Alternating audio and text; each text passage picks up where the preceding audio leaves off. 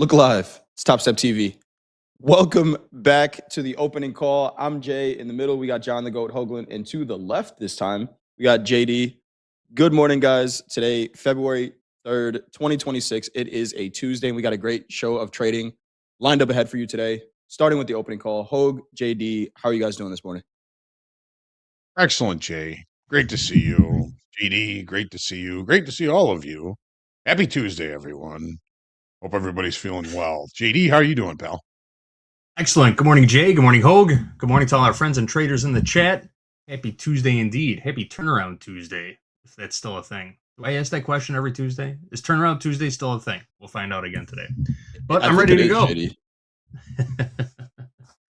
Yeah, we got gold up. I was looking at that gold chart earlier this morning. We got overnight inventory to the long side. We were debating whether or not to take this opening range breakout trade just a few minutes ago. We're going to hold off for another day or two, maybe for the week, just to see what this volatility looks like. This market is moving big time right now. It's just putting a lot of risk on for I don't know, for no reason, it seems like, right? Gold is still very thin. It's very illiquid, very volatile. It's seeking balance. It is. You can see it, but it's still, we're still 10 ticks apart between the bid and offer right now. Yep. Crazy. Very thin, very thin. Yesterday we had a $23 wide opening range. One opening candle, 1 minute opening range candle for gold was $23 wide. So on a single micro contract, we were looking at somewhere between $250 and $3 worth of risk on a single micro contract. You know, that's just Remember when that was like a big day time frame range? Yeah, $23. Right? $23. Crazy. But on a low probability setup such as these trades, you don't have to be right every time. But when you're wrong, you can't take those huge hits. You know, it'll put you behind the 8-ball eventually. So we decided to hold off, and we'll likely do the same today. For sure. That makes sense, everybody. Yeah. Makes sense to me. If you do want to keep up with that trade, it is the 1 minute opening range trade. Gold opens up at 8:20 Eastern time, 7:20 Central. We'd look at the 1 minute range from there. But again, I think one of the best tools as a retail trader is your patience, right? And not having to be in the market, right? There's some market participants that they don't have a choice. They have to trade these illiquid gold markets. We can say, you know what?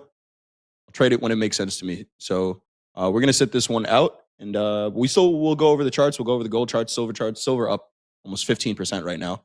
Another one that I won't touch.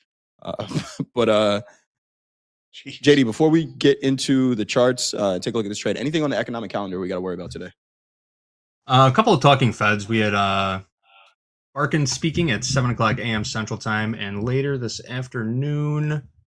Oh, we've got this just popped up on the calendar. Trump is meeting with Colombian president at 10 o'clock. He's also participating in another, what they're calling a signing time at 1 o'clock Central Time. So we'll have that later this afternoon. We've also got Fed's Bowman speaking at right around 8:30 Central Time. But that's it. They took most of our big jobs numbers off the calendar due to the federal government shutdown. So we won't be getting any labor of Bureau statistics data this week as far as jobs go. We'll get some private numbers. We'll get the ADP number and the Challenger number on Wednesday and Thursday. But they canceled the JOLTS today. Jobless claims on Thursday. We were supposed to get the January jobs report on Friday. That's on hold. So we're missing a lot of data this week that we were going into the week expecting to get. So we're pivoting, right? That's what we do. Got to pivot. We adapt. Oh God, I saw you just do the it's cut symbol. Yep. They cut all the data again. We're right back to this. We did 3 months of it, I think, last year, and they didn't have enough. Apparently, was it 3 months? Was it 2 months? The last government shutdown. It was the longest. Whatever it was. Longest government shutdown on record, right? Ever. Yes, it was. Yes. And apparently they didn't have enough. I just can't see it. Gold is officially open for business. Yeah, I mean, if they keep dragging this one out too, people are just going to get angry again and frustrated for no reason. It's all theater, political theater. Just making the rest of us suffer so they can be right. They're just bad traders, you know? Would you rather make money or be right? What's the answer? Rather make money. Well, at Records least are made we've to still be got, broken. at least we've still got some earnings, and a lot of green on the board this morning. Top companies: Merck, PepsiCo, Pfizer, Eaton, all eating pretty good, beating on earnings per share and revenues. The first red I see is all the way down at WW Granger, misses on earnings per share but beats on revenues. PayPal actually red in both categories. PayPal missing on earnings per share and revenues. But after the close today, we do have AMD, some bigger ones tomorrow, especially after the close tomorrow. Alphabet, Google is due out after the close. So we will see how things play out without economic numbers. Markets will be freewheeling here today. Freewheeling, probably a lot of short time frame control, some small inventory adjustments from some of our larger, longer time frame traders, but I'm not expecting any major changes unless something goofy happens. You know what they say about these equities? No bad news. Very resilient. Very resilient. Very resilient. And if I remember correctly from the last government shutdown that we had, the markets just rallied, right? We made all-time highs. So we will see. JD, you were saying gold is officially open for business. The 1 minute opening range closed right at the high. Yes. That last 1 minute candle closed right at the high. So no trigger yet. To the tick, yeah. Take that trade. Good, no trade. No, nothing done yet. I'll keep an eye on it just in case, but yeah, obviously we're not going to take the trade. At least it's only about 50 ticks. Not too about bad. A quarter of the size of the one yesterday. Not bad, not bad. It's good for mitigating risk. Who took the trade in the chat? Raise your hand in the chat if you took the opening range breakout, the 1 minute opening range breakout in gold. Might get a signal here. Maybe. It's close. Here's the range here. Candle close outside of that would trigger a trade, and no trade again. Nope. No signal. This is pretty whippy. You can see how this market's moving around. These look like, just a couple ticks. These are full points, right? This, some of these sell-offs are 4 points in gold, which is part of the reason, again, why we're staying out of it. Just choppy range, expensive range to trade in. But if you are trading it, know where your risk is. Your risk is. Have a game plan. Speaking of which, Hogue, let's go through that checklist. Let's make sure we are prepared for the trading day. 100%. Yes, you've got to do your homework if you're going to play. First thing, of course, pre-market research. Always seeking context, putting the market into some sort of hypothesis or hypotheses that you can use for your strategies today. The morning checklist. Have you done your exercise? Did you meditate? Did you get your coffee? Did you get your water? Did you get your Red Bull? Mindset check. Are you in the right mindset for trading? Things going okay around you in trading, outside of trading? That can all affect your decision-making process. Trade entry checklist. Why are you taking these trades? Do you have reason? Write them down. And then, of course, at the end of the day, review your journal, review your trades, and prepare for the next trading day. One of the best ways to start doing that is by watching At the Buzzer, the end of the day with Coach Jay and Coach Paul. I haven't seen Coach Paul in a while. How's my guy doing? Jay, how's Coach Paul? We've got starting the day with a mute button. I'm on mute. Sorry. Coach Paul's doing well though. He's doing well. He was feeling a little under the weather yesterday, so it was a solo flight for At the Buzzer, but he should be back today. Very good. There's a lot of that going around, man. There's a lot of that going around. My wife works in the health office of a high school, and I'm keeping distance because she deals with a lot of sick kids, man. It's a kind of a scary thing. But she's doing well. We're doing well. Hopefully, you're all doing well. Tell Coach Paul I hope he's feeling better, and I miss him. And try and watch that at the buzzer at the close today, just to make sure Coach Paul is doing all right. Awesome stuff. Thank you for that, Hogue. Gold starting to take off just a little bit here. Would have triggered a long right on that 8:23 Eastern time candle. You would be long on a 1 minute with this breakout. See where it goes. But Hogue, was that a Red Bull ad that you just did? Is Hogue becoming an influencer? I was gonna bring that up also. I can't remember the last time I had a Red Bull. I probably walk by them every day and I just don't even notice them. Do people still drink Red Bull? Is that a thing? I had one last week, and it's probably the last one I'll ever have. Unless it's laced with vodka, and maybe. Unless it's laced with vodka. Yeah, I was just like, use code Hogue for 0% off of Red Bull. You're like laying in bed, staring at your ceiling at 3 a.m. Let's do it, Hogue. Let's get some Red Bull vodkas. Stay up all night. Right. Nice I'm too old there. For that. Yeah, I agree. 49.58 last trade here in gold. Seeing it push a little bit. We're going to get into these charts. Again, that 1 minute opening range trade would have been a long, but again, you do not have to take the trade if you don't want to take the trade. But that's the trade right there. JD, before we get into the charts, let's talk about some news. We got some news on the IRS. We sure do.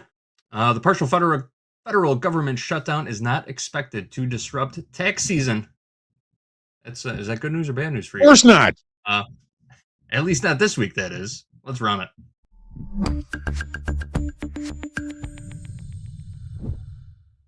The Internal Revenue Service says its nearly 75,000 employees will continue working through February 7th. The agency says staff members are being paid through the Inflation Reduction Act. What happens after February 7th is still unclear. During last fall's record-long shutdown, the IRS initially kept all employees working. However, the agency did furlough more than 34,000 staffers a week into that impasse. That shutdown did not happen during tax season, but it came as the agency was racing to implement major tax changes. So the shutdown does have the potential to have an impact on tax season. We'll see what happens. Does that mean get them in early? Get it done soon? Tax season altogether, if you ask me. What's the point? Why are we paying taxes? How many trillions of dollars do we? Yeah, we printed $4 trillion last year. What do you need my money for? Anyway, good point, JD. All right, guys, it's about the bottom of the hour. This gold trade, you took the long, looking pretty good right now. Would have been long roughly around 49.50, right around there somewhere. So you'd be about close to $10 in the money. Pretty nice trade here. Got it up on the screen. Looking for a 2-to-1. 2-to-1 will put this trade at 49.68, right? If the risk went on the other side of the opening range, and just let it cook from there. Hogue, what do you say we take a look at the metals charts? Where do these things have the potential to trade to? Seeing a big fat round number above us here. All right. So when I look at this daily chart, I see excess at the high. I see now excess at the low. Night before last, the market looked below that weekly kickoff low, but we'll see on the 30-minute chart, that weekly kickoff low was supportive yesterday. There was no participation in the regular trading hours below that weekly kickoff low. To me, time is important. We spent very little time and volume below that level. Let's take a look here. The volume has been falling off since we put in that all-time high. We had 3 down days, lower volume. What's on my mind, huh? Lower volume. We lost 10,000 in open interest yesterday, as the market kind of has been seeking some sort of balance. And if we're seeking balance right now, this market has set up a huge area of potential balance. The all-time high, the lows from the overnight, actually weekly kickoff low looks better to me as a kind of an extreme for the area of balance that the market is currently setting up. And an area of balance this large could last a long time. I mean, look at the area of balance that we put here back in April. I mean, we're talking, 38, say 30, let's call it 3,700 down to 3,300, a 400 point, a $400 area of balance. Well, this one is far larger, obviously. And right now we are kind of heading right back to the middle of it. So I feel unless there's some sort of change, some sort of banks start to get into this market again, we're going to see a lot of ranging going on for an unknown amount of time. This market state has now changed from a trend to the upside to a very large area of potential balance. It's just the way it looks to me. This is my main hypothesis moving forward is we're probably going to remain in this range for a long time. Now, range traders are going to appreciate that. There's still going to be volatility. The market is still very illiquid as it seeks kind of equilibrium, right? Where buyers can meet sellers and two-sided trade can occur relatively freely. And we have not found that yet. Um, the moving averages are still angled to the upside. So there's still, there's still, even with this pullback, a little bit of a hint that there's still buyers and still possible continuation to the upside. But we've got a lot of work to do before then. Jay, what are you seeing on the daily here, my friend? On the daily, Hogue, I agree with you. The last couple of sell-offs that we had, October was one of them, right? We had that October 21st high. We were talking about that candle for a very long time. It was 70 days before we traded above that candle's high. April, same thing. This one was the biggest drop in gold we've ever seen, I think, on a daily. So it could take a very long time to recover this. But like you said, these are markets that are still in an uptrend. Really, from a technical perspective, all we did was pull back to the 50-day moving average and bounce, right? And that's what healthy upside auctions do, right? That's what healthy markets do. You get this pullback.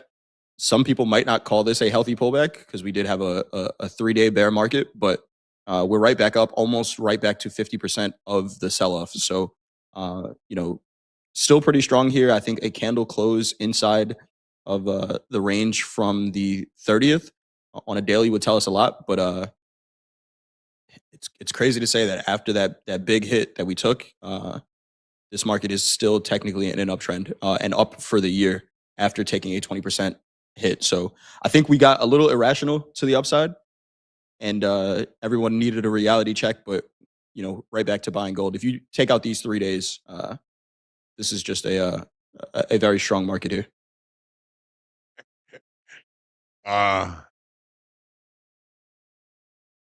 What was I just gonna say? You had something there that popped into my head, and now it's gone. You know what? I've been a dry January, and I'm going for a dry February. Something tells me I Okay. need a little bit of volume or vodka, one of the two here. So we'll see what happens. Let's Let take me a look know, at Hogue. the 30-minute and see how this market played out yesterday.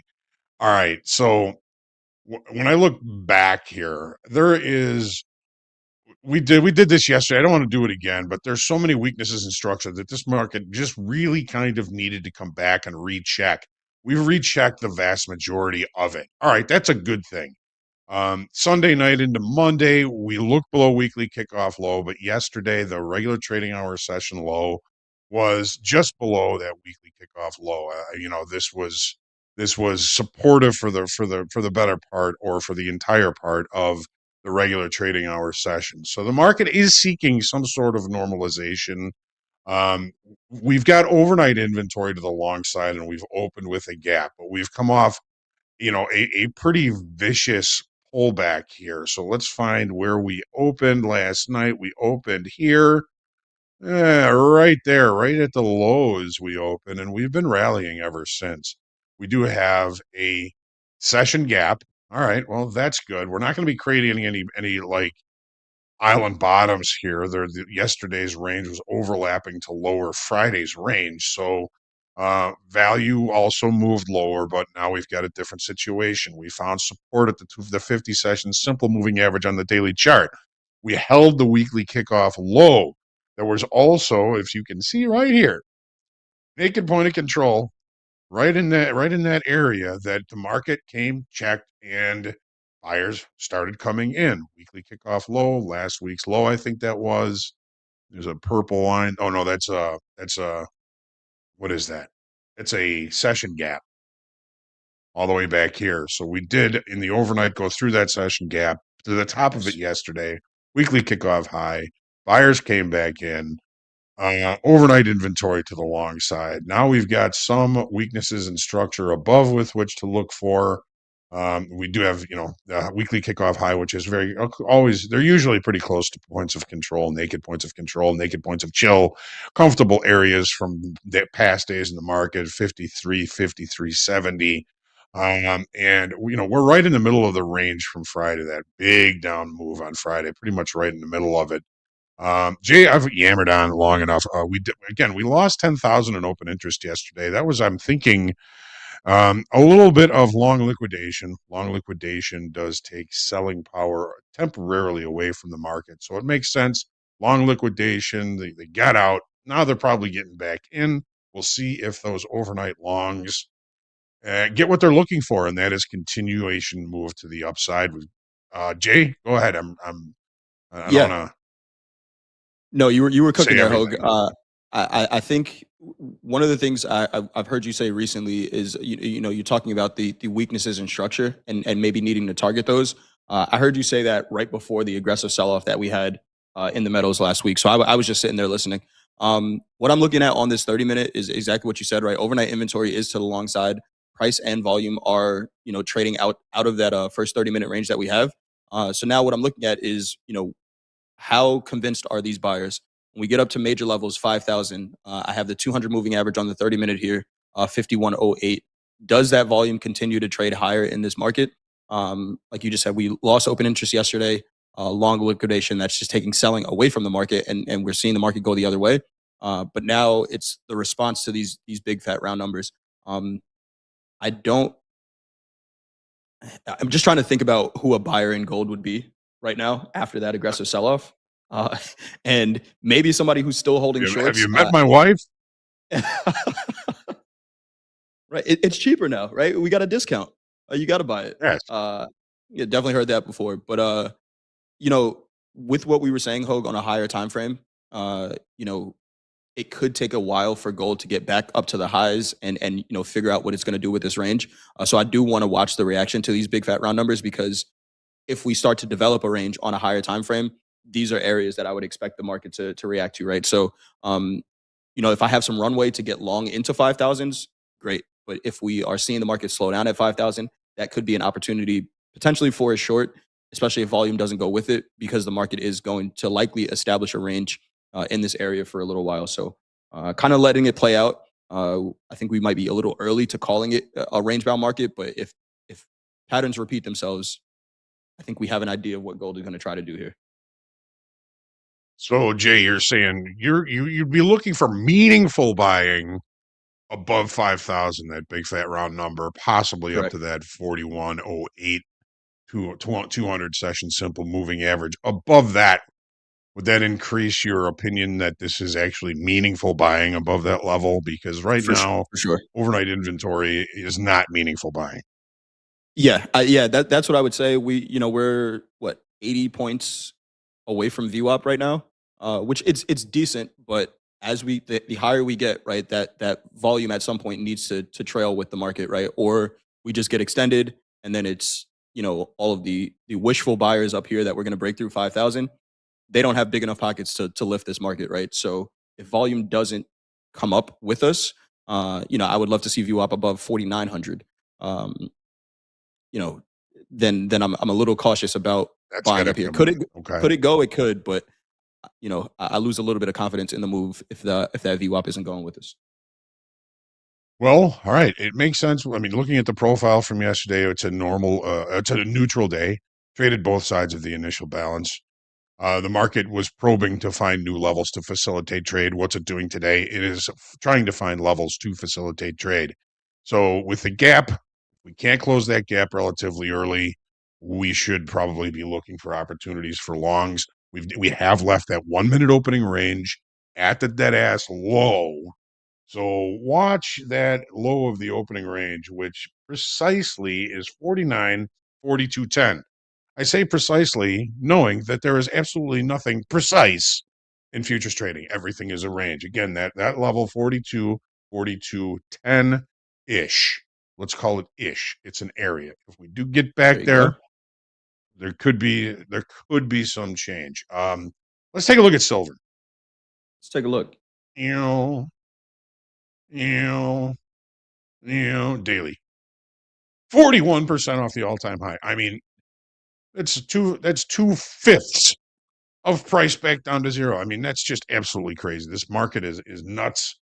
It is, however, kind of setting up a lot like gold. We could probably expect that. We've got an excess high, we've got an excess low. I have not yet I've been doing the research. I'm looking to start putting weekly kickoff levels on this market, but I have not found the right formulas to do so just yet, probably because of the volatility that makes it a little bit more difficult.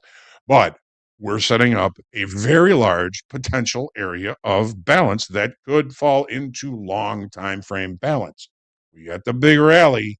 This is a state changer from big rally to potential large area of balance. We lost 5,600 in open interest yesterday. Kind of the same story as yesterday. We had we put in the low, the overnight session, and spent most of the day, I think, pretty much kind of recovering. We're headed back to the upside today. Jay, is there anything that's sticking out to you other than the 50 session simple moving average here on silver? Right there. Not so much on the daily, Hogan. It looks very similar to gold. I just kind of had to wrap my mind around what you just said. 2/5 of the way to zero. Uh, Yeah. Commodity markets are not supposed to move like that. Obviously silver was not going to keep dropping at that pace, but if it did, we were going to zero. And of course, again, that's not going to happen. But that just puts in perspective how big of a drop that really was. 40% in 3 days is absolutely insane. But yeah, here we go, right back up. Resilient markets. Resilient markets. Take a look at the 30. All right. So have we taken care of a whole bunch of weaknesses in structure? We have. One little caveat that silver has that gold does not. We have a 1, 2, 3, 4 day island top. Take a look. If I put this on regular trading hours, it might show it better. So there's our island top. So there's the gap to the island top. So this kind of includes a little bit of an extension of the range because it happens after the close. But we have a gap up and a gap down. That's an island top. That's a reversal pattern. And we saw that island top bring more selling on Friday, of course. So let's go back to the extended trading hours chart and look at where we are. All right. So yesterday, what did we do? We lost 5,600 in open interest. What did we do in gold? We lost 10,000 in open interest. Overall, the movement of the day yesterday was to the downside, and I'm looking at that as long liquidation. Long liquidation takes selling power away from the market. I mean, we could be basically talking about the same thing here in silver as we are in gold. Overnight inventory is long. We are opening with a gap. Do we come up and start seeking some of the weaknesses in structure? And do we take out the high of their gap to the island top? We got to go all the way up to $104.85 to close out that island top gap. It's going to be interesting when price gets up there. There are a couple other things I know that you're looking at, Jay, that are up in that neighborhood. What do you think of the 30-minute right now? That 200 moving average is up there, 99.43. Overnight inventory long, silver up 15%. So, I'm looking at that and saying, 15% from settlement, how much room is there left in a move for today? The spread is starting to come back to normal, if you can call it normal in silver here. But same story here in silver that we had in gold. What is the market's response to $90, right? And then we go from there. Buyers are trying to step into this market. See a really nice rally from the overnight session. I want to go back to the daily really quick, Hogue, because there is a 20 moving average at 93.25 that we would need to reclaim. So I would want to see the market's response to there. It's about another 5% from where we are right now, which could happen before we finish the opening call, right? With the way silver moves, it's up 15.5% right now. So still an extremely volatile market. Does it present opportunity? Yes, but we as traders have to understand that the opportunity can come on both sides. It's opportunity to lose as well. So if you're going to trade it, definitely trade the micros. And there's 143 contracts offered in the big silver right at $89. So I'm going to keep an eye on that. See if that fills. That's a ton of size for silver. 143 on the offer right at $89. And let's see. Does the market run from it or does it fill it? And filled. Okay, there you go. Ton of buying there in silver. Lost your audio, Hogue. That's a good profit for you there, right there. Yeah. Yeah. Look at that. Fills it, heads the other way. Man. All right. What was I going to say? Oh,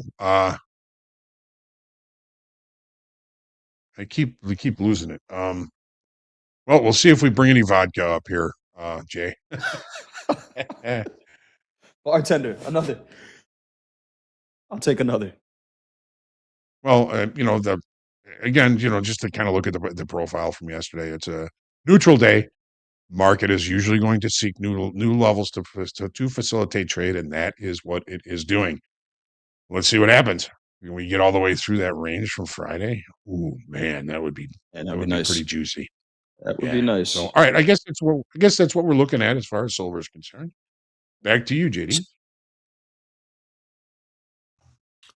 Full disclosure, Hogue, I did spend the last 5 minutes looking up to see if I could rent or send you a St. Bernard vodka gram. Can you imagine your doorbell ringing and you open the door and there's a St. Bernard with a drink barrel under its chin with a note for Hogue?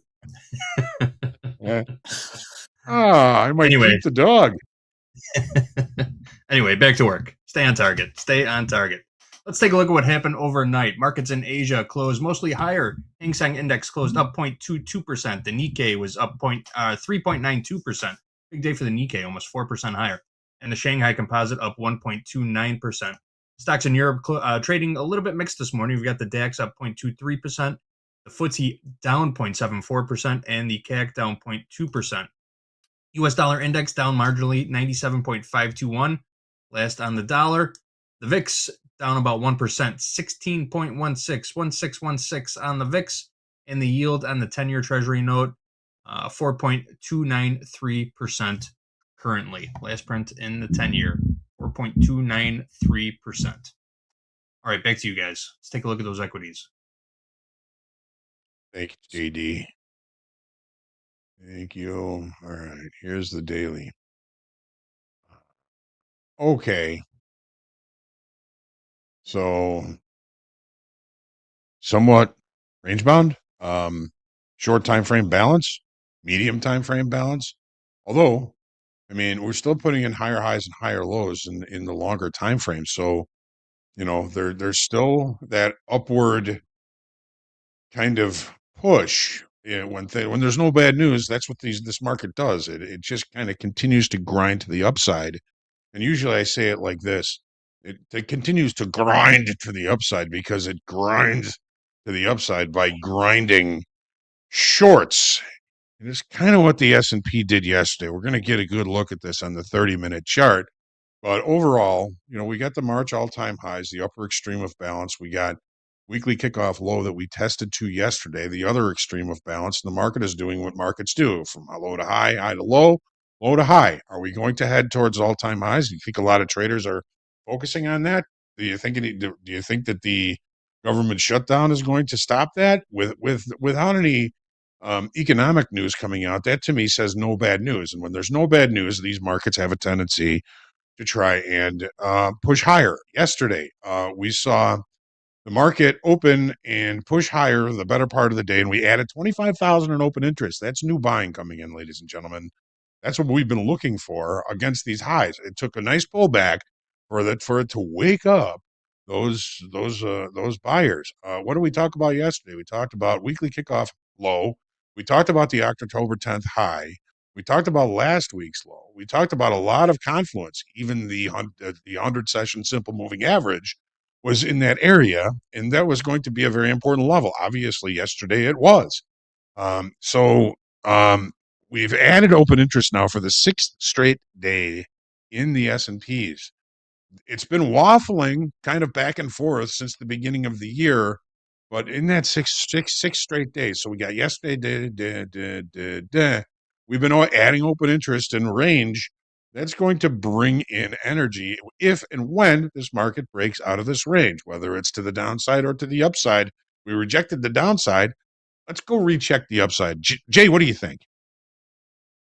I keep saying it, Hogue, but this price action that we're seeing reminds me a lot of the beginning of 2025, where we were talking about resilience and what is it going to take for these markets to break out. And we are less than 0.5% from the all-time high in the S&P, and it's trying, right? And I love to hear new buying coming in, especially above that 7,000 level. But can they sustain? Right, new buyers is the first thing you need for the market to trade higher. But you need them to want to defend that position as well above those 7,000s, and we just haven't seen it yet. We've been up here a couple of times. I would love for the markets to just continue to rally, but it almost feels like they don't have a reason to. And I know we say a lot of times, most of the money that's sitting on the sideline doesn't really need a reason to buy the equities. They're just going to continue to buy it. But resilient but reluctant is the way the equity markets look to me right now. Daily ATR is starting to actually decrease over the past couple of days. It's at 76 points. So far, high to low range, we have 25 points. So there's room, right? There's 50 points on either side, or maybe a little bit on both sides. I would love to buy the equities. I would be conscious of buying the equities at the high of the day, just because of we saw it yesterday as well, right? At some point they did turn around. So we'll see here. Very range bound, channeling higher on a higher time frame.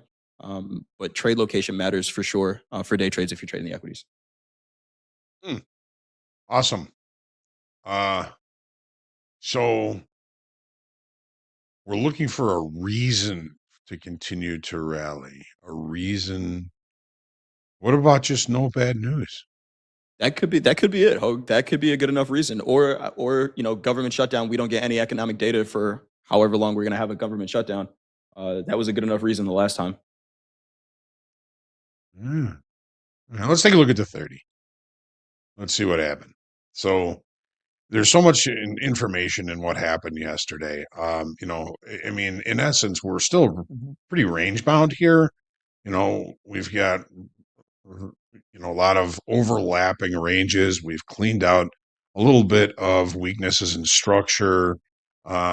Inside day yesterday, overlapping to higher range and value yesterday. Actually, value, I think, in the S&Ps was flat out, by the end of the day, flat out higher. But what happened yesterday? So we tested down to weekly kickoff low, almost hit that naked point of control. That still remains unchecked in regular trading hours. I would call this a extended trading hour check of that naked point of control.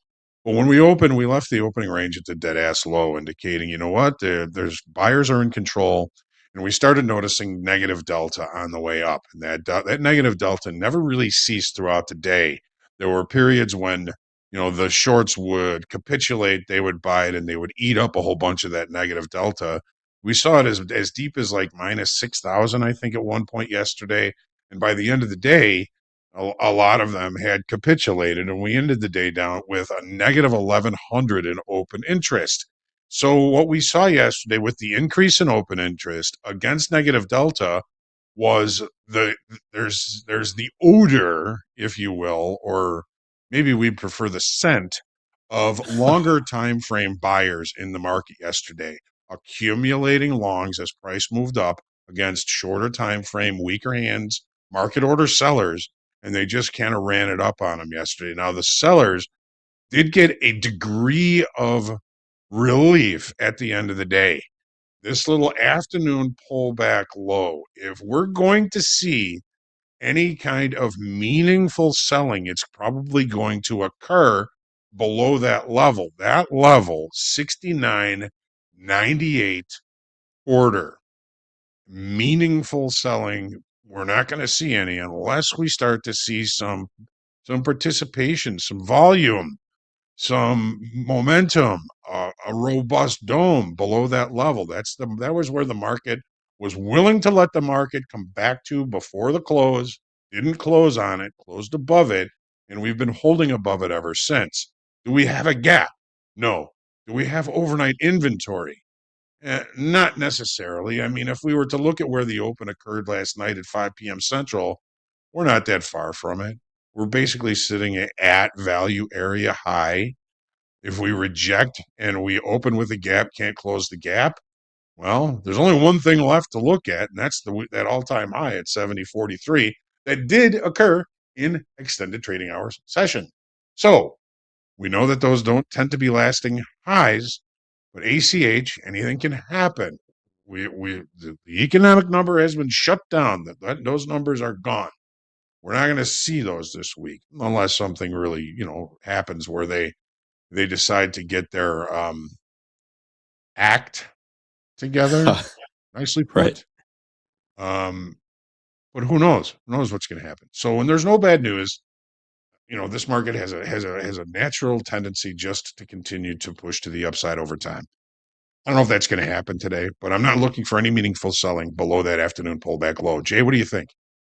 I think that's a good level to look at, Hogue. Right below that 7,069.98 quarter. Overnight inventory not giving us a ton to work with, which I actually welcome in the equities, because that means we have the potential to have some fluid price action for the New York session. So we will see what happens here. We got to get ready for crude in a minute here. Crude's getting ready to open up in about 2.5 minutes. JD, I know you got some news you wanted to get to in crude before we take a look at that chart. Yes, I do. I saw some people talking about it in chat also. Striking some new trade deals with India based on crude oil. Let's roll it.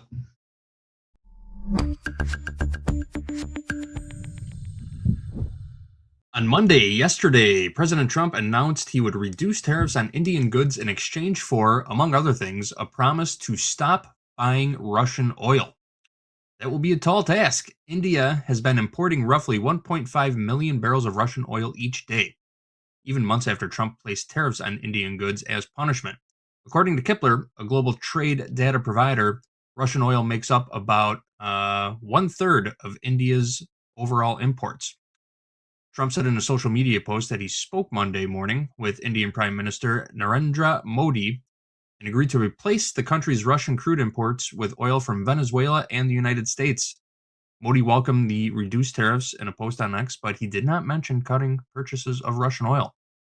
Venezuelan oil is of the same quality as Russian oil. It's heavy, sour, and perfect for making derivatives like fuel oil and diesel, which India's refineries are always set up to process, noted Rob Thummer, senior portfolio manager at Tortoise Capital. So we're trying to force some Venezuelan and U.S. oil on India in exchange for cutting out Russia. Interesting. Well, let's get into this trade. We got about 1 minute until crude oil officially opens. 8 o'clock a.m. Central Time, top of the hour. Opening bell for crude. We're just a couple ticks underneath the high, 10 ticks from the high, I should say. 62.71 overnight high. We played both sides of yesterday's range in the overnight session. Took out the low, trading above the high now. A little whippy. What do you guys think about this trade? Macro level, high level.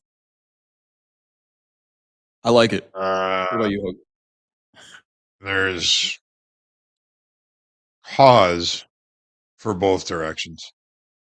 The big session gap that we put in between Friday and Monday, we're basically dancing at the high of it. It looks like we're going to open with a slight gap above the range from yesterday. If that's correct, and we do leave the opening range at the low of the day, I like the longs. Okay, we've just opened. We've closed the gap.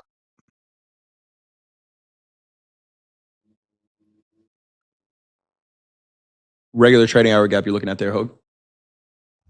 It's yes, regular trading hour gap. It's small. It's 10 ticks right now. Gotcha. I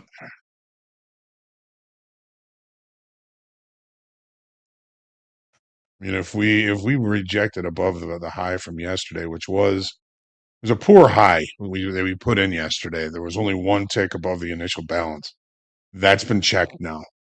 Either direction, I say we take it. We're getting to 21 ticks of opening range right now, which is still relatively cheap. I say we take it in either direction. I think anything can happen here, and there's a number of reasons. And we'll check that out in the charts when we get to them. I apologize if I was too wordy when we were going through the other charts. We're maybe a little bit behind schedule here, and I apologize. Oh, don't apologize. This is the Hogue Show. Yeah, The Hogue This Show. is the Hogue Show. Welcome to the Hogue Show. Right. Do not we held off in apologize. the opening trade. We held off on the opening range breakout trade in crude oil yesterday. It was a good no trade. We wanted to be on the long side. It triggered a long trade, but we didn't take it, and crude ended up coming all the way back. Gave a little and then took it all day, back. but it did. Yep. We got about 20 more seconds on this confirmation bar. We'll see if we can close outside of this initial opening range candle. Doesn't look like it, though. We're almost smack dab in the middle.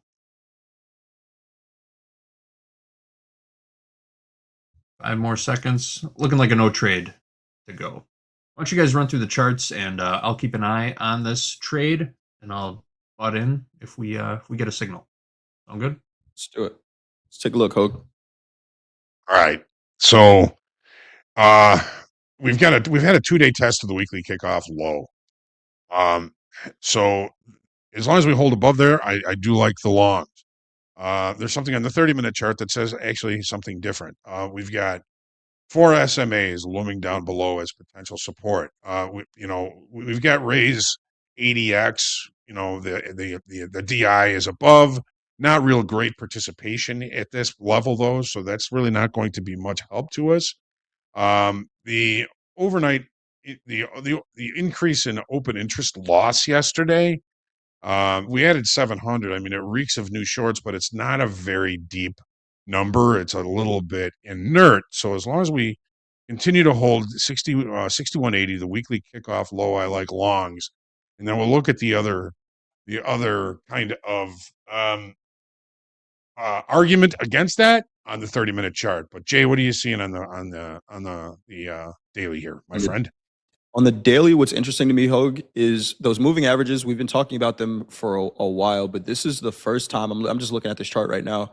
This is the first time we've had the 20 moving average above both the 50 and 200 moving average since June of 2025. Right? The 20 has been above the 200 in September, but it was below the 50, right? So there's some strength to this crude oil move, at least recently, right? Obviously, we saw the push all the way up to $66, but now this is a retest of that strength. I love the pullback. The overnight low is pretty close to that 20-day moving average, 60.96. So are we starting to see a trend build pick up here in crude oil is the question.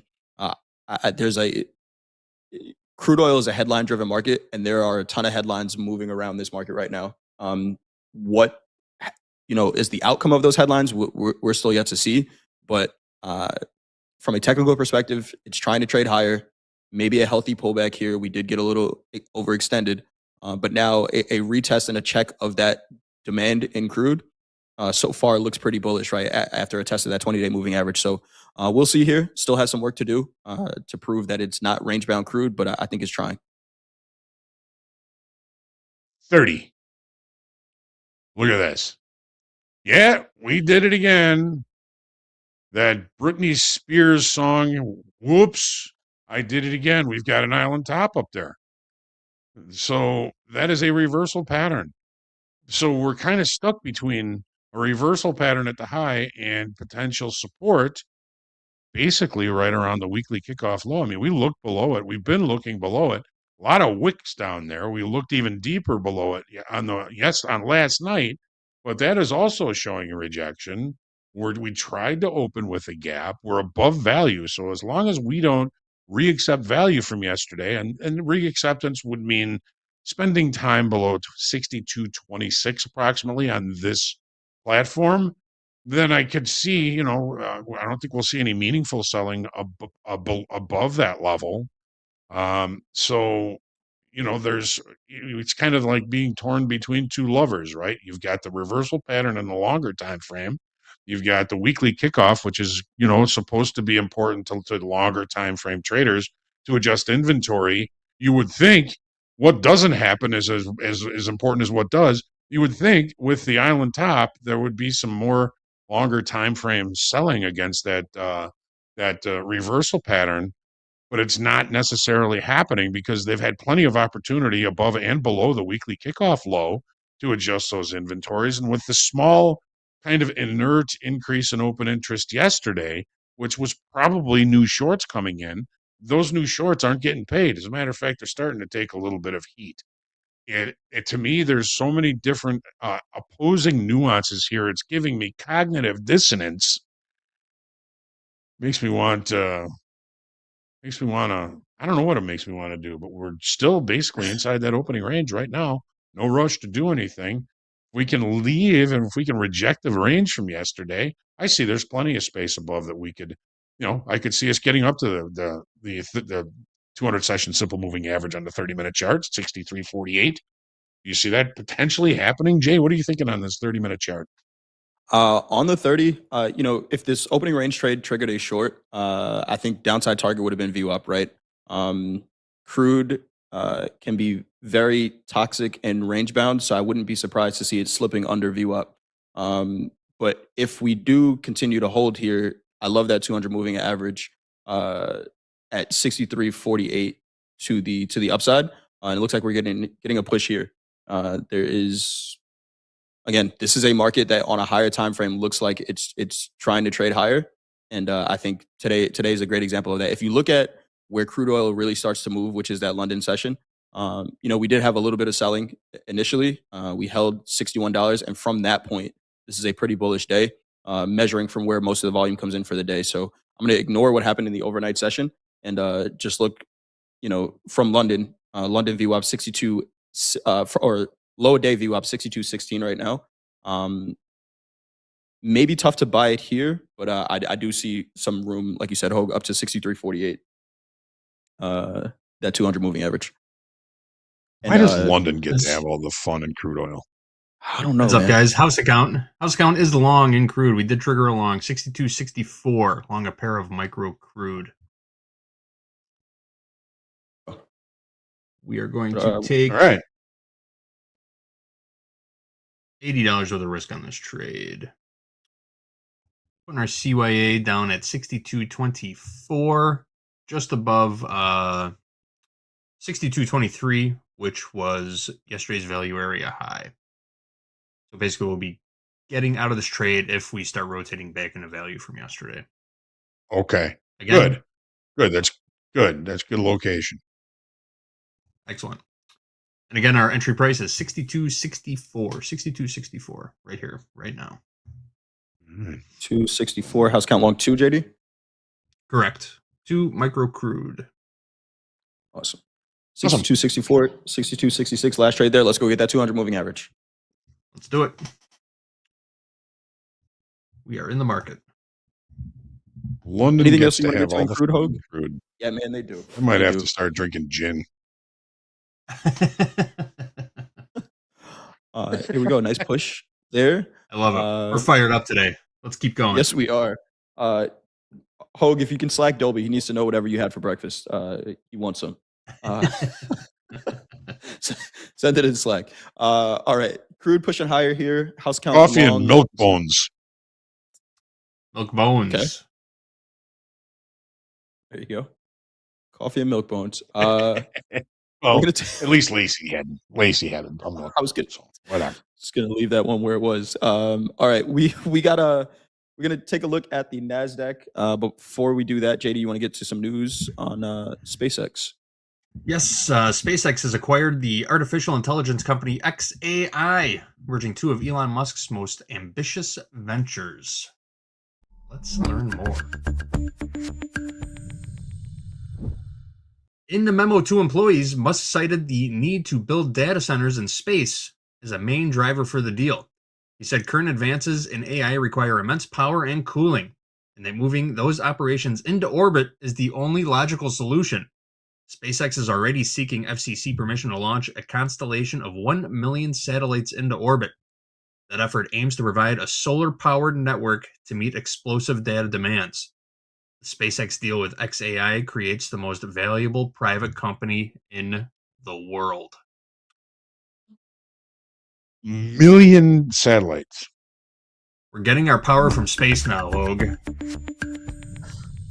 Why not? Everyone's scrounging for data centers here on the ground. Elon Musk has his head in the clouds, though, right? He's going to space for the power. I kind of like this idea. I do too. I like Mr. Longshort's question here. When's that IPO? Yeah, right. Right. When are they going? I'm in. How can we get in pre-IPO? That's the real question. Yeah. Let me call Elon. What did Tesla do yesterday? Tesla was down 2% yesterday. Let's see what it's doing overnight. Hang on. Got a little insider information here in the chat. Kenny says, Buddy is working on SpaceX IPO coming soon. That is not financial advice, but Kenny, holding you to it.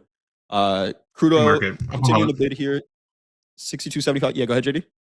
I was just gonna say Tesla's up about just over $3 overnight, down 2% yesterday. This is a pretty big deal, in my opinion. I agree. Sourcing power from outer space. Why not? It's there. Why not? We're not using it. It just seems like a million satellites. I mean, there's probably a million satellites up there already. It's going to be like you're going to have to go through a minefield to get through that. It's like space junk. Well, it's a good thing space is always expanding, right? There's always more room.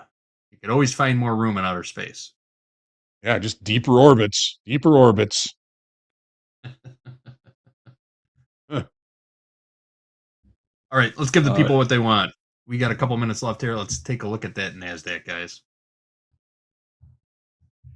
All right. Daily balance and a shrinking balance at that. Let me get the lines up here. Steve is still even shrinking a little closer than that. Yesterday we looked below the initial the weekly kickoff low and rejected. A lot of confluence down in that area. I mean, it's hard to believe we were 5% off the all-time high just yesterday in the NASDAQ, and S&Ps are one good rally away from putting in new all-time highs. NASDAQ, again, is very range-bound. It's price is pretty centrally located inside of that range. We added 1,400 in open interest yesterday, but we did not have that same negative delta as in the S&Ps. I am thinking that there were some newer longs coming into this market yesterday. There wasn't a very positive delta. It stayed pretty close to the bone between 0 and 1,000 the better part of the day as price continued to try and push to the upside. So again, all the moving averages are still kind of leaning to the upside. 200 session is so far away that it's, I wouldn't even be thinking about that. At least I hope we don't think about that today. My goodness. So, adding actually 1,400 in open interest yesterday. So new longs coming in, nothing tremendous, but still new longs. Without that negative delta, to me, it doesn't mean as much. And the market's got a lot further to go here than the S&Ps. Jay, what are you thinking? A lot further to go, and I think the NASDAQ is the reason the S&P hasn't made an all-time high. We are still extremely range-bound. Just yesterday, we traded in that October 10th candle again. I don't think we're done with it. 26,000, major level of contention here in the NASDAQ. We've seen price trade above it a bunch of times, not really seeing convincing buying above it. I think we're 2.25% or 2.5% off the all-time high. Daily ATR. With that being said, Hogue, this is still a decent enough range to trade in the NASDAQ. We saw yesterday was almost 800 points. Daily ATR is 400. So there's opportunity in it. It's just not breakout opportunity above major levels, 26,000 being that level. On the 30-minute, we'll take a look at maybe some more interesting spots, but I would not be surprised to see the NASDAQ rinse and repeat right back into this range and kind of fall back through it. We'll see what today brings. But again, it's been 3 months since we made an all-time high. What is it going to take? It was back in October. Yeah. Day before Halloween was when we put in the March contract all-time high, which is up at 26,670. Let's take a look at the 30, Jay.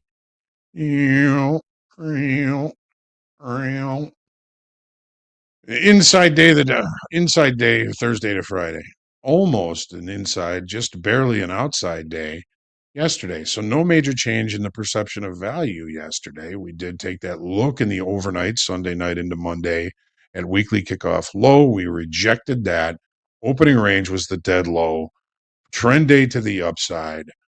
Adding open interest, new buying coming in. Are we going to open with a gap or not? I wish I could tell you, but I can't. It's hanging right at the highs. But a very similar situation to the S&Ps is we had the trend day to the upside. We have an afternoon pullback low, 25,821 in the orders. Ish. Nothing is finite. Nothing is perfect in trading.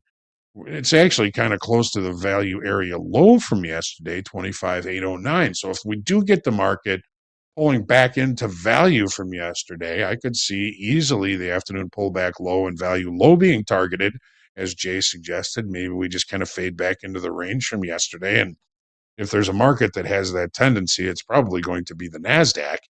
But again, let's watch and see on the open. If buyers or sellers take control right off the open, that could provide an early opportunity for us.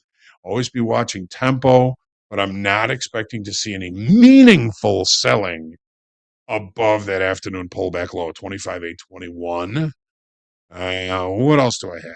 That's about it. No meaningful selling above that afternoon pullback low. Trend day was a P shape, which would indicate short covering. But if there was any short covering, it meant new buyers yesterday. So that's one thing to keep in mind. Jay, your thoughts? On the 30 here, what I'm going to be watching, Hogue, is the market's response to that 200 moving average. Right now, it's at 25,901. So far, price and volume trading above it for the overnight session, but we also know that overnight session is lower volume.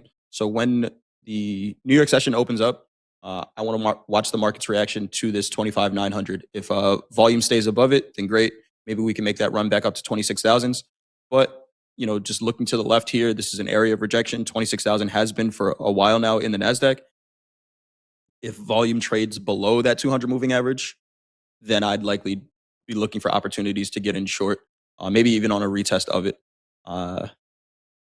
So we'll see here. I do like the fact, again, like we said in the S&P as well, the overnight inventory is a pretty tight range, which may mean that there's more opportunity in the New York session.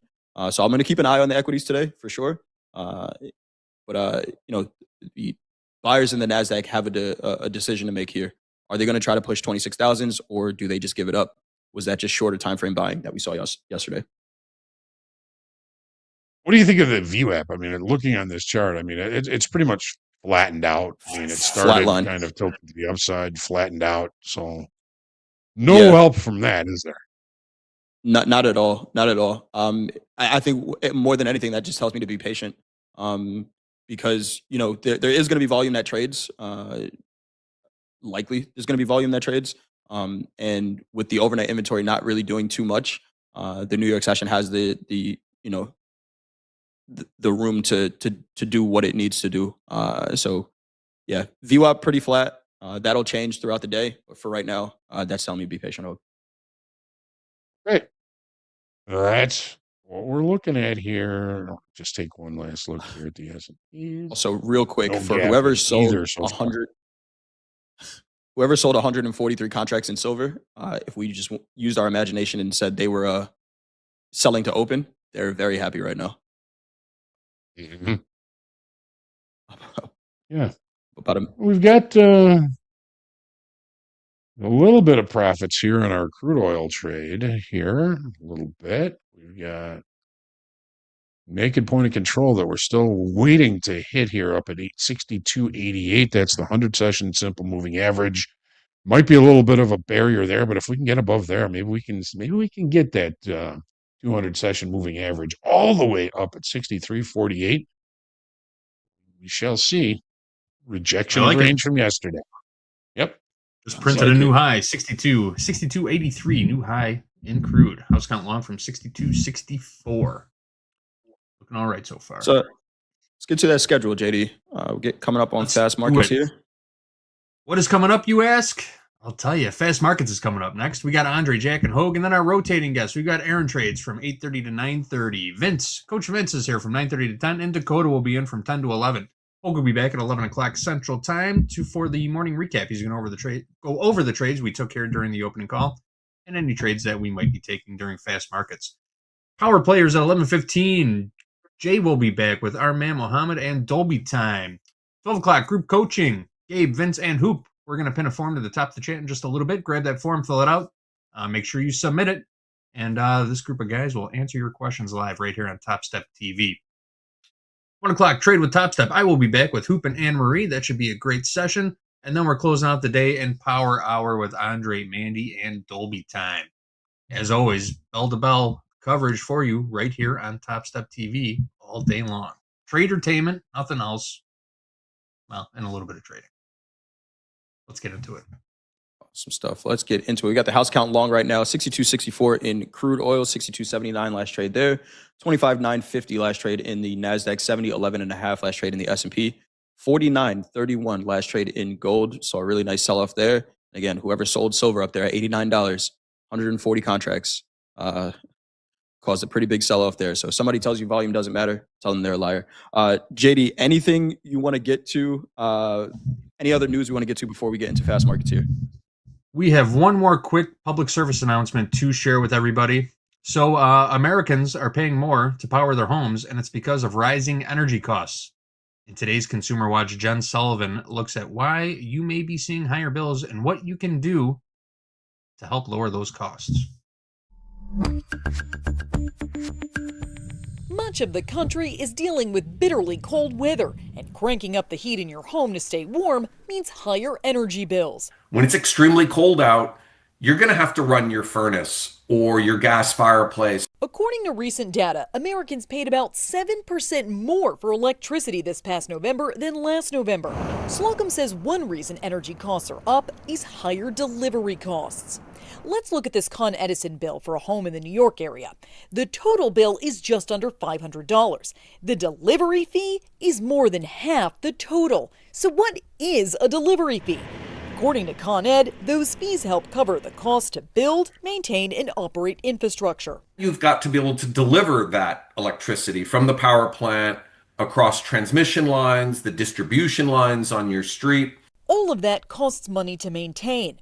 And across the country, artificial intelligence data centers are also fueling rising costs. The problem is all of the computers that run these chips and this AI are incredibly electricity hungry. Patrick DeHaan with GasBuddy says many AI data centers use natural gas-generated electricity because it's cheap. And that is hitting all of us because of the huge demand now for natural gas. DeHaan says lowering your thermostat by even a few degrees can make a big difference on your bill. Slocum suggests upgrading your windows and doors to keep cold air out. He also says if you're concerned about rising costs, you can contact your local leaders. He says distribution fees are approved by state regulators. For Consumer Watch, I'm Jen Sullivan.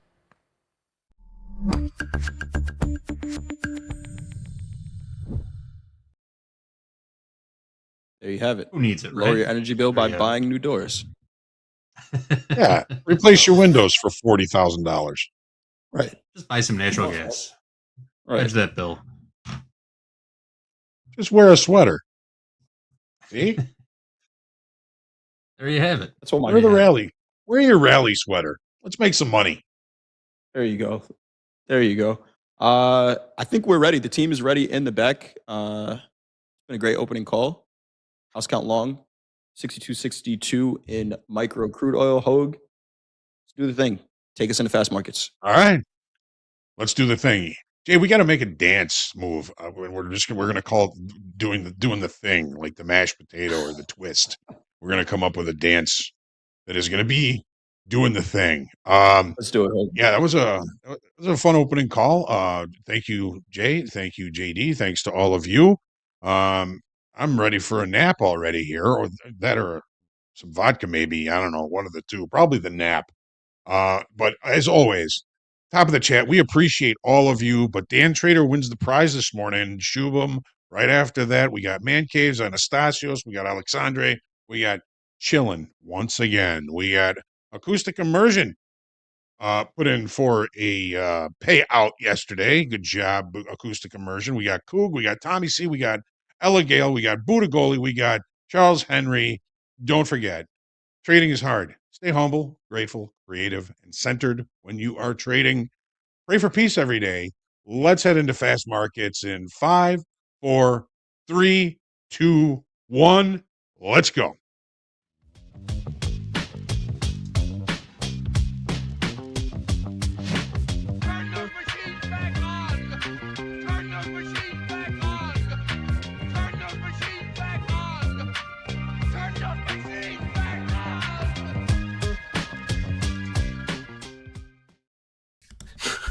Good morning, everybody. Welcome to Fast Markets. Today is February 3rd, or as JD would call it, Andre, 2-tree. That is today's date. Like I'm Jay. All right. We got, yes, indeed. Andre, take it away. What's up, Jack? Good to see you back. Welcome, everybody, to TopstepTV. This is Fast Markets. We got Aaron House, the OG gold trader, also the star of London Open, 1:30 a.m. Central Time on TopstepTV. Monday through Friday. We got about 3 minutes till the opening bell here in New York. Aaron, good to see you. How have you been navigating this gold trade? It's been absolutely bananas. Talk to me. I've been dying to hear from you about what we've been seeing in gold, Aaron. How you doing? Yeah, good to see you guys. Good to be back on. Yeah, gold has been having some crazy moves. I was saying this the other day. I've been trading gold for 7 years, and I've never seen the volatility like we are seeing right now on gold. And, in a single day, if I got 50 ticks in a day, that was a great day. Right now, we got gold moving hundreds of ticks in 5 minutes. So, personally, I've massively sized down. These ranges are huge. You're talking, even in London, like gold's up like 2,000 ticks, 200 points, which is just absolutely insane. So, still, price action is just as nice, but just have to absolutely recognize that, yes, you can make a lot of money in these ranges, but if you oversize, you can absolutely lose a lot of money. So for me, smart thing is size down and still trade the same way. Very good. All right, still got 90 seconds. Gold, with your entries, are you still trying to, do you have certain price levels, targets that you're trying to get in and get out at with what we've seen with the volatility? Or is it market in, market out? How do you approach? How do you get in? How do you manage your risk? I guess is the most important question. How do you manage your risk in an environment we've been seeing silver and gold the last this year? Honestly, I've been trading the same way. Just like I say, just trading much smaller size. I have been definitely exiting a lot quicker because, like I say, these tick moves are just huge. But I'm trying not to change that much, other than the price action is the exact same. I'm still using my simple levels, price action, my key levels view app, and same thing. Just maybe managing a little bit more aggressively because I don't want to see a trade going up, 300-400 ticks to potentially coming back to a loss. So I'm just trying to manage a little bit more aggressive on the 5 minute. Like it. All right, very good. Let's take a peek at gold. Trading $49.46 last trade. Silver trading $86.97.5. ES trading $70.08. Jack, 30 seconds till the open. We got within, about 20 points, not even. So 16 points of all-time highs overnight in the ES. We're about 40 points from it right now. Thoughts coming into this Tuesday, Jack? Well, on my screen here, I'm drawing a big, fat Gandalf staff right here at 7,000 in the SPX. That is the mega resistance to this move. We've been shopping around between 6,900 and 7,000 in the S&P for like a week now, with one small departure out here. But this level right here 7,000 SPX, about 70.25 in the futures is the place. Thou shalt not pass. All right, we are now open. We do have We had a wizard emoji.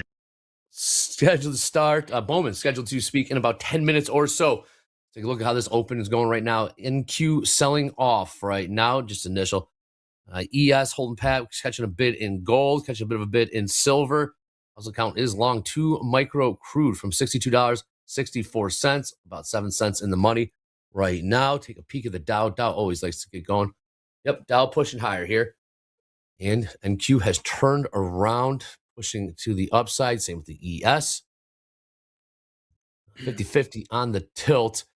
Aaron asks this, do you have any levels of interest in gold? We trade 49.48. Yeah. I'm looking for a bit of a pullback into 4,900. I like gold to come back into 4,900. We've been in a pretty aggressive range since London, so I want to see us just maybe break below maybe 49.35. Then I'm going to try and get short into this 4,900 and some nice lows down here as well. So yeah, I'm looking for just shorts today. Not a huge full blown short reversal, just a bit of a pullback trade before potentially going higher. So yeah, intraday shorts into 4,900 looks nice to me. Just want to see a little bit of a breakdown.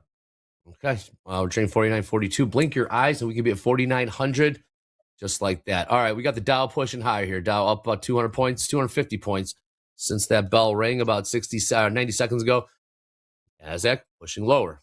New session lows, 25,888. ES saw some rejection to the upside. Just right overnight view up and right back to 70.10. More downside pressure here in the NQ. 74% short tilt in the NQ right now. 2 minutes into this New York session. Jack. All right. Take a look at 10-year, Jack. Jack, we're closing at 4.3%. 4.3%. We are only 4.29. 4.291. Yes, this has been kind of quietly moving over the last few days. Let's take this over here. It won't be quiet if it gets much above 4.3. You know, moving back. We did shoot above it once during all that sort of craziness back on Monday the 20th. But I'm getting short on gold. Okay. Sorry to jump in, guys. I'm getting by all means. taking a always small micro short here on gold. Short one. What price?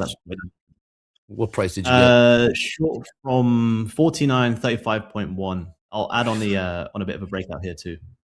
Short one. Oh, now trading 49.27. Well, but yeah, Jack, seeing the dollar index, the Dixie. Dollar's getting some strength. Might be part of the reason as to why I kind of really turned when we named Warsh as the new Fed chair nominee. But let's take a look at the NQ. NQ selling off here. NQ down about 100 plus points since that bell rang. Dow, nothing about 300 points, less than 300 points to all-time highs in the Dow. All-time highs, 49,901. And that YM, that is. Aaron, what's your downside target in a trade like this? You're $10 in the money. You got a nice entry. What? I want to see. I did have a hard TP, but I deleted it just because gold's been so volatile. I haven't been setting hard TPs in a minute, but as soon as we start hitting some support down here, come close to 4,900, I will look to take it off depending on if we bounce or not. Nice thing is we do have VWAP a little bit lower, back down at like 75-ish. So I'll see how we react around 4,900. If we sell off aggressively here, I may see if I can trail this. We'll see. It's a nice push. Indeed, 49.25. Jack, you were saying 4.3% quietly continue to grind higher. That's the 10-year yield. 10-year prices go lower, yields go higher. Doesn't seem to be weighing on equities much yet. Not sure if it will. But we had Basta coming out saying forecasting zero rate cuts for 2026. Definitely hawkish tone from our Fed speakers. If you want to see it, this is kind of what we strongly suggested might happen once we started cutting rates. and I'll keep on repeating this forever, probably, just because we're cutting rates on the lower side, on the short end of the curve. Has nothing to do with the long rates. So we were at just above 4%, 4.05 in the September rate cut when Powell started this cycle. We are trading 25 bips higher right now in the 10-year. Sure, man, oh man. Uh-oh. All right, well, we just saw the ES turnaround. 7-point turnaround. Just tapped on some lows. 70.03 half in the ES. Pop right back up to, well, 70.11. 70.11. Same story in the NQ. NQ turned around about 40 points. Bottomed out at 25,838. And that thing right back to 875. Say 875s. We got something on the ladder here. Oh, no, we do have Bowman scheduled to speak in about 4 minutes. See what Bowman has to say. I'm gonna add into my gold short here. Love it. Got a nice little 5-minute breakout. So I want to see if this can break through this through the support quite quick. Can manage risk pretty quick here. So trying to see if we can drive it below the support. All right, so you're short 2 now. Short 2, correct? Yeah, short 2 micros. Yeah. Average price of 49. 28.8. 28. All right. 8.8. Yeah. Dow holding bid here. Again, house account is long 2 micro crude from $62.64. Jack, our crypto whale is taking R.I.P. heat. Oh, he's dead. Toast dead. He may be physically alive. Right. Probably. Trade. I hope so. The trade is dead. I certainly Trade hope is so. But right. the trade's dead. The account's dead. Lost somewhere between 200 and 250 million bucks. Yikes. Yikes. Insane. Not ideal. No, not ideal indeed. Take a look at MBT, micro Bitcoin trading, 78,045. It appears the NQ wants to make another push lower, as well as the ES. New session lows, ES, 70.02. NQ, 25,832. 831's now print. New session lows. NQ down about 100 points or so since the bell rang. ES down about 10, 12, 13 points since the bell rang. That tilt in the NQ has flattened back out to 50-50. Here in trade short 2 micro gold from 49.28 and 80 cents. We're stalling a little bit here on gold, but this is what I like on gold. The fact that you haven't tagged lows and you start to stall is typically where you reject. Maybe it brings in early buys, and then typically you see it squeeze out. So these little rejections here on gold are kind of nicer for me to see this squeeze lower. Just want to see if some volume come in and squeeze it here. NQ selling off. Session low was 25,814. NQ down about 140 points since that bell rang. ES lows printed 70.01. Some buying coming back in. What's going on in the Dow? Dow continues to push higher here. Let's make new session highs. 49,645 last trade. Yeah, looking at the big boy stocks, Microsoft just continues to get, oh boy, just like they've been leaking pretty good. Down to 417 bucks, down 1.5% today. Nvidia down 1.1%. Biggest to the upside, Meta's up nearly 1%. Okay. Amazon scratched, Apple down a little bit. Not a whole lot else there. Palantir had earnings yesterday that beat on the top line, and earnings pumped pretty good off of it. Maybe not by Palantir standards, but about 6.7%. Although sold off pretty good on the open. Palantir, Nvidia got hit pretty hard to the downside going into yesterday's close. Seems to be the case again today. We do have some semiconductor earnings after the bell today. AMD, SMCI, name a few. All right, new 5 minutes just open. We got Bowman's. Go ahead, Aaron. Sorry, I'm closing my gold trade there. I didn't like that 5 close. Shorts I still like, but not from here. So I just cut it there before it comes anywhere near my hard stop. I don't like that close, so I'm going to cut it and wait. Took about minus 220 there.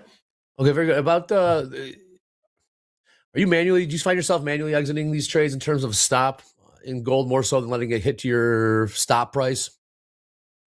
Yeah, I would say pretty much all of my trades I will try and cut before my hard stop. You know, I'll have my hard stop above like a previous high as a worst case scenario, but if the candle tags lows, closes bullish, I feel like that's a pretty good reason for me to just get out and wait. You know, that's not my best play. So yeah, typically as soon as it starts closing against me after wicking out some lows, that's a good indication. Like, yeah, I should probably cut this and wait. I try and manage all my trades like that based off the candle closures. I like cutting your losses early. Dow absolutely tearing higher, pushing higher here. 49,753 now. 150 points from new all-time highs. NQ continuing to sell off. 5,799 just printed. Silver pushing higher here. Dow getting pushed higher. Of its top 7 holdings, only one's down. That's Microsoft, went down 1.5. Everything else up like nearly 1%. Sherwin-Williams up a half. 6. Why do you laugh? 6, because the 6th weighted stock in the Dow is Sherwin-Williams, and the 7th is Amgen. Why is that fun? That is funny. Well, funny. It's like they get to all-time highs. You want to know what the let me see if I can find it here. The 20th weighted is? What is it? Real company? NVIDIA. Yeah, I'm sorry. Yeah, a real company. Is that what's holding the Dow back from new all-time highs? Let's see, we got another push lower here. Another push lower here in the NQ. NQ now down about almost 200 points since the bell rang 42 minutes ago. I'm sorry, 12 minutes ago, that is. Gold stalling out to the upside, watching 49.42. Yes, turning around.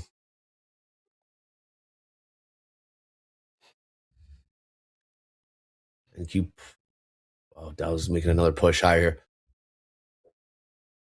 Silver also. Silver turn around about a $2 pop as we trade $88.25. All right. More lows. NQ. Richard, you might be right on this. Whoa. Big selling coming in there. ES, NQ. Big market order just hit. Selling. NQ, look out below. NQ just got hit about 100 points right there. New lows. ES as well. What was that? Man. NQ just got absolutely smashed. ES as well. Wow. We are selling off. I'm not seeing any headlines just yet. Big sell orders coming in the NQ and the ES there. 100-point smash in the NQ. 20-point smash to the downside in the ES. No headlines. If gold could do the same, I'd be very happy. Gold just sitting at 49.44. What was that? Well, I was just going to comment before that. He may be right. I kind of like, I had that green line there for maybe longs, but Richard, every time you've said that sellers are trapped, like it's working out and then it goes down. You got to stop. You got to stop doing that. Oh, jinxing it. You're jinxing it. What was the size on that sell-off, Jack? If you have a second, we got, I haven't seen anything from Bowman.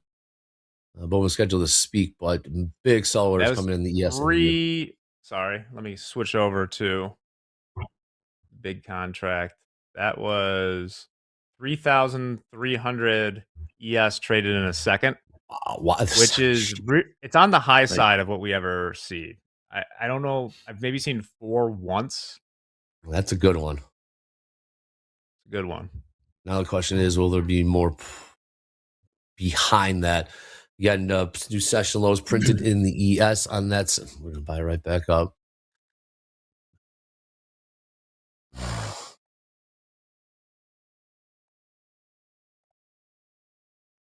Dow might be making another push higher here. We have 71% short tilt in the ES right now. Also, upper left-hand corner of the chat, you got the hashtag fast markets, hashtag power hour works as well. Just up at TopstepTV on the X. We saw some cool trader wins yesterday. Saw some trader station setups. Whatever you think is cool, clever, cute, pass that along to Especially us. cute. Give us, yep, and we will turn that around to you in a power hour later on today. Hashtag power hour, hashtag fast markets, at TopstepTV on the X. Also, more formalities pinned to the top of the chat. You got those Topstep daily levels. Those are updated, refreshed before every New York Open. All right. Click on that link, have those levels right there, or you click on that indicators tab at the top of Topstep X. Type in Topstep daily levels, have those slapped overlaid right there on your charts. They are updated and refreshed before every New York Open. I might be turning around here. A little bit of a pullback. Where's gold's next move? 49.34 last trade. Wait for Bowman. Speaker Bowman to hit the wire. Nothing yet. Oh, we got Barkin. Barkin's hitting the wire. How about that? Not on the schedule. Barkin starting late. Barkin, I am concerned about risk to employment and inflation. I will do the job Congress set for me, and I trust that the new Fed chair will do as well. Barkin. Fed is facing a different question now with inflation above target than the Greenspan-led Fed did in the 90s. I hear overwhelmingly from businesses that demand is fine, not frothy. Barkin really getting after it. I am concerned about risk to employment. I just read that one already. Perceptions about pricing power have decreased. Barkin just letting it rip right now. The size of balance sheet is odd to focus on solely because it includes so many things like cash and circulation. Barkin talking about balance sheet right now. I don't think any executive I would talk to would ever describe their demand as frothy. Frothy. It's always we're killing those KPIs. It's not frothy. This is going to last forever. It's a weird question to ask. Of course, they're going to say it's solid. They're not going to say it's frothy. Barkin here's. I don't know why people are buying our shit, man. It's crazy. Frothy. It's out of control. It's a bubble. Yeah. Anything more from again? Look at they bought that right back up in the equities. All the way back to where the sellers started. We're looking at a 80 point bounce in the NQ, back up to 25,800. Yes, 10 point bounce back up to 70.05, 7,005. Aaron, you've seen all of the focus and the metals. Metals are the star of the show for a while now. Are you in during the London Open? Are you seeing? Obviously, they're chasing the volatility. Get that. What are you seeing from a lot of these new traders jumping in the metals in terms of growing pains, in terms of success stories? I think the biggest one is even trading at the smallest size, managing the risk and seeing even, sometimes trading single micro, you could be risking $300-400. So I think a lot of people have come over to chase the crazy moves and the volatility, which, I don't know. I don't think it's going to continue being as crazy as it is. So the nice thing is people are kind of starting to come onto our London show and now not asking me to break down NQ. So that's a win right there. People are happy to watch me trade gold, so I'm happy. Finally, it's good seeing people get into gold. It's good. I think people like love that.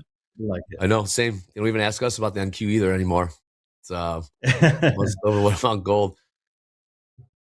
Speaking of silver pushing higher here, $88.41.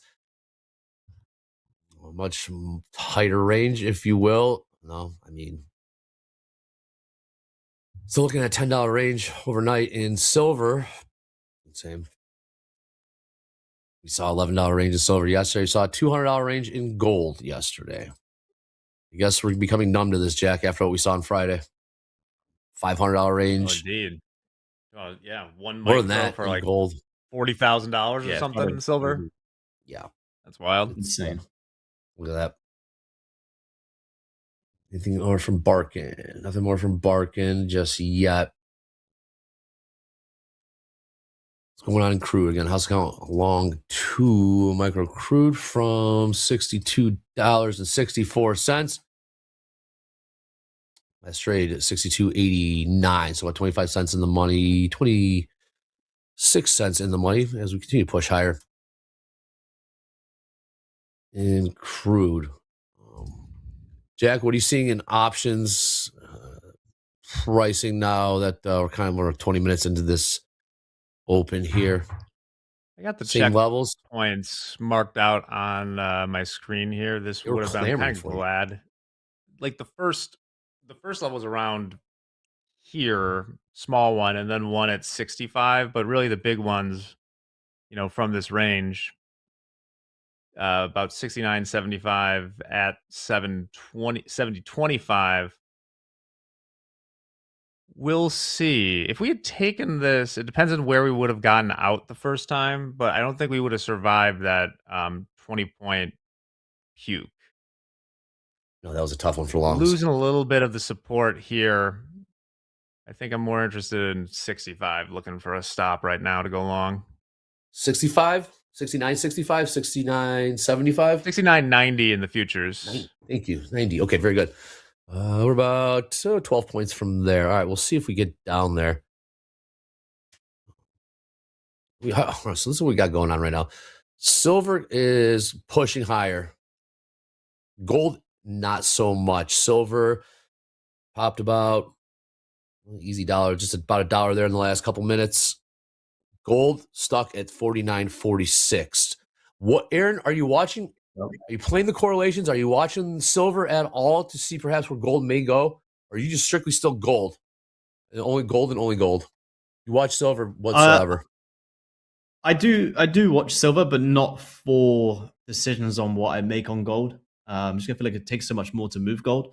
But yeah, I have seen some very, very nice moves on silver. They kind of move at very similar times. Sometimes in London, we're watching silver and gold now. Sometimes silver actually presents nicer opportunities than gold. So yeah, I do like to flick between the two.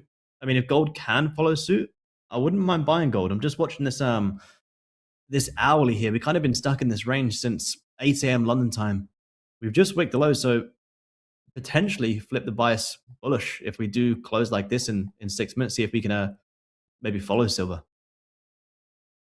It certainly is not following silver yet.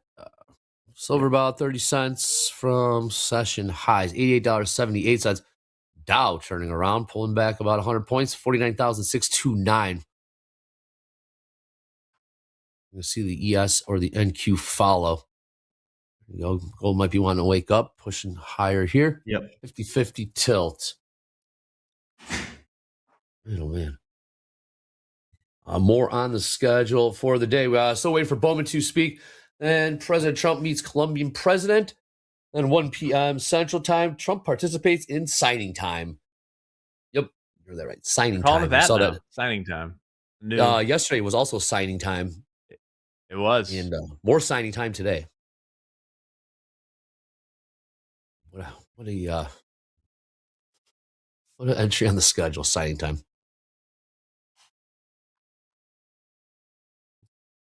Okay. What was that? I may see some longs on gold at the open of this hourly. Mm-hmm. I like the way this I'm just watching this hourly on a clean chart. I like the way it's a very, very tough range, but I do like the way we're holding previous hourly lows and starting to leave this nice wick rejection. So if this next 30 can come down for a little bit of a bottom wick, could be a bit of a 3-bar reversal. We may actually continue buying, which I think on gold could be the smarter trade. So yeah, I may look for longs at the close of this hour. Flip the bias long. Oh, I like that. All right. Super microcomputers and AMD earnings after the bell today.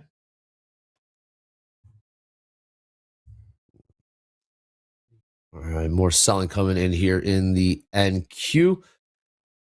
New session lows, NQ 25,709. New session lows, ES 6994.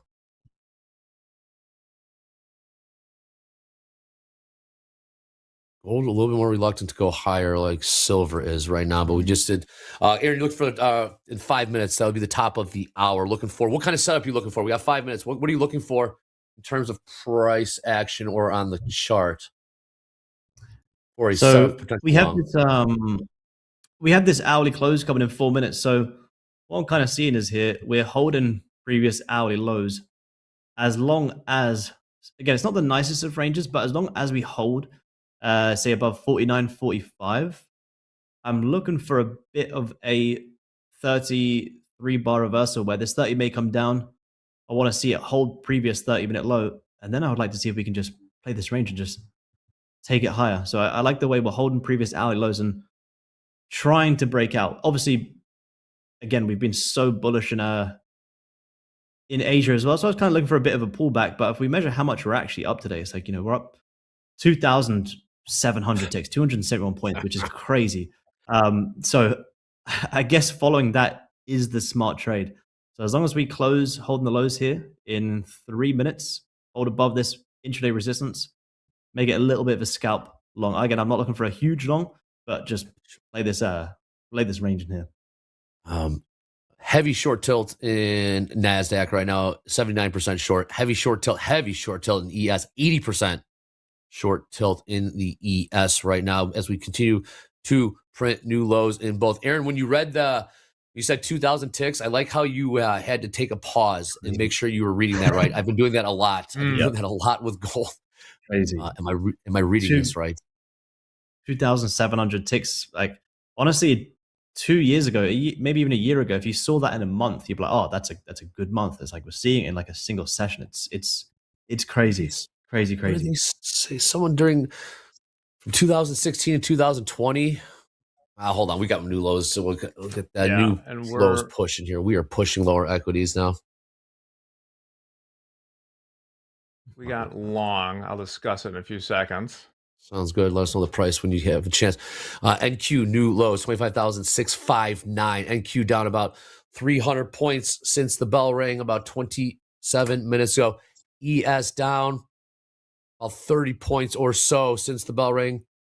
And we have those heavy short tilts catching this move to the downside. More lows in the NQ. Dow has turned around also, giving back about 50% of that pop off the bell. They are continuing to drive this thing lower, ES, NQ. And there goes gold. Gold pushing lower now as well. Yeah, Silver. anything happening? All right, we got it's all red. We got the all red thing going now. MBT, same story. Wow. Okay. Yeah. Yeah. It's I got all red. It's the all red. What I mean by all red, MBT going lower, silver going lower, gold, ES, NQ, everything pushing lower right now. Crude as well. Let me take a look. Yeah, I got Crude's drilled so far in the heavy. Like I got my micro pop, got in, then immediately started drilling the lows. Wow. So we're as long 3 MES from 90 level. Let's see if we took out the stops there. 90. NVIDIA getting hit as well. Okay. Still nothing from Bowman, but we are seeing equities push lower, MBT pushing lower.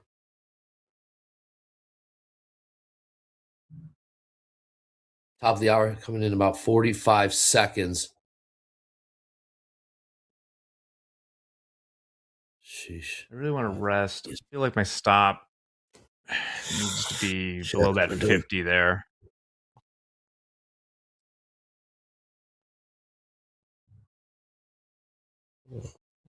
$69.80. New promo print in the ES. 25,623. New low print in the NQ. MBT also making new session lows. 77,310. Top of the hour coming at you about 5 seconds. You know, we got 4,000 people watching us all across the globe right now. We've got over 201,000 subscribers. Please click subscribe. Click like notify. Thank you. Celebration is in order. I put myself in a pickle here. Hold it. I need a lower stop. I want to take this 69.50 SPX trade. Talk amongst yourselves. We'll get this figured out. Oh, there we go. Shit. Okay. Sell everything right now.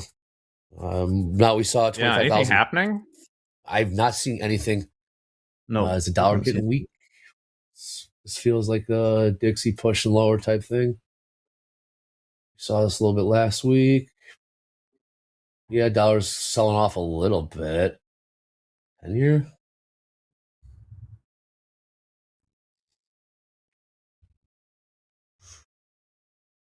Ten-year yield's pulling back a little bit also.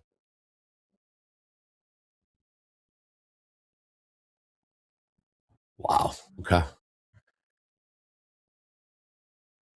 ES driving lower now. NQ driving lower. Gold. Gold holding Stolen. back. Gold. What's going on? What is NQ? NQ very, very thin on the ladder. Wow.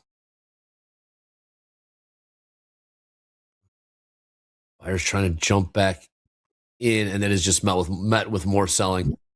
Yeah, they're serious. Wow, yes, they are. ES. Nice cut, Jack. Good risk management there.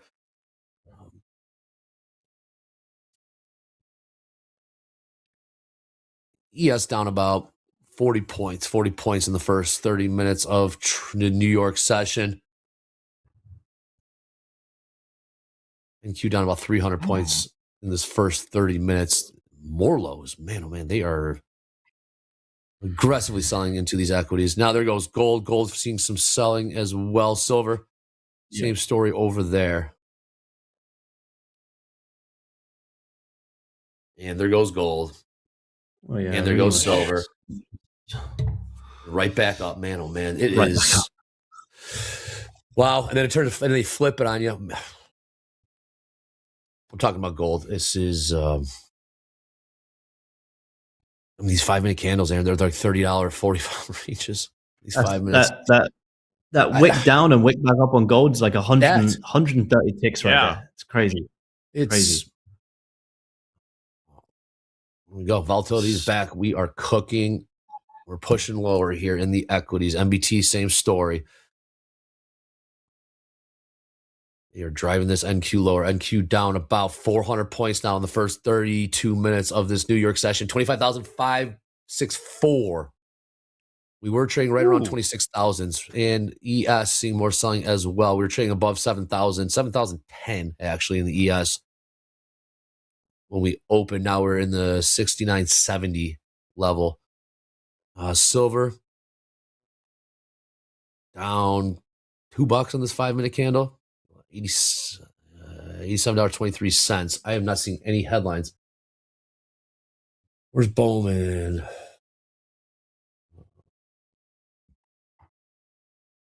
Nothing from Bowman yet. I'm gonna give him a long on gold idea, a small shot. I risked about 150. It kind of did what I said, so there'd be no reason for me to not give it a try. What price? I got long at 39.8. Small risk at 25.3. Risk about $140. Okay. 25.3. Right. 10-point pop in the ES, back up to the 69. First one. I mean, let's keep drilling. Let's keep drilling lower. I nearly pulled the trigger buying 75s there on the way back up, so I want to be. Andrew, I know what you're typing.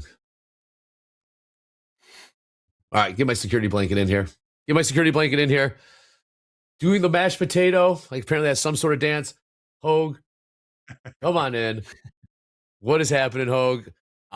Equities driving lower here. That ass high thoughts. Let's break this sucker down because we got some volatility here on this Tuesday. What's happening, Hogue? Good morning. And good morning, Aaron. It's good to see you. Hope things are going well for you. Let's start with the S&Ps. S&Ps opened in range and in value. Did not leave the opening range at the dead ass high. I mentioned during the opening call, I wasn't really looking for any meaningful selling until we got below the afternoon pullback low in the S&Ps. That was 69.98 and a quarter. And you could say we are seeing some meaningful selling down below that level. I don't know if this is going to be kind of a turnaround Tuesday, if we're going to see any kind of V-bottom here.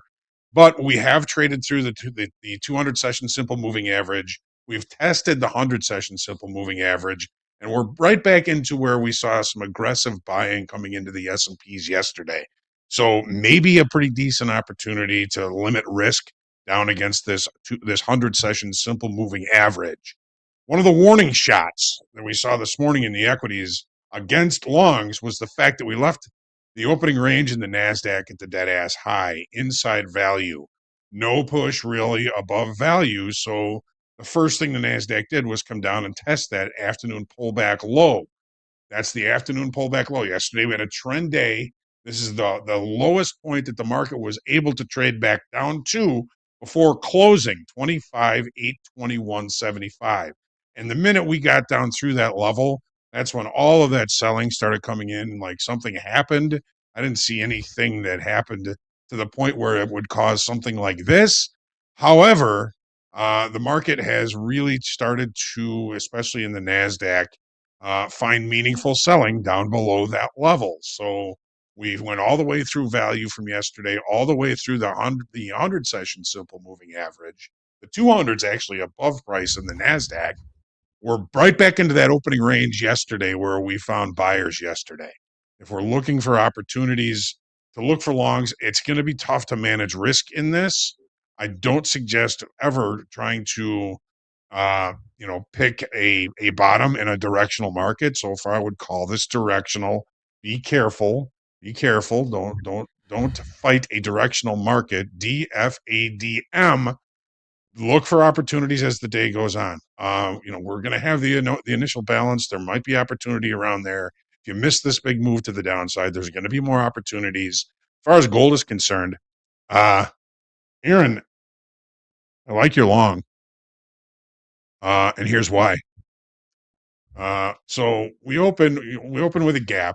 Overnight inventory was long. Opening range is the center of the regular trading hour session range. However, we did put a failed downside auction in below the initial balance low. The initial balance low in gold, 49.20 even. So when we rejected that, it was a pretty decent opportunity for a long, but it didn't really give us what we would look for, which would be, a bigger move to the upside and perhaps a test of the initial balance high. It ain't over yet, but I do like the fact that you're kind of looking at longs down in this area, and I think you're looking at something good here, and you're going to be limiting risk very well on that, I'm sure. Silver, I don't think silver's left the opening range yet. The initial balance here just yet. So these markets, Aaron, I'm sure you would probably agree, they're seeking balance. They're seeking equilibrium. They're seeking levels where two-sided trade can occur. They haven't found them yet. And I think we're going to be seeking those for a little while. But silver is still inside the initial balance, really trying to find that area of equilibrium where buyers and sellers can freely trade both sides of the market. Silver doing actually a pretty good job of it. Still some pretty big ranges. Yeah, nice pop in gold. Yeah, nice push there on gold. Headed to the initial balance low from yesterday. We're far from that in the S&Ps. S&Ps holding up better. As far as our crude oil trade, we did see a pretty decent pullback to the high of the opening range, still seeing possibly higher highs and higher lows. We'll see how that plays out. But that's the story so far today. We were looking for meaningful selling below the initial balance lows in the equities, and that's what we got. Oh, you like the long in gold? You like Aaron's long in gold? And we just saw about a $20 pop, $20 pop in gold there. I just appreciate the breakdown, Hogue. I just closed it. Good. As we started to hit previous hourly highs, we're in a little bit of a range. Could see it breaking higher. I can also see us having a decent pullback. So yeah, just playing the quick range there. I just closed that. So nice little. And I say just closed it like it's a small trade. It still moved like 200 ticks in 5 minutes. So if I take it, I'm running. Nice. Nice trade. Thank you. Thank you. Looking at gold, absolutely on a tear higher. The last 5 minutes or so, we're looking at I can't even look at these prices. These prices, I'll look at about a $50 pop, $50 turnaround. Nice job there, Aaron. Also, Jack, I don't know if you caught the wind of this. We are in a government shutdown. There is no non-farm. partially Or at no least. jobs. No jobs report again on Friday. This all over again. No Can't wait. jobs. This again. Number must be bad. Number must be bad. I mean, the numbers are always the same, whether they're good or bad. Unemployment. Let me see if I can pull this. Give me a few seconds here. Still nothing from Bowman. Now we're getting that rotation back. Well, heading towards IB high in gold. Could be there in about 2 minutes. Markets are wild. It's insane, Hogue. Crazy. Aaron was saying 10 7 bucks years from it. trading, never seen anything like it. Hogue, you've been trading for about a century now. You've never seen anything like it. You've never seen anything like this in gold either. We saw on Friday. Look at this ladder. This ladder here. Actually, a little better looking this time. There's at least a little something in there. Gold absolutely. Here's what the unemployment rate looks like. Hit those numbers. Same thing. I mean, it's gone. If you go for, these are monthly data points. If you go out further, like this is COVID, I guess you could say, I won't make it go negative. Maybe, a little bit rising. I think most people think that the natural rate is somewhere around 5% or something like that. What are we at now? But for the last 4.2? 4.4, but like 4.4? every time it's either 4.2, 4.3, 4.4. Oh, all right, so that's stable. But on the lows again, ES. Sure are. Yep. They are just continue. Oh, what do you got for Delta? There's a lot of volume trading up around, what was it, in the 70s, 72, 73, 74 in the ES. Yeah. Delta's negative 2,700 in the ES. So it's congruent direction. Yes, it is. Negative 3,400 in the NASDAQ. NASDAQ is far weaker. Okay, NQ. Print some new lows. More selling coming here in the NQ. 10 points from session lows. 5 points from session lows in the NQE. ES just printed new lows. 69.64. 63s now in the ES.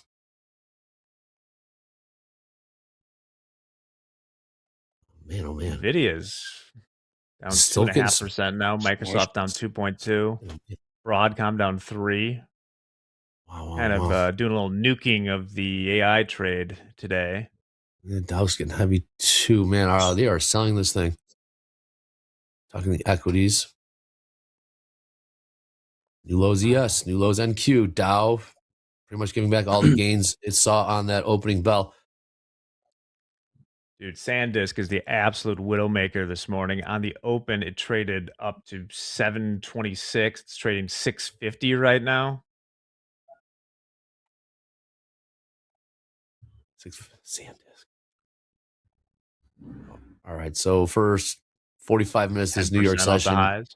ES, we're down about 50 points in the ES. NQ, we are down about 400 points in the first 45 minutes of this session. 50-50 tilt. It is red in the equities. Saw that big pop in gold. Just pulls back to 49.61. Bottom of the hour, we'll get those initial balance high, initial balance low prices. What are those? Simply the highest and lowest price traded in the first hour of the New York session.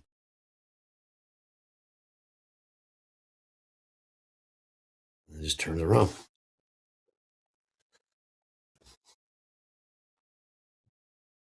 You got any levels down here, Hogue? ES or NQ? ES 60. You want levels? Hit me with the level. There's 1,000 on the bid. 69.61 on 1,000 ES.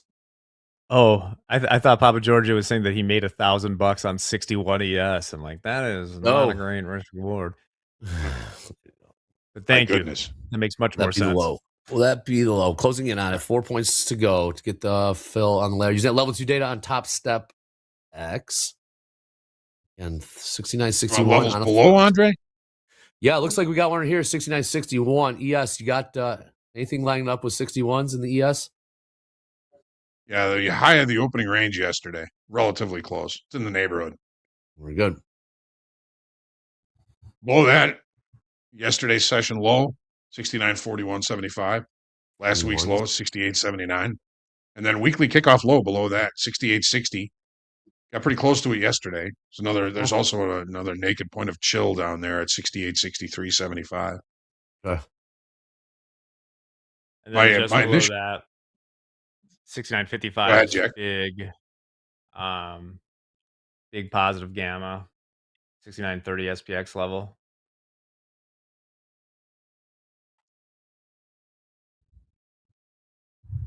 We're going to turn around. We're going to run away from it. The ES turn around about 10 points. Ever since that bid did show up. 69.73. Now trades in the ES. Sellers just come right back in. NQ popped about 40 points also. Bounced, I should say. We'll have another push higher here. Absolute tear about 5 minutes ago, Aaron. And then it just wicks back lower. Even wants to go higher. What's your next level in gold? That was kind of why I wanted to exit my trade. Because I'm kind of, like I say, we're in this very, very tight range. You know, we tagged this is previous hourly lows. We tagged hourly lows, bounced, and then we tagged hourly highs. So I'm skeptical that we maybe find some selling above these previous hourly highs. Just because if I try and look at gold from a completely neutral perspective, if I was wanting to buy gold for a much higher time frame move up, would I want to be a buyer here? Not really, to be honest. I could see gold pulling back down to 4,900, 4,880 to, if not back down to the 60s. So, to be honest, I still believe gold could potentially pull back. Again, it doesn't mean I'm going to start selling it just because I think something can happen, but I would be skeptical buying this high above previous daily highs. Not much of a pullback of this whole entire Asia move up. So I really want to see if gold can find some resistance and just pull back. Like I say, I'm not looking for a, huge sell-off, but even just a pullback into these levels from yesterday around that 65-ish looks good. So I want to see if we find some resistance and give me reasons to sell. Like I said, I don't want to short it now for no reason, but if we break down it, I struggle to buy it this high. So I would like to see pullbacks.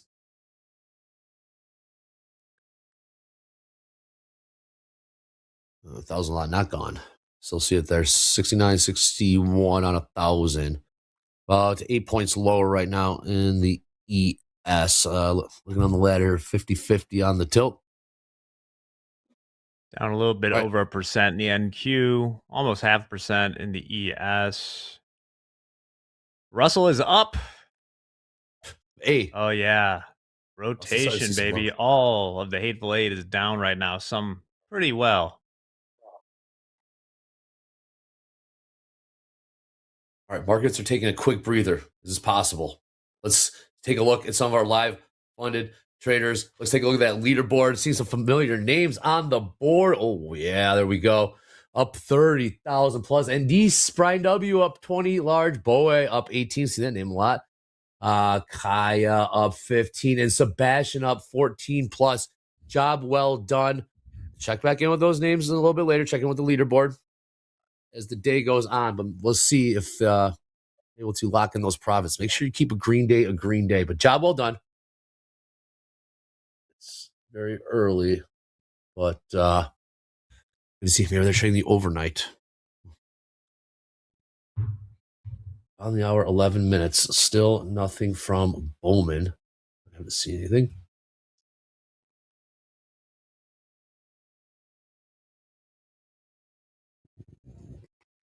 Got a headline here regarding oil in Venezuela. The U.S. government is preparing to issue a general license that will allow companies to pump oil in Venezuela. take a look at those crude prices. May have reacted. Not a whole lot. Trending higher in crude. And housing costs still along too. Micro crude from $62.64. About 15 cents in the money. Trade taking an opening call.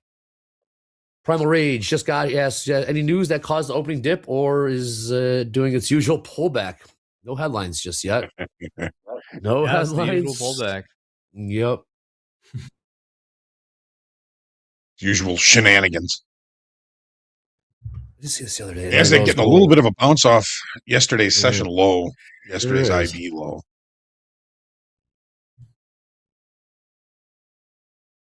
That $1,000 flash there in the ES kind of put the brakes on the sell-off. Seeing Still there. Is still there. And gold. Imagine being Selling off short it now. 1,000 and waiting for that to get filled. I mean, I would have 10%ed that one for sure.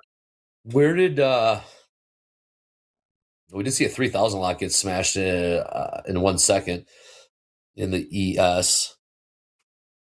Maybe they're trying to More shave some of than their. likely, I mean, like it's always hedges for something. hedge. In that case, it's pretty near a Oh, pretty yeah. positive gamma strike in the SPX. So that's probably what they're doing. Although it's cool, like if they were short 1,000, pretty Yeah, it freaking was. cool. Yeah, it is. Well, that would impress people. We are all right. These swings in gold,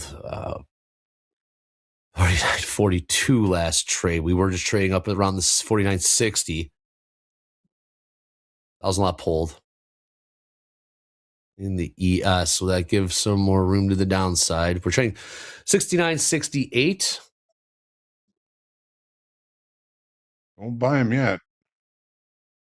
Well, 69.67, 50-50 total in the equities. Looks like we might have a little bit of a bear flag here in the NQ, about 25 points off the lows.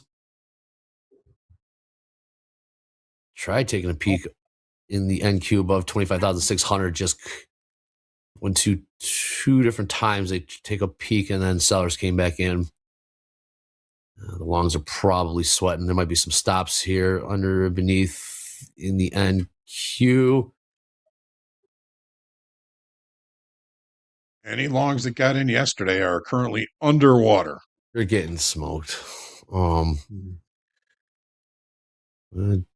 around Tuesday. Dow just chopping around the middle of the daily range as we trade 49,588. What's going to make new session lows first, ES or the NQ? Both within a couple points of those low prices. Looks like it's going to be the NQ. NQ. 5 points away. There we go. Now. New Broadcom session down lows. 4. New session lows. NQ 25,515. NQ down almost 500 points. Almost 500 points since that bell rang 50 minutes ago. The opposite of yesterday. Sure is. Opening range, the dead ass high. Yesterday, opening range is the dead ass low. What we got for VIX? VIX at 18 yet? New lows. 1720 at the moment. The VIX did spike above 20 on during the overnight on Sunday. All right. Low. NQ now on the 400 handle, 25,481. NQ. Gold shaping up for some potential shorts. I'm keeping my eye on gold shorts the rest of the day here. Okay. I want to see a little bit more of a breakdown, but if this 30 closes like we are, hit hourly highs, we close bearish. Yeah, I'm looking for a pullbacks into 4,900 like my original trade. But let's see. I want to see this 30-minute close Friday. Let us know if you catch that move. We got 69.53 on 900. Bid in the ES, about 3 points lower from where we're trading right now. will it get filled? Closing in on that 900 lot. Seeing some front running going on there. Buyers trying to stop in front of that 900 lot. Gonna push lower here in gold. Markets are rocking right now.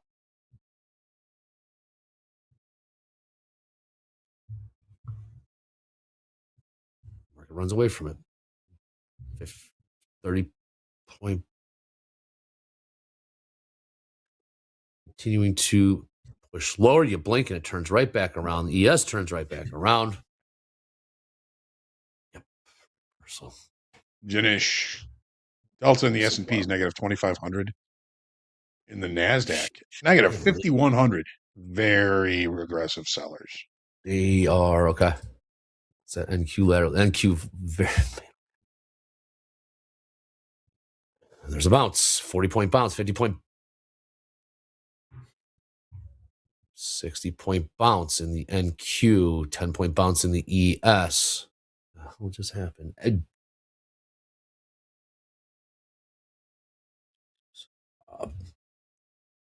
Oh, Government 55. shutdown. Looks like we got some resolution from House Speaker Johnson. The House will approve. As House will approve moving forward with legislation on Tuesday to bring an end to the short government shutdown. So when do we get our jobs? Next Friday? I don't. Yeah, I mean, that means we bounce 100 points in the NQ. Really?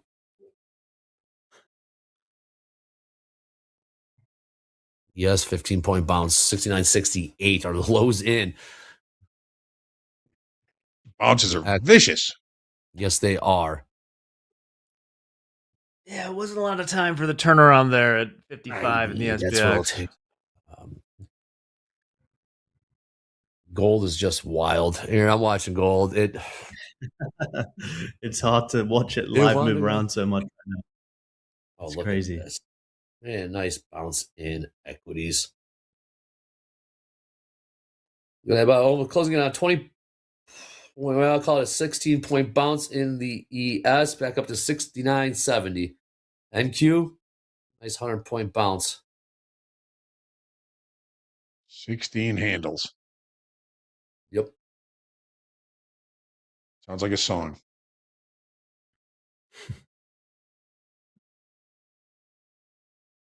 This is we got volume, we got volatility. Let's gold turn around right there. Nice $20 bounce. Yeah, we'll still get ADP. Last D, we'll get ADP tomorrow morning. Always there. Yes, Private it is. Industry Solutions. Silver bounce there. Again, headline from U.S. House Speaker Johnson appears that there is some legislation. The House will approve legislation on Tuesday to bring an end to the short government shutdown. Still no headlines. Still nothing from Bowman either.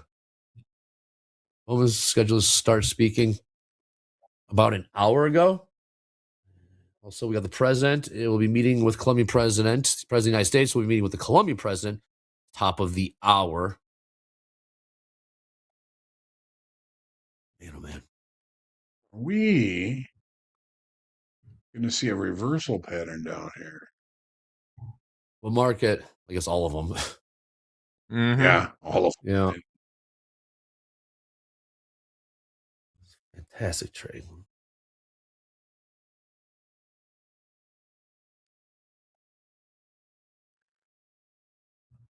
Another push higher here in equities. Pretty much. I mean, yeah, there's a 16. A lot of volume trading around 69. Look at all this volume.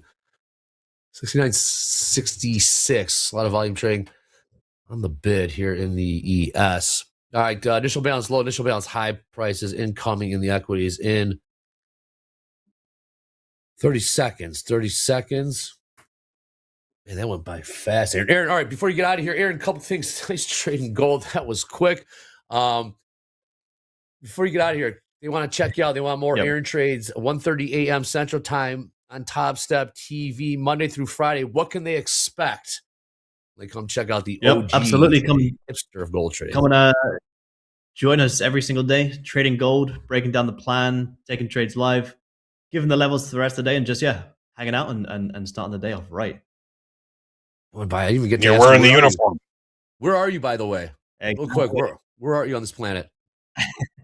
I'm still in Spain. Still in Spain. Okay. Very good. Also, Yep. travels the globe. Nice. All right. Very good, Aaron. Thank you so much. Thank you, guys. We got Vince coming up on the other side of this, but let's go hit a tip of the week. Bring a new one. Well, every week. This is a good one. Limit trades per day. Avoid over trading. Focus on best setups. It goes quality over quantity. Limit trades per day. Talked about this a little bit yesterday, Hogue. We see a lot of over trading. Yes, FOMO can contribute to that. Try to chase your losers. What's the best way to limit your over trading? My opinion, over trade a lot. See how that treats you, and then you stop that behavior. We can tell you, Hogue. Like I said, limit your trades. You're not wrong. Limit your trades. 100%. You're not wrong. If you're gonna do that, do it in a practice account. Yeah. See how that goes for you. It's a very important tip of the week, and it's a very important tip. Well, yeah, limit your trades. The best way to learn is to do it, lose a lot of money doing it, and you'll stop doing it. So, all right, initial balance high, initial balance low, prices ES 69.54 quarter. Yep. Hard night to close out my Slack response there, because that GIF of Britney Spears was just running and running and running. It was kind of making me go crazy. What do you got for initial balance high? ES and NQ. Yeah. S&P's 70.16 in the orders. Jesus, up there. Okay. Yeah.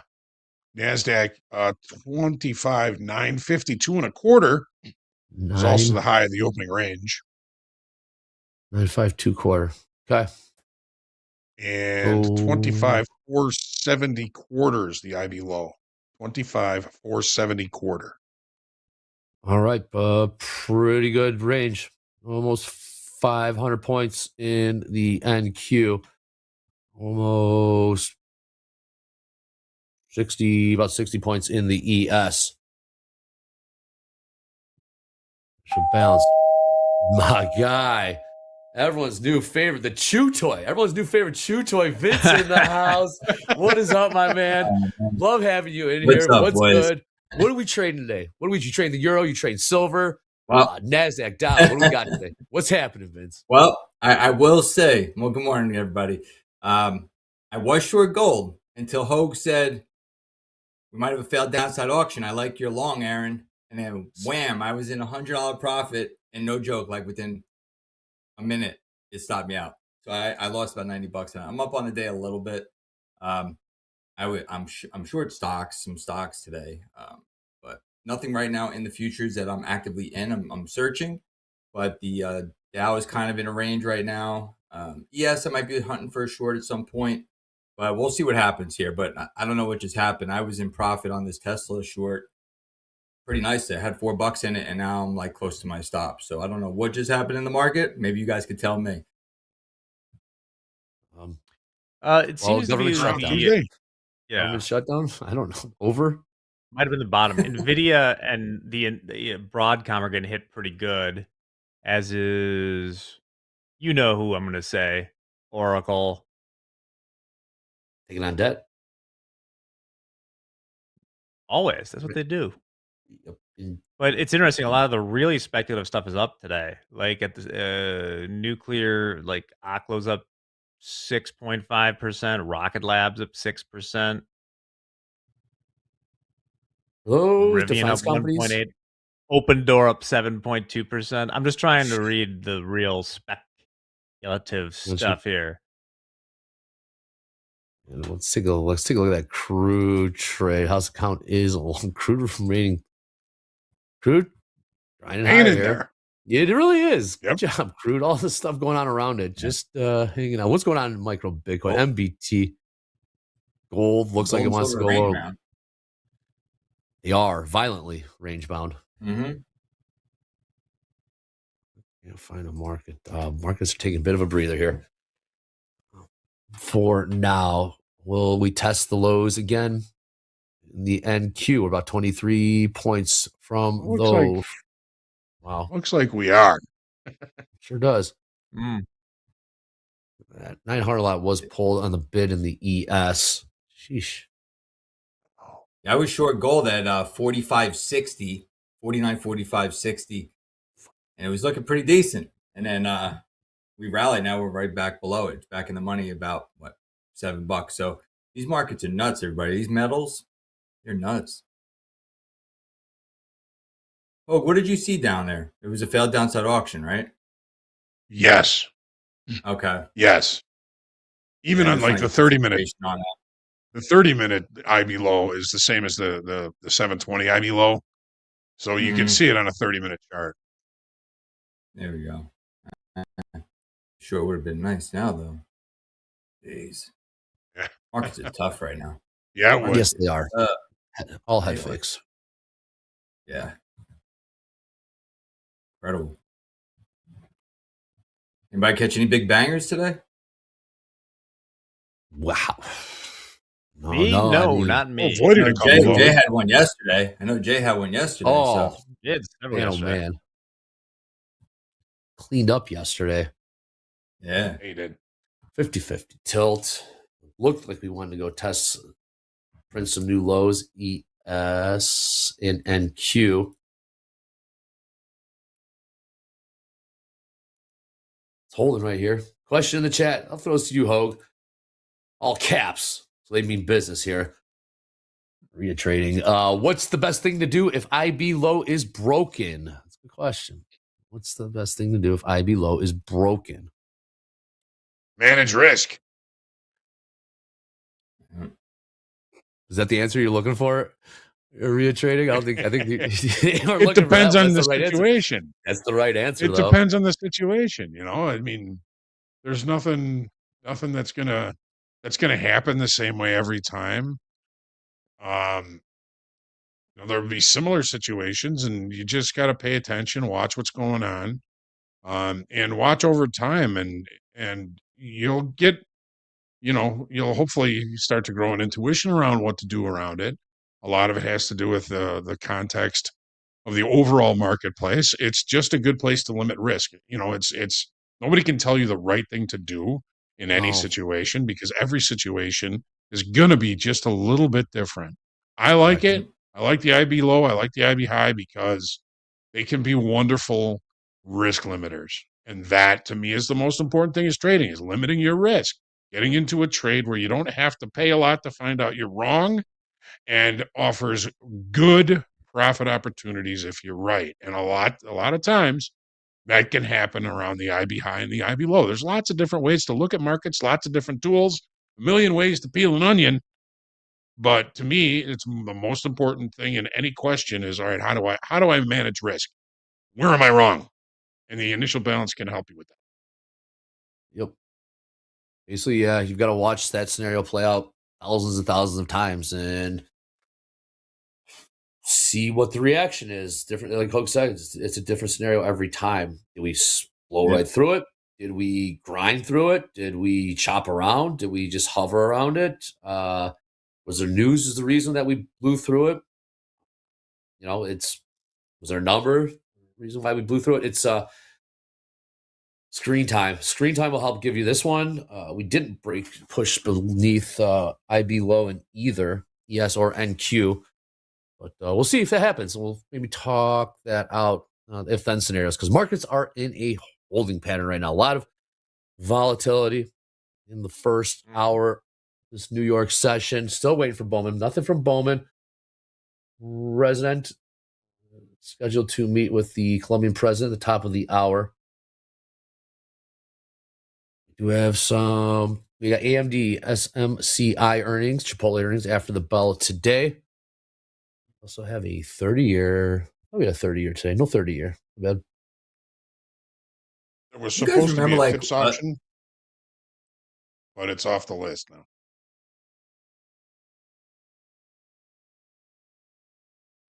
What do you say, Vince? What's up? Oh, what I was going to say is, do you guys recall having this many people speaking every day. I mean, I feel like during Biden, we didn't hear boo, from anybody. What are your thoughts on that? I mean, I feel like every day there's some sort of news event, just every single day, right? What do you guys? Is it just me, or am I on the right path on that? No, I agree with you. Yeah. I mean, I think that This is like they're a insane. lot more, Yes. a lot more vocal. We always had the talking feds. They were always talking, Right. but as far as like people in the administration, I think we do hear a lot more from them, whether you like it or not. Yep. They're trying to be very transparent, I guess. I don't know what the difference is, but I agree though. I think we're hearing a lot more from them. 100%. Yeah. It's maybe, I don't know if we're hearing necessarily more or less compared to previous administrations. These speakers' words happen to impact markets more than previous. I don't know if the quantity has gone up, but definitely their impact is certainly, we've seen an increase in the impact on markets. Man, these guys love to speak. They're politicians. They get paid to speak. They love the sound of their own voice. I know that's ironic coming from me, but that 700 lot, 69.62 on 700 bid ES 3 points lower. However, they seem to like their words definitely. Well, I think they take their cue from the leader, right? So, boss Trump famously he talks a lot, as I said, whether you like it, not like it. He does. So he has a lot, and then I think he expects his people, like, Bezant, Hassett. They sidelined Lutnick for a while. He's had haven't heard too much from him. Lutnick needs to, Lutnick's got his own issues right now. Let's just leave it at that. Yeah. Who else? Bezant. Then you got the people. Bezant comes to mind. The energy secretary came out, said time to buy oil. Market didn't really react to that one as much. Bezant buy. There was another one in there. Just character. The current administration, publishes in real time their cabinet meetings. Who else did that? Yeah, that's true. Nobody. Nobody. I mean, so. By the way, Austin Goolsby, if you're listening, what was that comment about streaming the Fed meeting? We need to get to the bottom. That was my first only question. One place on earth that is not letting that go. It is me and Andre on TopstepTV. That was the first question. First question, if he was going to come on with us, which he respectfully declined our request, was what happened to those cameras inside Fed meetings? Never got them. Yeah. Is it true he said F your couch when we asked him to come on, or is it just? No, that was Rick James. Rick James said that. Not. Oh, okay. That was the Fed. He was the Fed governor of someplace, I think. Dow making a question lower here. Dow got within 150 points of new all-time highs. Buyers are just paper here in these equities. Paper buyers. They're struggling. Yeah. You're talking equities, right? Yes. Yeah. I'm going to try to get short ES at some point. I'd like to see a little bit more of a pullback here, and then probably look to sell into some strength.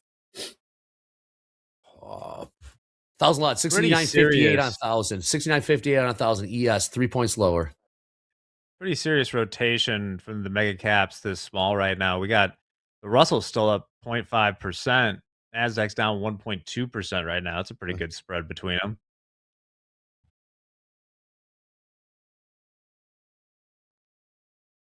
Dow selling off here. Dow selling off. Dow about 100 points from session lows. ES closing in on that 1,000 lot. Will they pull it? We're about 2 points away. 1,000 on the bid. 58 on 1,000. That 3,000 lot we saw earlier, they're covering them. Shaving 1,000. This would be the third 1,000 here. Foyer had a runner pulled. Damn it. Pulled. Oh, they had a runner. 1,000. Yeah, it covered 999. They had 1,001 contracts. How about that Bitcoin whale, huh? Oh, that's Jack's guy. That's Jack's. Jack's loving it. Wow. That's happens when you don't have a stop in, everybody. 56 on 700. 69.56 on 700. Filled. I think that one was filled. Well, he Yep, had it a was stop in, filled. but It was Oh, he filled. did? stop Right. is limited 200 utility when minus people can 200 see million. where it is. Yeah. All right, 600 lot was Stop was when I run out of money, I'm out. better entry. Maybe. Huh? All right, and Q They might look be good at picking up- 100,000. They look great at 90,000. Look fantastic. What we got here? We have. It feels like it's getting 1,000 lot, 55 on 1,000. ES 69.55 on 1,000. We've seen this. I mean, a few times now it has gotten pulled, but I got to call them out. Use that level 2 data. Topstep X. So about 4 points where we're at right now. Every time that thing 1,000 lot pops in, we do see the market kind of run away from it. Talking about the ES. Gold trading sideways right now. Silver trading sideways right now. Dow trading sideways as well. We're holding above initial balance high here, Hogue, in ES and NQ. Yes, we are. So far, We aren't we aren't really Why'd you getting say much so of a far? bounce off it, though, are we? Hogue, I know exactly what your tone meant there. So far, I think you're feeling So far, it's 5 flimsy. for 1,000. Yeah, it's you're not 5 on feeling 1,000. these low. You're thinking we got some more lows, perhaps. These buyers are struggling down here, I guess is what Hogue's trying to. 5 on 1,000. Yeah, they're not really strong lows. But at any moment, as we've seen with the equities, buyers can say, you know what? We like it. I'm gonna say I was gonna throw it to Jack right now. Jack, are you seeing structure building down here? Are you seeing levels saying this? Perhaps we can see a long at these levels. I mean, right at the lows right now, it's a little tricky because we've had such. I mean, we're still selling off pretty good. That 69.55 level. So I've been looking at. We've just barely tapped it a couple times so far.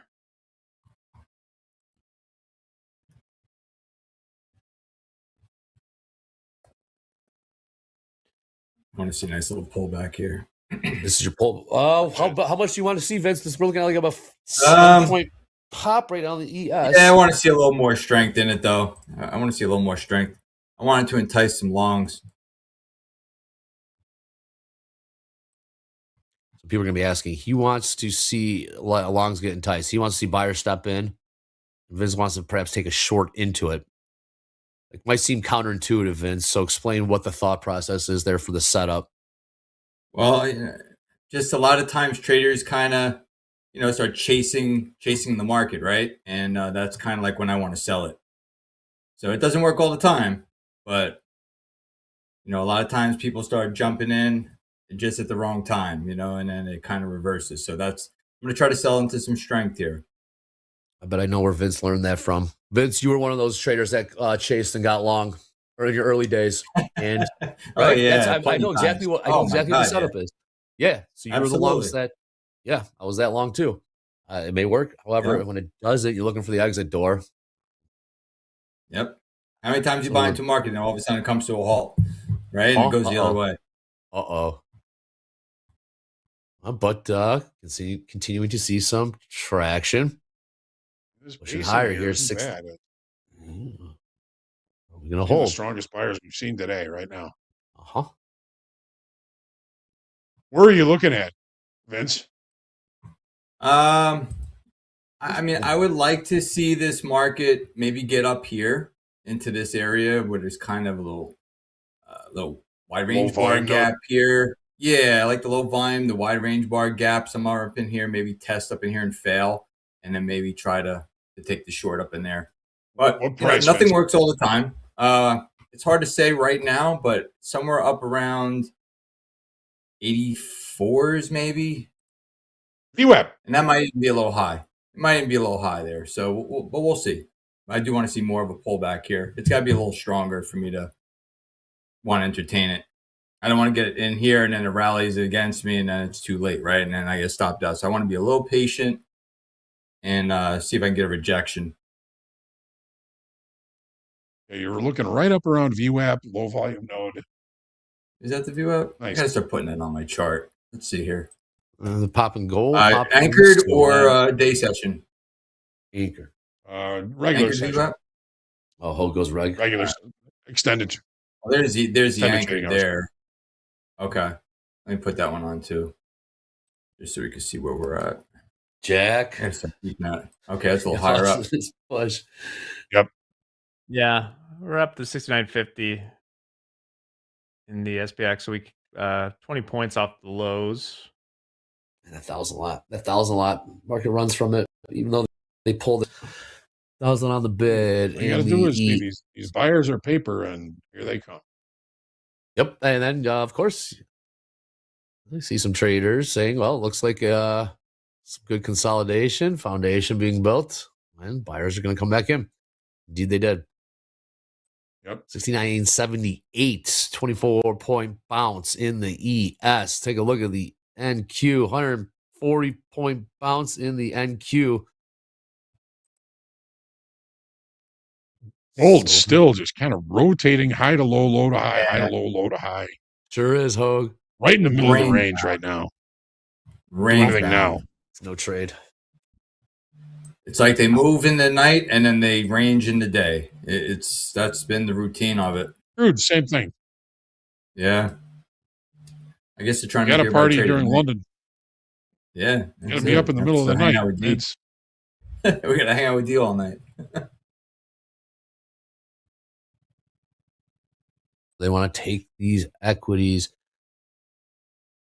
73% long on the tilt in the NQ right now. Average price of 25,595. Pretty much where we're trading right now.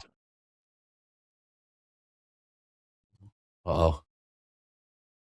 The seller's going to jump in. Yeah, the seller's going to jump in here. Just left some single prints.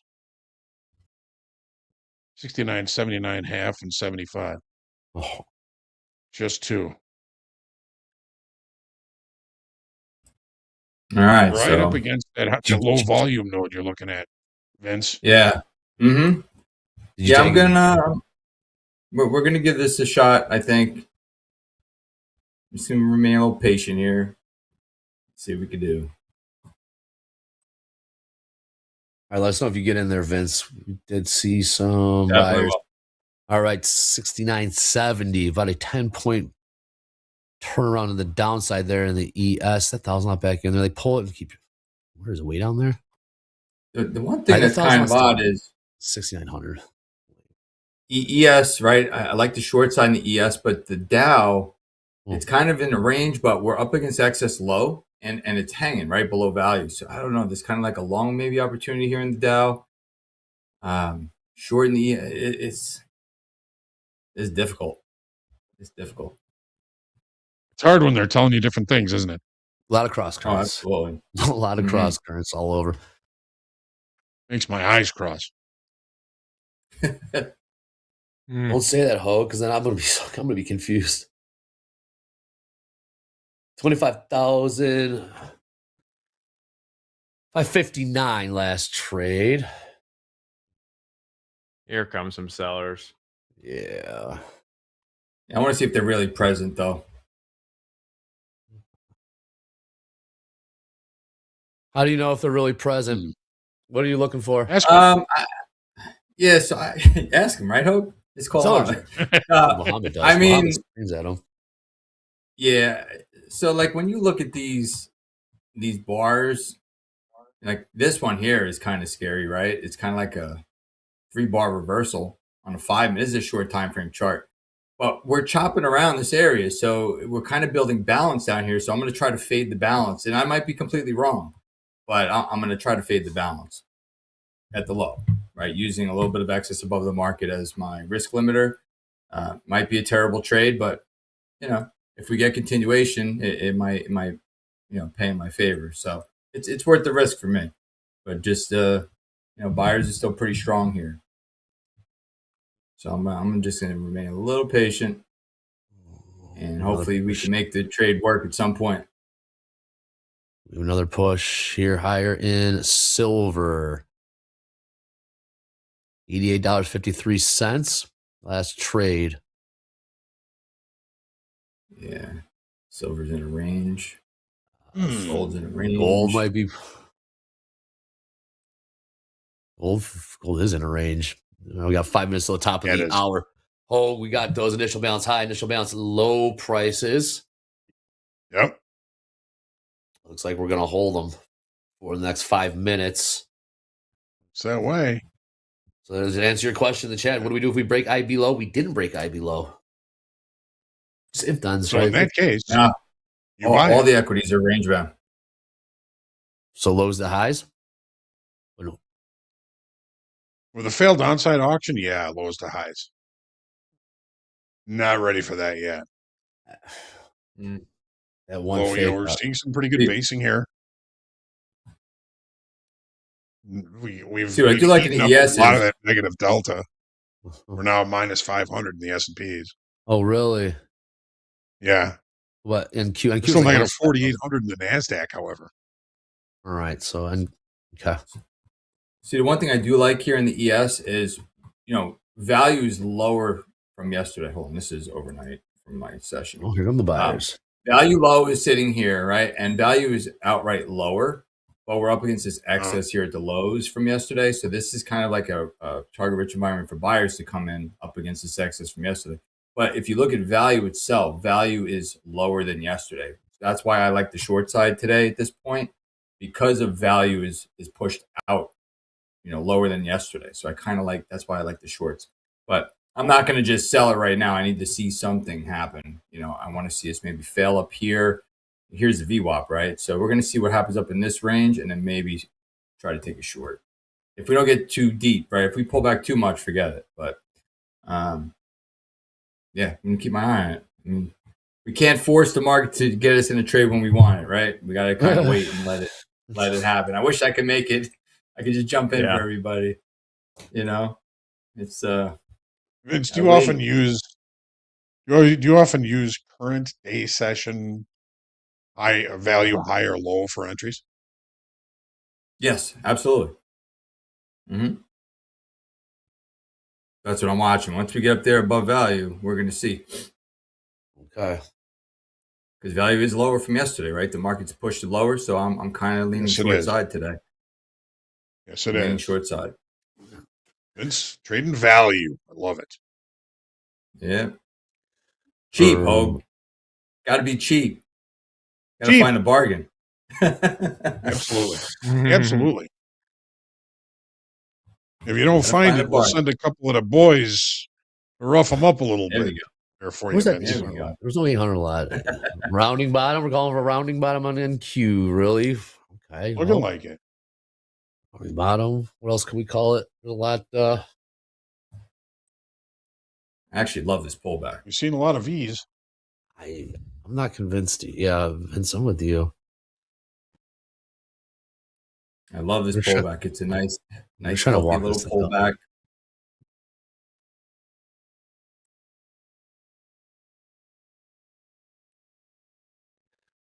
Grinding higher here in NQ, about 140, 150 points now off the lows.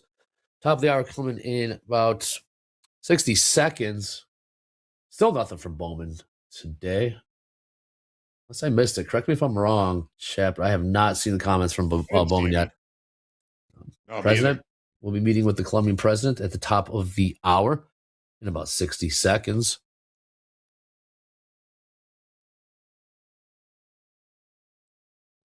BLS is not collecting February CPI data either. Okay. Excellent. I mean, that's one. Numbers are 77% long tilt in the NQ right now. 72% long tilt. They delay. Oh yeah, Vince. Oh yeah. Everything's on there. They delayed it. Yeah, not happening. Everything's on ice. Did they say why? Is it because it's shut down or shut down? Yeah. Yeah, we're shut down, Vince. Yeah. Also, a lot of shutdowns too. A lot of speakers, move markets, a lot of shutdowns. We don't get data. It's a fun time in history, though. I'll tell you It's that. wild, man. It's a great time to learn. At least we get to experience it. Kids will be learning about this in the history books, right? We're experiencing it now, so That's pretty cool. Great time to learn how to trade. I know it's hard. I know everything's whipsawing around, and yeah, you're gonna take your lumps. However, you can learn through this. I learned in the financial crisis. That's how I got You can started. learn from anything. Financial Yeah, if you can crisis, learn from Europe. this. What else do we have? COVID, tariffs. You gotta learn one. You gotta learn one way or another, and it's best to learn in volatile markets, I think. Once you see that, you can survive anything. All right, Vince. Wow, that went by fast. We're gonna see you in group coaching, though. Yeah, I do it's believe. quick. Right? A couple words, Vince, before you get out of here. Yeah. We'll see you in group coaching, but let's get you back to trading. What's up, Vince? Couple words, man. No, just stay patient, everybody. You know, the markets are kind of odd, right? So just be very, very careful and be picky with your entries, you know, and just take good opportunities. And then I'll be back here on group coaching. I'll let you know if I get short this market, win, lose, or draw. And just trade well, everybody. I'll see you all later. All right, Later, good Vince. stuff. Thanks, Dan Cheech. Later, Vince. All right, See ya. speaking of group coaching, got more coming from that, and we could use a little injection of volatility. Better bring in the Dr. Volatility himself. What's up, James? Happy Tuesday. What's going on? What's up, everybody? Happy Tuesday. Here to check out the markets and provide you with the information that you need to keep going strong this week with all things Topstep and TopstepTV, including Topstep X in 5 minutes or less. That's right. I'm talking about Topstep X, the trading platform we all know and love. But how much do you really know about it? Well, if you're feeling a little lost, we've got the video series for you. It's called Topstep X in 5 minutes or less. And as the name suggests, you can consume them all in 5 minutes or less. They're curated by our very own coach, Robert, so you know the man with the skills is going to guide you right. If you want to figure out how to do things such as pin up 2 charts on one screen layout, favorite your products for ease of access later on, and changing the voice of order filled from the default voice to Hoag's voice, you can find it all in Topstep X in 5 minutes or less. If you got 5 minutes, you got a moment to learn about Topstep X. Even if Order you're a veteran filled. of the platform, there you go. Was that a real trade or was that Hoag in the Mac? You don't know. Confuse yourself forever by turning on the Hoag voice pack found in Topstep X. You can find out how to do that by watching the videos from Coach Robert. Go ahead and click on the link, bookmark it if you have time later on, and strengthen your trading plan with Topstep X. Then double strengthen your trading plan with group coaching. That's right, the point in the show where you get to ask questions and then you get to hear those questions answered live on air by our on-air talent. Don't let the sign fool you. It says 12:15, but we're going to be kicking off group coaching today at 12 p.m. Central Time as Shoulder Tap is still on hold. But dear viewers, don't worry. Today for group coaching, you're in for a treat. We have Gabe, Vince, and Hoop. That's right. You just saw Coach Vince here in Fast Markets. If you liked what you saw, then stick around for group coaching and ask Vince a couple of questions. So I'll be sitting down with Hoop and Gabe, so you know you'll have a great time in group coaching. If you're wondering, how do I get my question read on air? Well, there's a link. It's already pinned in the chat. Go ahead and click on that, fill it out, and then be sure to back it here in your seats by noon Central Time for group coaching. Now, we're about to get back to the action in Fast Markets and have our last guest of the morning. But before we do that, rare earths. You guys heard about these? Used in everyday technologies such as smartphones, medical equipment, and military systems and weapons, these critical minerals have been talked about a lot by President Trump and his administration. Deals and discussions with the Congo, Ukraine, and most recently Greenland have involved these valuable resources. Now, Michael Yoshida joins us live. And Michael, connect the dots for us. What's going on here with these rare earths in the U.S.? From Ukraine. They have very valuable rare earth. To Greenland. They're going to be involved in mineral rights, and so are we. Even Venezuela. You have minerals, right? All the critical minerals. A recent theme has emerged in American diplomacy. The start of the Trump administration really marked a new chapter of foreign policy. Minerals diplomacy became synonymous with foreign policy.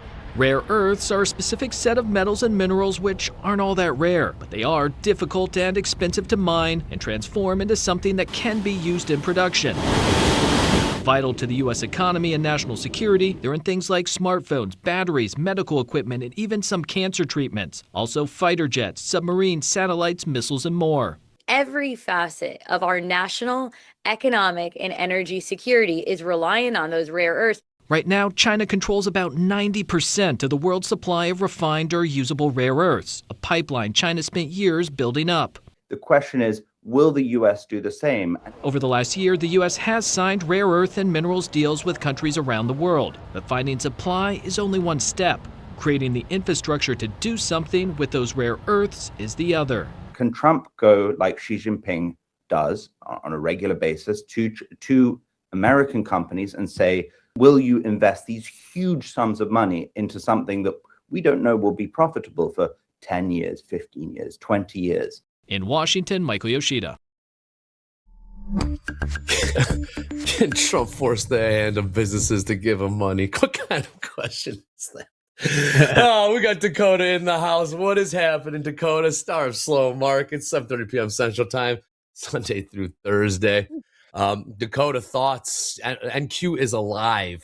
NQ is alive. Seeing some sellers. SE, we got silver, gold, kind of finding a range right now. What's up, Dakota? What did I miss? I mean, look at this market. This New York session open here, the NASDAQ's down, what, 400 points? And it's not much of a rebound if you ask me. We had that major sell-off. We've had that consolidation here at 25,500. I think there's a decent chance we come back and retest these lows. Gold and metals, we're talking about slow markets. It's been everything but slow during the Asian session. You guys seen Aaron Trades? He was on earlier talking about it. Gold's up $300, which is 3,000 ticks, right? And that is just such a mind-blowing to see movements like that in the metals. It's tradable, I guess, it depending on the volatility. I'm waiting for it to settle down, as I think a lot of traders should. Just kind of be patient, wait, watch, maybe trade it in a practice account. I mean, NASDAQ has been, just as volatile. I think we can continue to sell off. I got my live account. I'm up $140, so we'll see if I can find any opportunities here. Ending fast markets. Good stuff. Excellent. All right, Jack, 69.70. Yes, a bit of a, I won't say tricky spot. Needs to make his mind up. Bit of a decision zone here at 69.70. All right, we're 15, 16 points off the lows. That push higher, topped out at 69.80. Yeah, we got London close in about 23 minutes. What do you see in that outright, Andre? What's that? 69.70 is the volume point of control for the regular trading hours in the ES. Sounds like a no trade zone then. So is this pretty much? Damn. Did long NVIDIA above, have short news? beneath? Is there NVIDIA news, Jack? I don't know. Like, everyone woke up this morning and just said, you know what? I'm going to sell all of my Mag 7 exposure to buy there was pocket news. nuclear reactors and quantum and Carvana. I don't know. It's a big rotation. Like I was saying this morning, I mean, the Russell's up 0.6 now while the NASDAQ's down 1%. So rotation to small caps. It's just so funny to me to see these big names like selling off, and like what's getting bid up are like what I would consider some of the riskiest investments you could possibly make. Fair enough. Yeah, because I see Broadcom's down 4%. A couple others getting hit, and yeah, that's leading to this NASDAQ down 1%, which is, it's if you zoom out, it's not that much, right? We've seen what it was. NASDAQ recover 1% pretty quick. So Six figure. Thank you in the chat. Yes, during Power Hour yesterday, there was news from OpenAI. NVIDIA chips are not up to the expectations. Something along those lines. That was the headline. Well, they walked it back. Oh, did they? Okay. They want to do. Yes. So eventually that'll mean bad I news saw for a lot them. of people They use the posting that chips. Breaking Bad meme. Why'd you do this? We had a great thing going. You're just going to F it all up. You had to say that. selling off a little bit here. A bit of a sell-off here. Though. Yeah, okay, now it's starting to pick up a little steam. Jack, Go would skip you be the worried if retest you close. owned NVIDIA at 90? Asking for a friend. Asking for a friend. Not right now. Although, you know, I think everybody should have. NVIDIA is obviously a great company. I think sometimes people are too, occasionally too confident that, you know, this stuff will last forever. I saw it was like maybe some anniversary of, some big shot guy retired. I think maybe the guy that like kind of really brought index investing to the forefront. And they showed the top 10 weighted companies in the S&P 500 from when he started in like the 70s. And all of them are completely different from what the 10 companies that are on top now. So these things change. I mean, but no, for the time being, NVIDIA prints a lot of money. You're good for a long time. They got a lot of cash. They got a lot of cash. A lot of cash. It's the disruptors you're looking for. What was it? Google threw their hat in the ring, right? Google. Yeah, Google. So let's party. I think Again. Google will be the most valuable company in the world, maybe within a year. Google is We got freaking Amazon cooking. earnings this week too. Don't forget Ooh, about tomorrow Amazon. after the bell. Yep. Yeah. After the bell today, we're talking about chips. We have AMD SMCI after the bell today. So maybe we'll get a little bit of insight into chip makers right now. Let's take a look at that house account trade. House account, long 2 micro crude, $62.64, about 15 cents in the money right now. Guys, really quick, I gotta leave shortly for leg 2 of my medical exploration. Right, I get all my doctor's appointments done in like a 2-day period after sober January, and the second leg of it is today. So I gotta head out soon. My blood pressure feels good, so I should be great. So Dakota, good to see you, man. Oh, Andre. Yes, you got it. Good stuff. Do the same thing, Jack. Get them all done in one day. All done. Right. Take care, Jack. All right. All right. We got London close in about 17 minutes or so. What do you have your eye on here? Hey. We'll pop in gold. Look who's here. What do we got? Who? John Hoagland's brother. Oh, no. John. Really? Brother Rick? Yeah. Good morning, Rick. Morning, Rick. See him in there. Yeah. Gold's just so bullish. I wouldn't be surprised if we're at 5,000 by the end of the New York session. We're up almost 7%. Here comes some $35 to NASDAQ go. buyers stepping in. $35 to go. We got within 20 points, less than 20 points from all-time highs in the ES. Pre New York bell. We also got within 150 points of all-time highs in the Dow, the YM. Well, we definitely saw some selling since.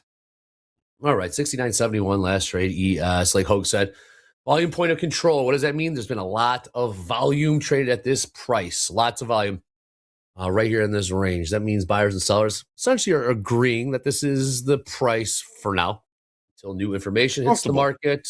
Comfortable.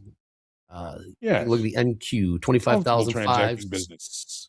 I'm short the MNQ 1 micro from 576. 575. 575. All right. See if we come back down. We go retest 500. Maybe even go take a it. peek at the 400s. Damn. You got 575s? Yeah, just like that. Damn. Okay. 555 last trade. I was kind of thinking I might be able to scale into like 3 contracts, but I think not when it just keeps going. Not like that. What'd the Dow do? Anything move? 72% long tilt in the NQ. We saw 80% short tilt earlier today. Some big tilts. All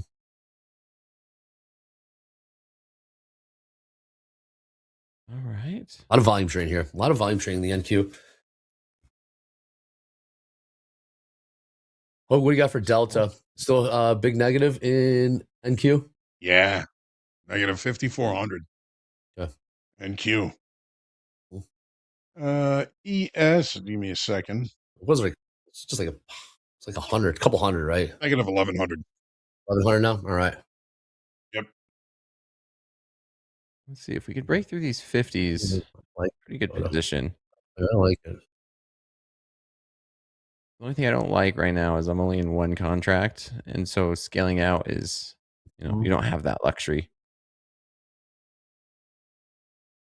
Yeah, we're about 80 points off the lows in the NQ, about 13 points off the lows in the ES. Dow has found its range for right now, about right around the middle. 49,540. What's going on in MBT? Bitcoin. Seeing some selling. And Bitcoin and crypto, yeah, that's been a... Ooh, popping gold. Big popping gold. The new session highs, 49.77. 49.80. There it Another popping gold. goes. 85s. 88s now 80s. trades. 5,000. Dakota, you want 5,000? We might be getting it here in Couple of 5 minutes. minutes. Yep. Says that in the New York session, man. I mean, Big here we popping are gold. Big 10 popping minutes gold. later. Saw silver pop as well. Anything else reacting to this big pop in gold? We're talking a $20 pop, now $30 pop in 60 seconds. 49.90. 49.90. Well, you would have had to be quick to catch that one. All right, Bitcoin getting smoked now. Bitcoin selling off. Looking at the lows there.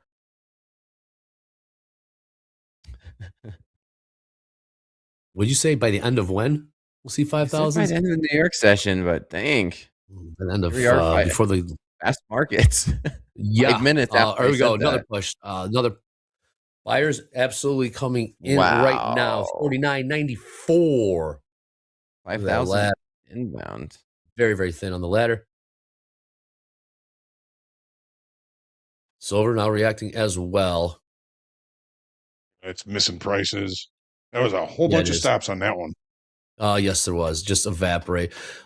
MBT closing in on new session lows there. 77,255 last trade. MBT down about $1,000 in the last 10 minutes. The ES might be looking to push lower here now, about 10 points from session lows, continuing to grind lower. The NQ follows suit. What was that? That looks President, like it was news or some headline coming out. On I'm looking. I'm on it.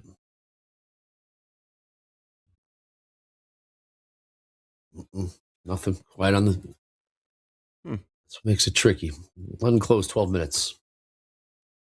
Just volatility. MBT. Look at this. All the way back. Oh. We'll see if there's more. See if there's more behind it. See if you get Another push. Another push. breakouts. They continue that push back to the IB high and gold. A What good price you got? opportunity for a potential long IB high and gold. 49.7770. Okay. Or 77. Okay. We just got a nice pushback down there. We saw buyers come back after it. NASDAQ pushing a little bit lower here. That's right. ES is going to lead the way to the downside here. ES on some grind mode lower. That tilts 50-50 across. All right. ES looking like it wants to pick up a little bit. Yeah. It looks like we might want to run test 500 here in NASDAQ too. Not going in a straight line, that's for certain. What's your downside target? You're looking for? You're short from 575, about 30 points in the money. What are you looking for downside here, Dakota? Yeah, I'm going to look to trail this if we start to break down. Maybe go I want to see the retest these session lows, which is going to be these 480s, 490s. I see some more. I spoke too soon. All right, 10 minutes till London close. We're gonna see some more buying here in gold. Gold got within $5 of 5,000s. About $10 from that.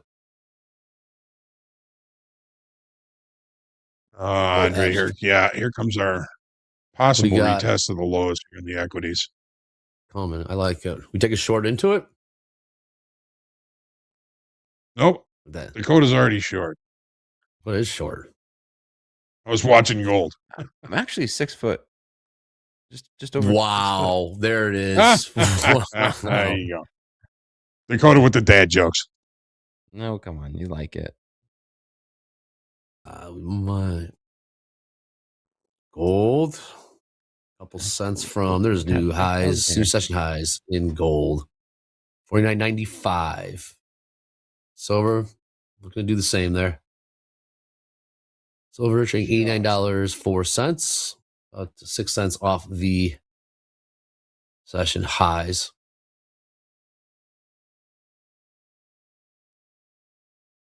$49.93. I think we can see 5,000 here soon. I thought we were going to see that about 3 minutes ago, Dakota. Then it just like stalls. We were at what 49.60s, and you blinked, and we were pumping through the 90s. Yep. Get also pinned to the top of the chat. Get those group coaching questions in. Gabe, Vince, and Hoop. Someone asked me about the wheel play. Remind me about the wheel play. Basically, just you admit you're wrong. Say you're long, whatever, long gold. And not only you know you're wrong, and you know you're very wrong. You pretty much hit the reverse button. You get short, wheel out of it, and you catch the move to the downside. Is that the wheel play? That's all. Yeah, that's what we called it. You wheel out of it. Yeah, reverse. Pretty much hit the reverse. Yeah. Okay. You gotta know you're wrong. You gotta be blind like a headliner. You gotta know you're wrong. You gotta know you're very wrong, and try to catch that move.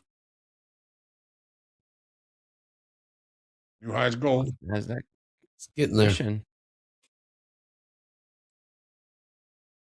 think we're going to see these equities test these lows, and yeah, look at that. There look at you the go. flush ES. right there. There you go. ES. Finally, 7 points from the low, 69.61, and there goes NQ, 25,525.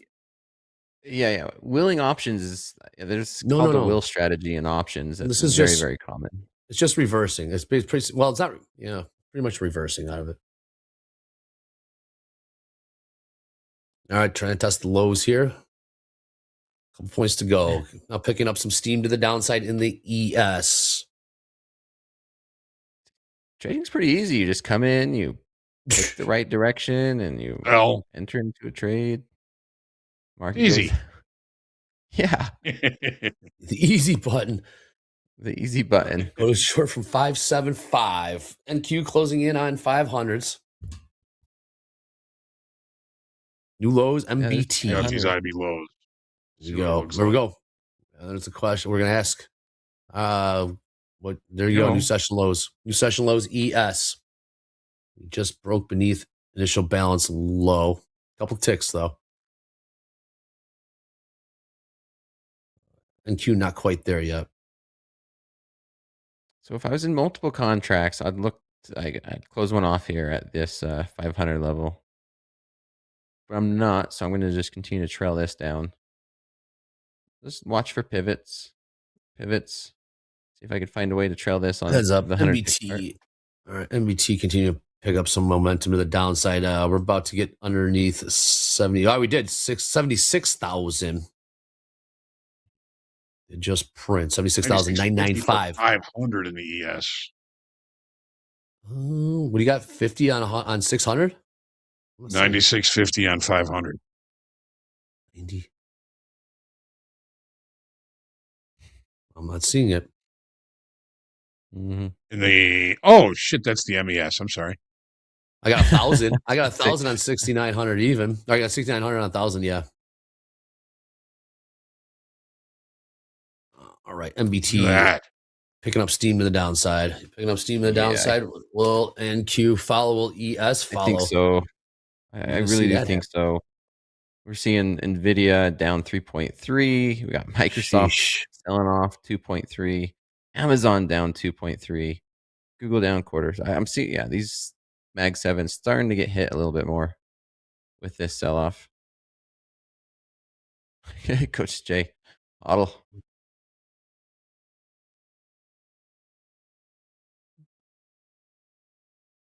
Let's see if we can get flush. The buyers are, they're just holding on right now. They are just holding on.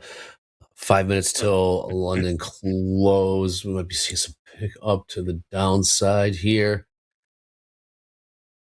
And the equities, gold popped. Gold just printed some new session highs, 49.97 half, about $2.50 from 5,000s. Yep, it still is. Trade the tick. It is down there. Nice catch using that level 2 data. Still nothing from Bowman. President's meeting with the President of the United States is meeting with the President of Colombia right now. Haven't seen much. Any headlines from that? See what happens here at the bottom of the hour. Buyer's going to give it a shot down here in the equities. Yeah, they're trying. Gold hasn't tagged 5,000 yet. Are you trying to reverse jinx it? Are you trying to? No, I want to see it hit 5,000 here. Yeah, I thought that's what you were doing. I thought that's what you're doing. I think we'll get there. Why not at this point? Why not? About an 8-point bounce in the ES. There you go. So we broke through additional balance lows there, Hogue, by about a point for ticks. Yeah, potential failed downside auction. Yeah. $1 away from 5,000s in gold. 4,999. Yeah. There's a lot of people saying we're never gonna see those prices again in gold and silver. Yet here we are on the march. What do you get up to? 5,600s at all-time highs in this contract? 5,000 or 5,000? 5,000 in gold. We just hit it.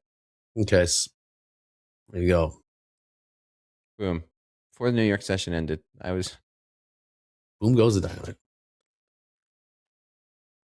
All-time highs 56.26. 56.26 all-time highs in gold. Can we get that today? Anything's possible at this point. Anything. We're already up $300, $350. So $1,000 move. $300. 5,004 new highs in gold. Gold up $50 in the last 7 minutes. Unreal. Just crazy. It's what's the flatter look like? A little bit better, more size on the ladder. Some 5 and 10 lots. Bid ask still spread even tightened up a little bit. All right, good to see. 50-50 tilt. Again, pinned on top of chat group coaching. Let's get those in there. I thought we were gonna smoke these lows, Hogue, in the NASDAQ. We still might. Yeah, I haven't been able to do it yet, but we did take out that IV low in the S&Ps, so potential failed downside auction there. Keyword is yet. If we start to break back down towards the 500s, I have a great pivot to move my stop loss now. Okay. Mm-hmm. Buyers are hanging. If you're long down here, might be just some short covering. It's going to move first. MBT. Buyers have been very weak today. They have been. And Q. Holding on to 25,500 right now. Holding on dear life. About 30 points off those lows, session lows. ES, about 3 points. We just printed some new lows, but it was weak. So that's why Hogue's possible failed downside auction. NQ might want to take the lead here. Okay, what's going on in the Dow? Anything cooking the Dow? Get through these. The Dow's we got around. a nice pivot on the 100-tick chart on NASDAQ. These 25-30s we popped up, rejected. Nvidia getting smoked. That's going to be a nice stop loss. What do? We take the low, then you move your stop down to above that swing? Yep. So I'll do it right now, actually. As soon as we take this low out, if we do, right, I'll move my stop loss just above that swing low. There you go. Locked in 30 points. Stay short, Dakota. Nvidia's getting smoked. Yeah, it Nvidia is down 3.5%. Down 3.5% today. London close. London close has come and gone. You know that means Rick Hoagland's brother's got to go prepare for morning recap. Oh, couple words. Fantastic stuff today. I guess we'll see you here in about 30 minutes or so. Yeah, thanks, Dakota, Andre. Leaving you guys to your own devices, and I know what kind of trouble you guys can get into, so just take it easy. I'll still be watching. Take care. Well, two birds show. All Thanks, right. Hug. Morning recap coming up. Keep it after. going there, Dakota. We'll see you in a bit. See ya. What's up, Dakota? It's you and me. All right, Andre, what are we thinking here? We Wanna break get these short? lows? I want to get short. Gold Yeah. didn't hold. Gold tagged the 5,000, pulling back a little bit off that.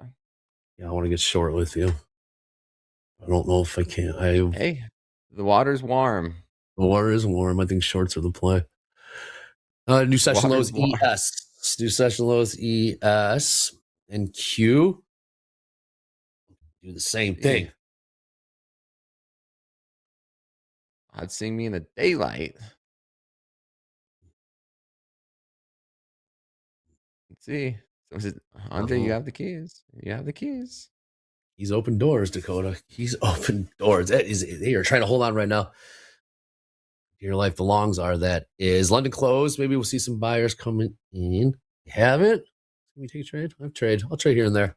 It's hard to trade and drive and talk to the producers. Yeah, talk to yeah. us. Well, I know. These guys do I it. know They're it. very. I don't know how you guys do it. Also, not. I don't know. The language I use when entering trades is my mother would not be proud of. So also not the best. Not best for family showing fast markets, but Yeah. right now we're holding beneath 25,500 in the NQ. Might be looking to hold on here. Hold on. 50-50 tilt. All across This is the board. one where it looks a little too obvious that we're going to break down through these I know. lows. So Hold let's on. watch it. Let's just watch it. If the risk reward's well, not there for you, don't trade it. You're 75 points in the money right now. All right, so you can manage this. Damn. Okay. Yeah. I just not even thinking about that. Wow. This market is volatile. Huh? I wasn't even thinking that. 75 points in the money. So you can follow the control same it. process I do every day. 100%. And it's like, Manage okay, this there's trade. 75 points. Usually sometimes that's 20 points. Sometimes it's, anything in between. You If we break are us. through, You where can we manage this go? trade. Where can this market go if we break down? Can we go down and test, 400s. 400s. Depends how we get there. 200s? 400s. That was that 1,000. What was that 1,000 lot on the reopen? 25,400? I think it was a 1,200 lot in the NQ. Yeah, 25,400. Yeah. Yeah. There you go. Okay. New lows ES. At least 200s though. Can we test February New 1st lows. slow? MBT, new lows there. 69.50 quarter. And the ES just printed. It's looking pretty ugly, man. Sure feels like a weak bottom. Westy. It's your trade. It's your trade. You click the button. Dakota short from 575. 25,575. Last trade 490. Someone says watch the VIX. The VIX is at 17.5. We at 18 yet? Nope.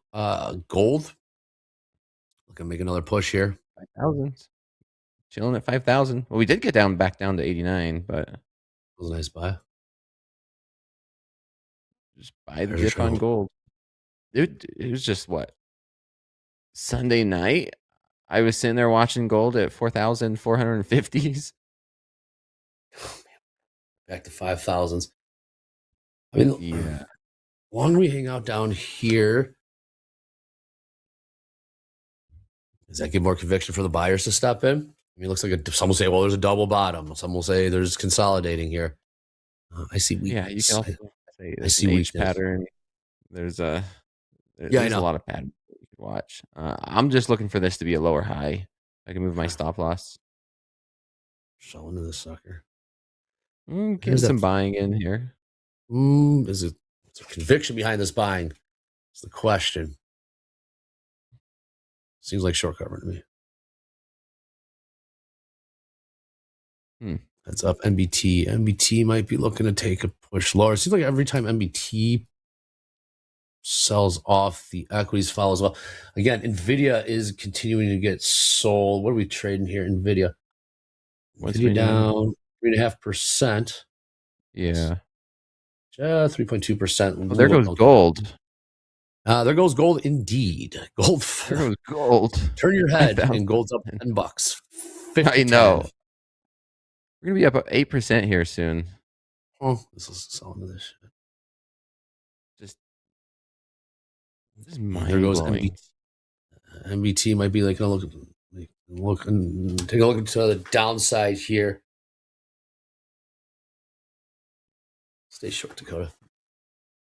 Yeah, we're more buyers in gold. More buyers in gold. Silver just got going on? smacked. What just happened there? Silver just got smacked about $1. Silver was trying to make a run higher. Equities Yeah, just wiggled like a that. minute. Someone says gold selling. No, silver's having a tough time rallying with gold right now. Silver is not pushing higher with the conviction that gold is. Gold, there you go, new highs gold. Gold up $55 in the last 20 minutes. Yeah. Gold is not selling. Whoever that was in the chat. I think this is the time to get. Yeah, we might have seen that. NASDAQ. Yeah, NASDAQ held those 530s or rejected those 530s again. However you want to look at that. There's some trouble. Very happy with my stop loss placement right now. Heads up. Where's your stop at, Dakota? Are you in profit? Yeah. It's 30 points in the money. 545 is my stop loss. Happy with it. We came back up, tested these 530s, right back down to 500 even. These buyers are in trouble. Yeah, they are. The NQ, they're trying to hold on. They're trying to hold these 500s. We're trading 25,000, 510. Yes. Saw a bit of a pop to 69.60, about 10-point pop off those new recent lows. We're about halfway back to those session lows. Yep. Yeah, gold's holding above 5,000 here. Yes, it is, Dakota. Yes, it is. Sailor's entry price on Bitcoin 74,000. I think I read that. Yeah. Yep. Somewhere right there. Still nothing from Bowman. Haven't seen anything from Bowman yet. Especially to speak hours ago. Haven't seen anything there. Right now, gold continuing to push higher here. 50.14 new sessions. 50.17 new session highs in gold. They have stepped on the buy button in the last 20 minutes. We're up about $70. What's going to stop it? Nothing. Nothing. Might see.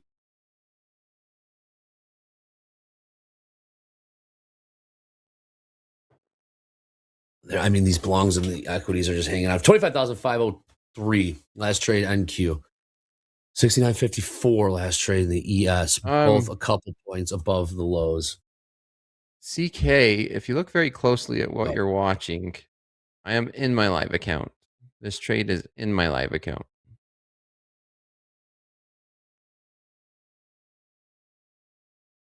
What do they accuse you of there, Dakota, that made you just ask feel why I the don't have a live account? urge to respond to that? You had the urge. I know. Hey, just making sure it's very clear. This is in my live account. Let's see if we could. We're right there under 500 here in the NASDAQ.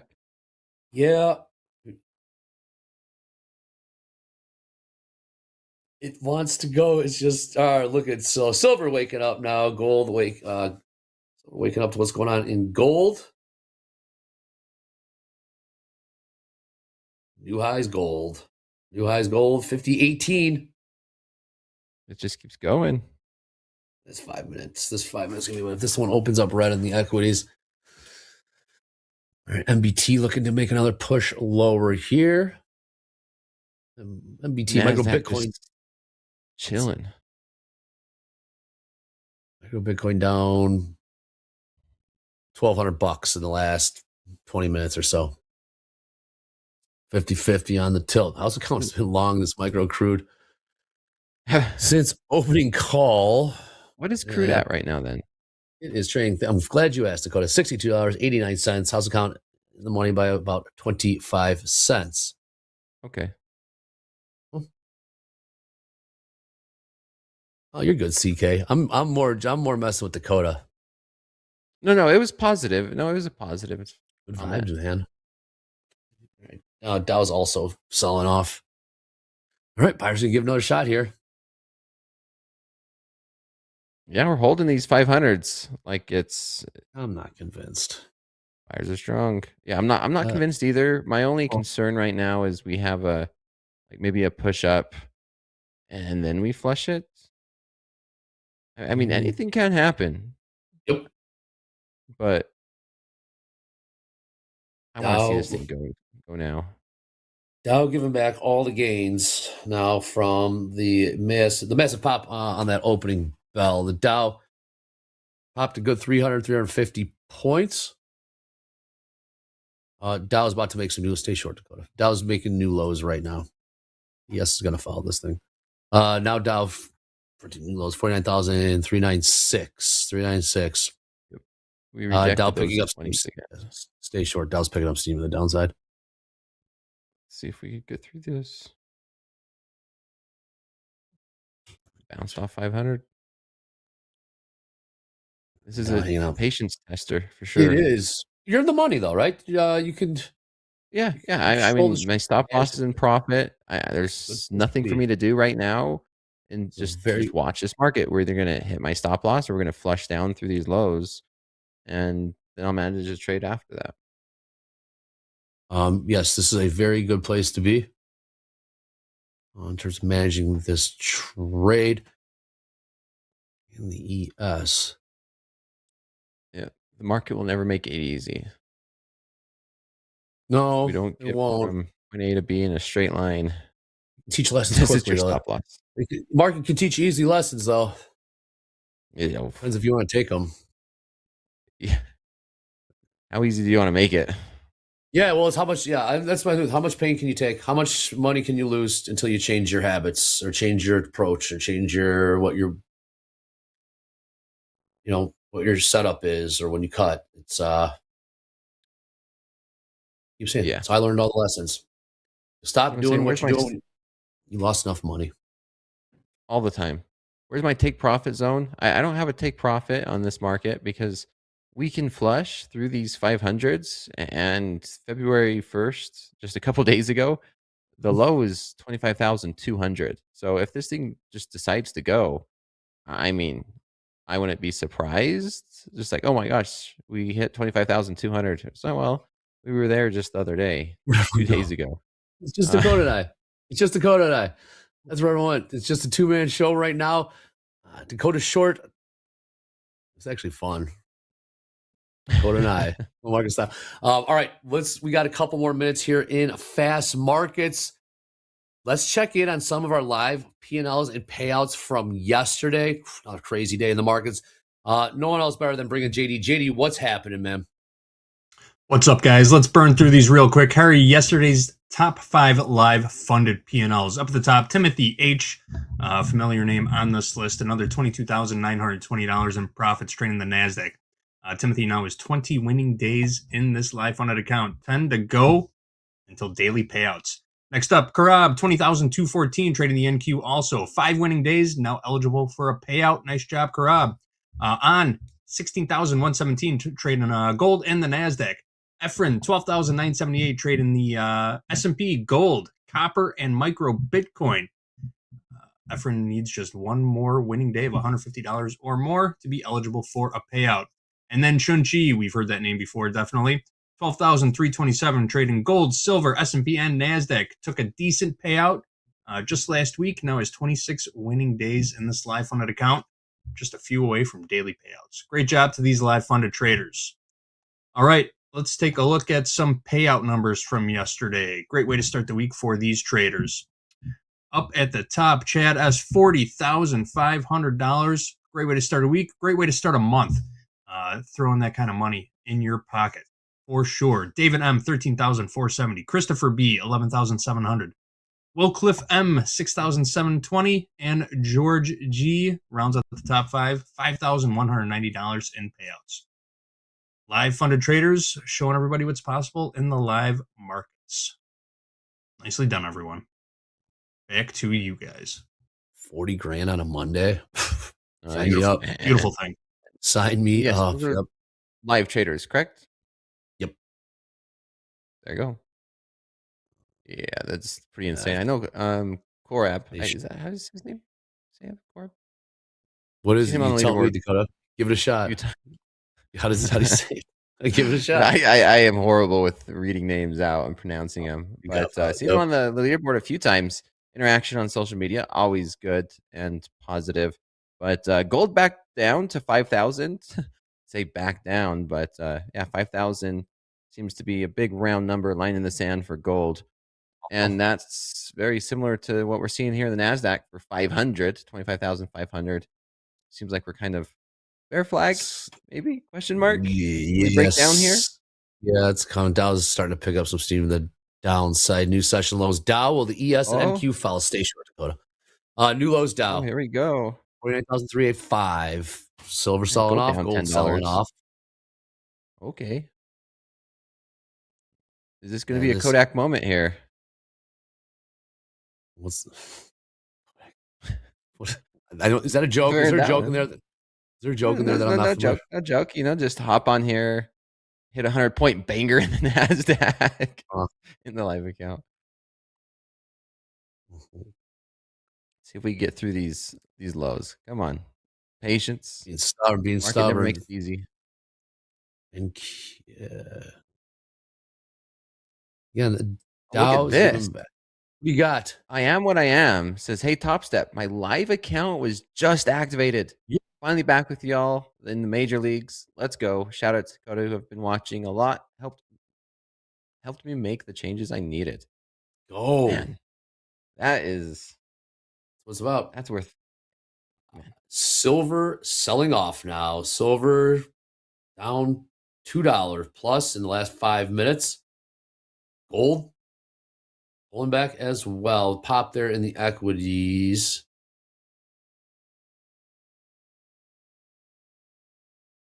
Moving inverse. So what is it?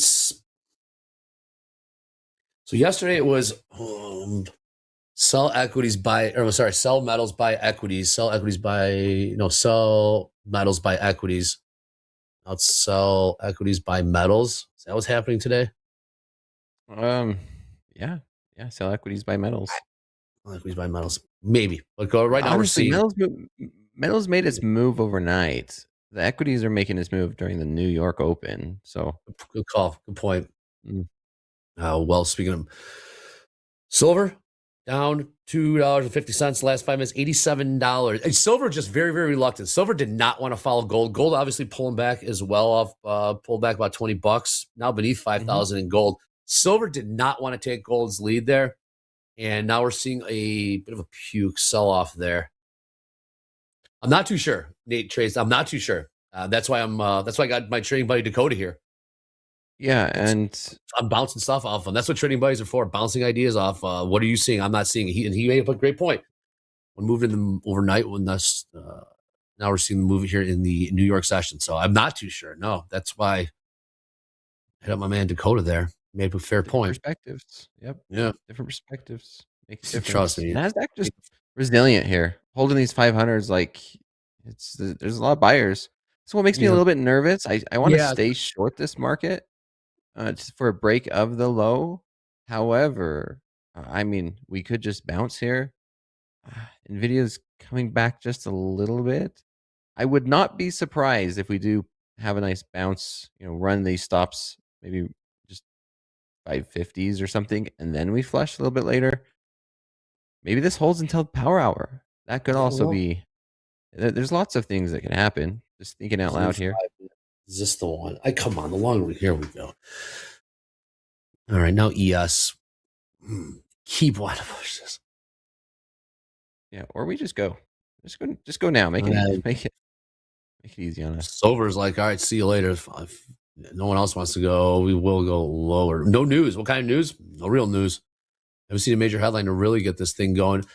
Maybe the AI thing really started with Microsoft last week. Just casting some doubts on AI. All right, Dow picking up some steam to the downside. Silver, S&Ps looks like it wants to stay short. Yeah, NASDAQ's back down towards these lows. This ain't holding. All right, flush it before we end fast markets here. Let's end it on a positive note. Dakota, I didn't know why I say the equity sell off. Let's get it. 100-point banger for the last hour. More than that. We're about to. Can we get that here? We're gonna make some new lows here in the ES. About 3 ticks to go. Last trade 69.51 quarter. Gold getting smacked back down too, Andre. Yeah. And Q 10 points off the lows. Stay short. Look, new session low in NASDAQ. Can we? New session low ES, new session low Dow. There we go. No, session lows. Daily low. There we go. Daily. That's a little more powerful. There you go. That's what trading buddies are for. See, now everything's moving together. New session lows ES, new session low, all the equities. And that was one hell of a stop loss placement on this trade. I do say so myself. MBT new lows also. Did you hear us, Dakota? Like, looks like we got a rounding bottom. No, looks like they want to make new lows. Looks like a rounding bottom. Nope, new lows. That's how traders talk to themselves in their head. That is trading right there. It's like, yeah, not too sure. You've seen all these scenarios play out. So you're going through the Rolodex. I've seen this before. It's done that. So yeah, you're getting it here real time on Topstep TV. Click subscribe, land on the likes, click subscribe, click like, click notify. A couple minutes here in fast markets. Dakota, it is a Tuesday. We'll be joining you on Tuesday. Slow markets, 7:30 p.m. Central Time on Topstep TV. Tuesday. Well, the best trader I know, it's just gonna be me, Andre. Oh my God, I absolutely love it. There you go. The humility. A hell of a trader indeed. Come on. Just to go lone wolf. 7:30 p.m. Central Time, Sunday through Thursday. A lot of patience, Dakota. There was a lot of patience there. It also helps to be patient when you're 70 ticks in the money, right? Yeah, but no, 100%. There was a lot of patience, conviction in the trade. So with those weak lows put in right there, wow, silver picking up steam in the downside. Gold also picking up steam in the downside. Silver or gold down $35 in the last 10 minutes. One hell of a fake out here. That was one hell of a fake out here in the NASDAQ. We bounced. Yeah, it was. It's a liquidity run. Is this a fake out? I don't know. We've been here before. This you've seen it all before. Like you see it all, you start, is it this? Is it that? I've seen this. If then, if this, then that. Got chat riled up on that comment, man. Oh, good. Chat fired up. How many times I said I'm not the best trader? Okay, let me, this is probably a more accurate statement. I said best looking trader I know. How about how about you just are every morning? That is where else can you get that? Silver continuing to sell off here. Silver down about $3 in the last 5 minutes. And gold also following suit. Gold now catching up with silver. Dakota, you are still in this trade. We're going to see you on slow markets tonight, but we got morning recap coming up after this. Then we got power players with Jay, Mohammed, Dolby time. Get those questions in for group coaching. That form is pinned to the top of the chat. We look out below. We got metals cruising lower here. Are they going to hold the lows in the equities as well? Stay tuned to find out. This is Topstep TV. Let's go. Markets are alive. Come on. Click like, click subscribe. This is Topstep TV. Let's go.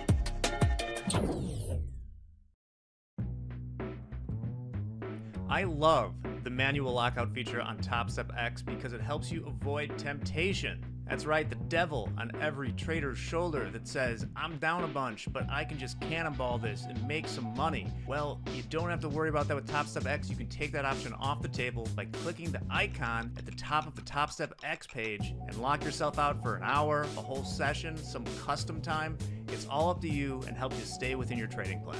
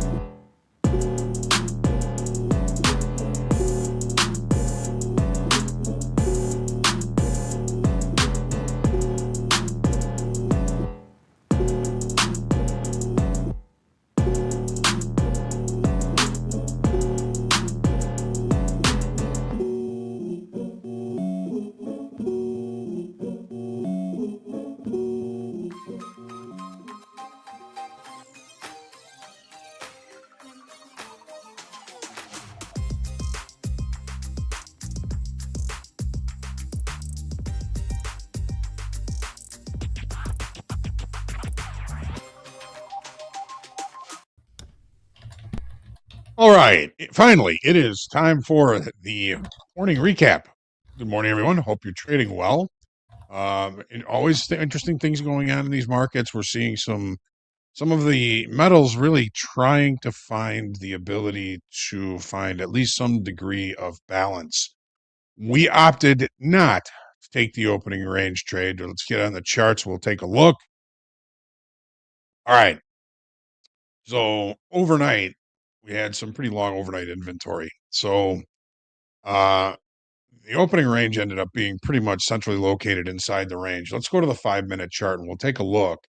We opted not to take it, of course, because a lot of it because of the volatility and the lack of liquidity. Now, some of the liquidity is coming back into the market, so that's a good sign. Market is trying to somewhat normalize and trying to find areas where two-sided trade can occur, and that's a good thing. So the opening range right there would have gotten us long. Now we would have been able to kind of hold on to some profits if we did take that long, but eventually the market did turn and would have eventually hit our stop. But as far as gold is concerned, we did have Aaron trading gold this morning, and he took two trades in his XFA account.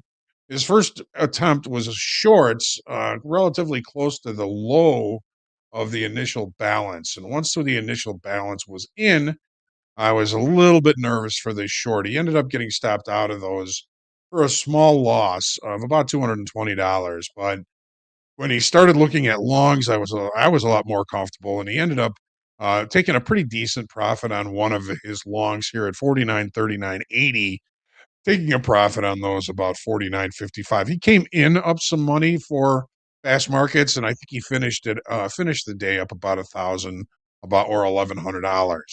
Let's take a look at the opening range trade in crude oil, which really isn't doing much for us. As always, looking at context, we were kind of looking at a reversal pattern above price, weekly kickoff low below, providing a degree of support, and the market opened, kind of spanning the high of the range from yesterday. I was comfortable doing the opening range trade in either direction here. We ended up long. We're still long. 2 micro 62.94. Where are we right now? 62.93. A little bit underwater. Our stop is a little bit lower here. I think it's down around 62.30. Let's take a look at this on the 5-minute chart and see what we're looking at here. So we have had no movement outside of the initial balance. IB high 63.13, IB low 62.39. The opening range remains the low of the regular trading hour session, which keeps this position valid. We've seen some pretty decent profits all the way up to 63.13. We were looking for more of a move a little bit higher looking for a 200 session simple moving average here on the 30-minute chart. There it is. It's up here at 63.49. So we got within about 30 ticks of it, approximately. Market has just been very range bound. This is what seems to be happening in crude oil. We get some decent overnight moves, and then we just kind of range the rest of the day. This market is setting up for a normal trading day in which the initial balance high and low are never extended on either side. We're just kind of hanging out in this 62.90. No, we're long 62.64, not 62.94. We're long 62.64. It might be helpful if I learned to type 62.64. That is our entry point. Stop right down here around 62.30. So just a little bit of risk on this trade. Not a big thing. Take a look at the S&Ps. My initial hypothesis was I would have liked to have seen the market hold the afternoon pullback low that occurred yesterday. We saw the market leave the opening range at the dead high yesterday and then rally the rest of the day, leaving the afternoon pullback low 69.98 and a quarter. Opening range was not left at the dead ass high in the S&Ps. However, it was in the NASDAQ. A little bit of a warning shot there to say, okay, we've got sellers in control here. Be careful looking for any types of longs. So we did not take the long against the afternoon pullback low. Jack was looking at a options level, tried to get 3 longs in here around 69.90. Those didn't play out very well. We lost about $189 on those 3 MES, and the market is still pushing to new lows here. It's still, we did see kind of a potential for a failed downside auction. It really didn't give us much as far as a pullback off of that level. So we did not take that long, and it's a good thing because the market is continuing to push to the downside now. And in the NASDAQ, we had Dakota come in. Here we are. Let's take a quick look at context. Market opening right at the high from yesterday, basically accepting value right away. So that opening range at the high of the day, just like yesterday when it was the dead low of the day, it kind of takes the idea of shorts away when it's the low of the regular trading hour session, takes the idea of longs out of the picture when it's the absolute dead high of the regular trading hour session. We saw sellers in control off the open. So that negated any kind of opportunities that I was thinking about looking for buyers up against this afternoon pullback low. And if you were watching the opening call, I said, I'm not expecting significant selling, meaningful selling until we get down below that afternoon pullback low. And after we push through that, that's about the time we saw all of those sellers come in and accelerate this market to the downside. We've seen a pretty decent pullback, nothing tremendous, but buyers have been very weak today. But Dakota is still, I believe, short 1 micro at 25,575. We are looking at the initial balance low. We have looked a couple of times below the initial balance low here in the NASDAQ, and that initial balance low is showing very sticky, a degree of buying against that. We're not seeing any aggressive buying away from it, but it just seems to be a little bit supportive right now. It's going to be interesting to see how this market resolves at the end of the day with this market really kind of holding this initial balance low. There is a very weak low here. Exactness equals weakness. I'm not really looking for this market to hold, but I don't get to choose that. We'll see how this plays out for the rest of the day. On that note, let's take a quick look at the quotable quote for today, and we'll get moving on.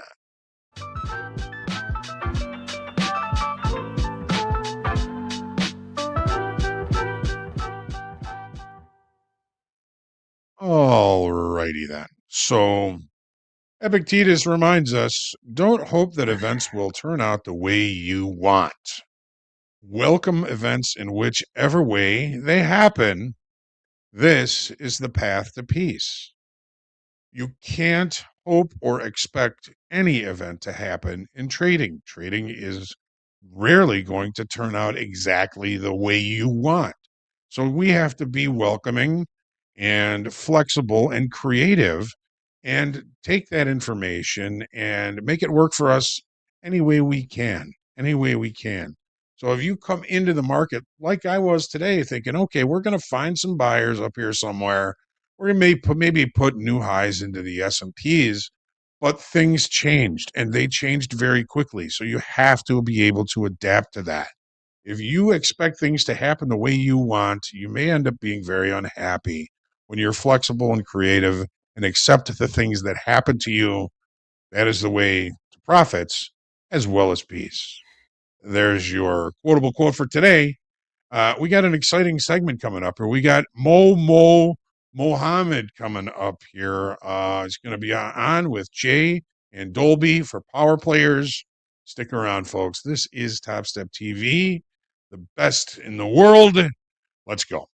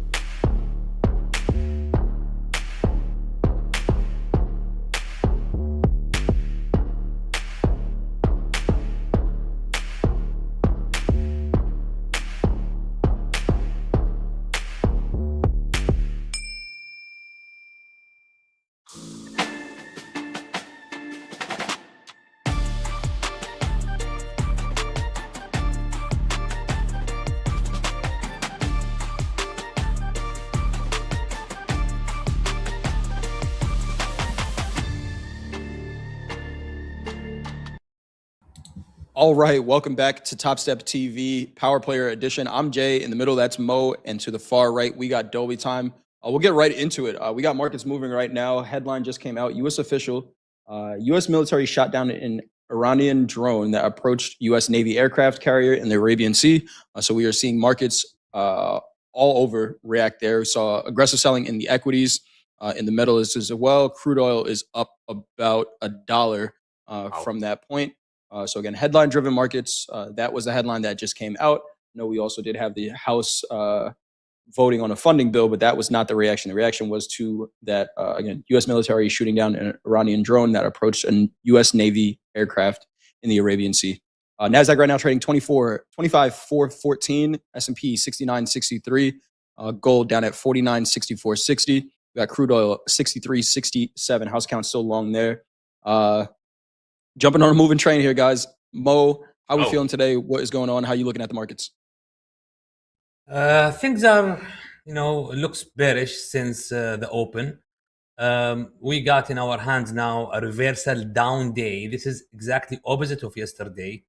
Yesterday it was reversal up day. This is how I define and name the day type of day. Yesterday we start the day down and then we reversed up. This is, for me, don't cry selling the market. Don't, because the market already, the table already turned the other way. Whoever is selling there, he's hoping until the end of the session. Today, it's different. It's the opposite. They started up, and then the market keep going down, and I expect this will continue unless we get above 69.80, which is the low of the opening range, 69.80. As we can see, the opening range for ES, the first 30 minutes, the high was 17,018, the low 6,980. And this is confirmed. This is already confirmed. As we can see, they retest it, they continue go down. So usually we take 2 legs down. That will define the expected target for this move down to not far away from here, 69.18, which is an important level of support here to the tick, 69.18. So maybe there, if we can see the downside. Market, downside. So whether we try to sell this up to 69.18, or we will wait for 69.18 and see if we can see some consolidation there, buyers trying to hold this level, so we can buy this. I don't like this idea. Buying today is not favorable for me. So I'm looking for selling this market. If I see some trap up there, I need to see some higher pullback, maybe up to 69.46 if that's possible, and then wait for a signal 69.50, 69.46. Got you. Awesome stuff. Dolby Time, what is going on? Wow. How are we seeing the markets? We were talking about potentially a long, and then we get headlines coming out that maybe shift that a little bit. What are you seeing right now? What markets are you focusing on? Well, I'm looking at the micro NASDAQ right now, and yes, we were talking in the green room about getting long at the initial balance low, which is 25,471.75, and the initial balance is the first hour of a pit session. We basically established that initial balance high and then completely sold off. Never even thought twice about getting back up there again. So I think I'm looking for shorts with Mo. I mean, I want to look for shorts today, right? Because I haven't seen an uptrend anywhere here. It's all range under range, lower lows, lower highs. However, Jay, as I've been saying for a while, and it's fun to say, the chip is back in the bag. We're still in the Dorito pattern in the NASDAQ. So we could easily get down to 25,200s, and we would still be well within this range that we've had established since, let's say, early October. So this price action, all things considered, is not to be all that unexpected. We are still within the range. This is well within range rules on the daily. So I guess we just try to find some shorts, maybe 200s to target. Maybe. So seeing a nice bounce here across the board. Gold back up at 49.86. The S&P 69.43. Mo coming up to your area. These 50s that you were looking at. 25.455 last trade here in the NASDAQ. Yeah, go ahead, Mo. Yeah, but the difficult part of take the short, we all know it, that the equity, especially equity, loves the V shape. So the devil of any sellers is that V shape recovery, you know. So where's your stop? This is the question. Where's your stop? It could be 69.54. It could be 57. I would love to see my stop at above 60 at least, and still we might see the price goes up to 980 before it turned down. So that means if we want to try the short, we put in our mind that we might try more than one time and fail. That's the trick, because you don't want to see the V-shaped recovery. Until now, I don't see any sign of that, because the V-shaped recovery usually start with green candles following each other in the 2000 tick chart without sellers trying. But as you can see here, they try once, they try again, they try again, they try again. So this is not a V-shaped recovery, actually. So I'm talking and I'm missing the signal. I mean, come on, that's Mo. the signal. We got fast to today. get into your area. Moving fast today. Stop talking, Mo, and trade. That's right. We're on a bullet train right now. We are on a 10 to noon reversal challenge, Mo. Just lock in. Yeah, today 69.37 half. I brought my son, 11 years old, just an hour before the show. I show him the reversal challenge. Look at me, boy. Look at me. Dad's a legend. And he's excited. He's watching, and what? He just gets angry whenever Dolby 6,000 unrealized. He said, "Why he's not taking profit?" Great question. Great question, Mo son. It's a great question. Greed, boy. This is greed. It's a good game. It was a good game. He's stingy. It's just stingy. That's exactly right. No, that was a blast. Not to miss anything. I don't feel that I miss anything, really. I'm not planning to take the first try of the sellers. I will wait for the buyers to try. Whenever they fail, that's a confirmation to go short. So now they are trying. So to put you in perspective, this is first try, second try for sellers, third try maybe. This is the fourth try. Okay? Now I want to see the buyers try, and whenever they fail, that's my signal. Oh, they are not failing, man. There we go. A little pop back up there. What do you got, NVIDIA? It was down pretty heavy, Dolby. I mean, it's still down. It's at 179. Strong red candle will do it for me.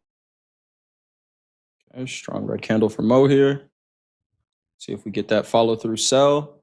Do you adjust to your game plan, Mo, if we see headlines coming out, right? That headline just came out with the Iranian drone. Do you adjust at all, or does this just help expedite the moves to the target that you're looking for? I take a minute.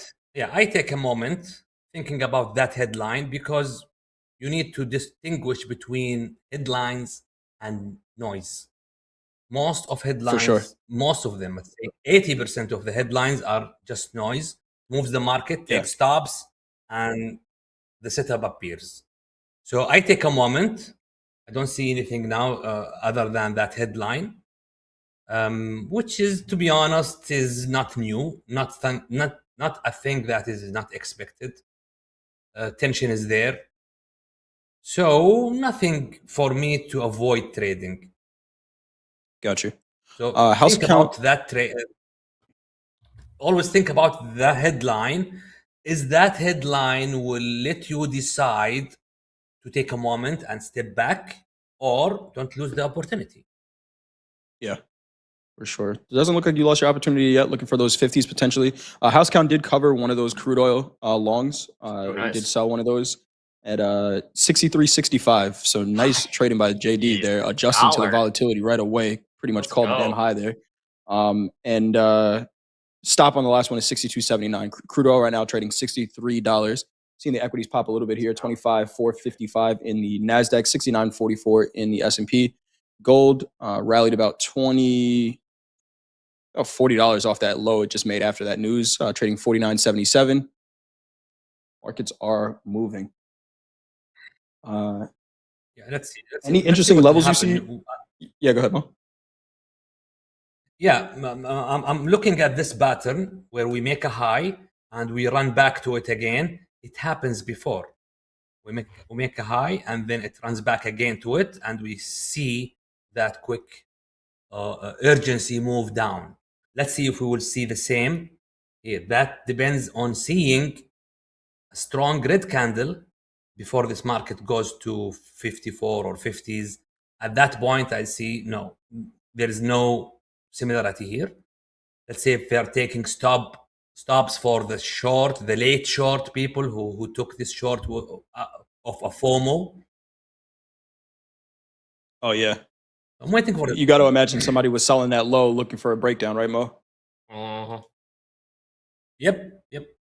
And they will keep taking their stops higher and higher. Yeah. Let's see. Your boy is talking here, Adobe. Which one? OpenAI's Sam Altman. The upper limit is full AI businesses. Dumb. Bro, just every time he talks, it's just another level higher of just dreaming. Full AI businesses. Yeah, you know what? And it might work 98% of the time, but that 2% of the time might just ruin everything that you built. I just cannot. Right. Just keep on promising. Promise the world there, Sam. Keep it up. Keep it up. What a hack. Yeah. Another thing that I just noticed.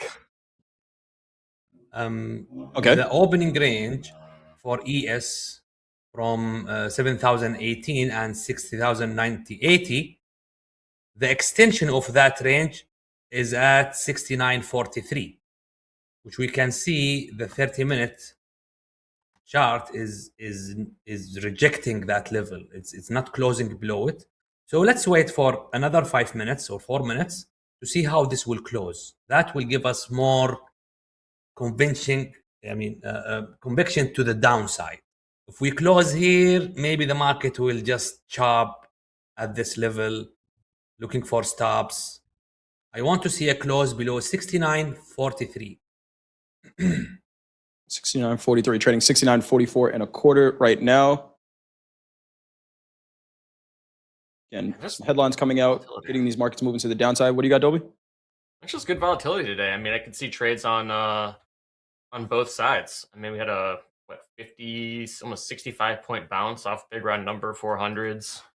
Nvidia currently right now on the 5 minute is testing its kind of upper band of its 5 minute range. So I'm kind of curious to see what ends up happening here. Man, I'm kind of selecting shorts off the initial balance low. I think they're what price you got interesting. There? I'd be low. 25,471. Maybe it's a little bit lower than that. Maybe it's 71. 70.50. What's this candle? Candle is 470 quarter. There we go. And probably like a stop above like 500s will probably be the plan there. But we didn't get filled. Didn't even have an order in, so it doesn't even matter. Doesn't even matter. See if we get a pop up there. Seeing some selling coming in here, Mo, below your 43s now. Is this the next leg of the move? Yeah, it's coming earlier than what I want. 2 minutes, man.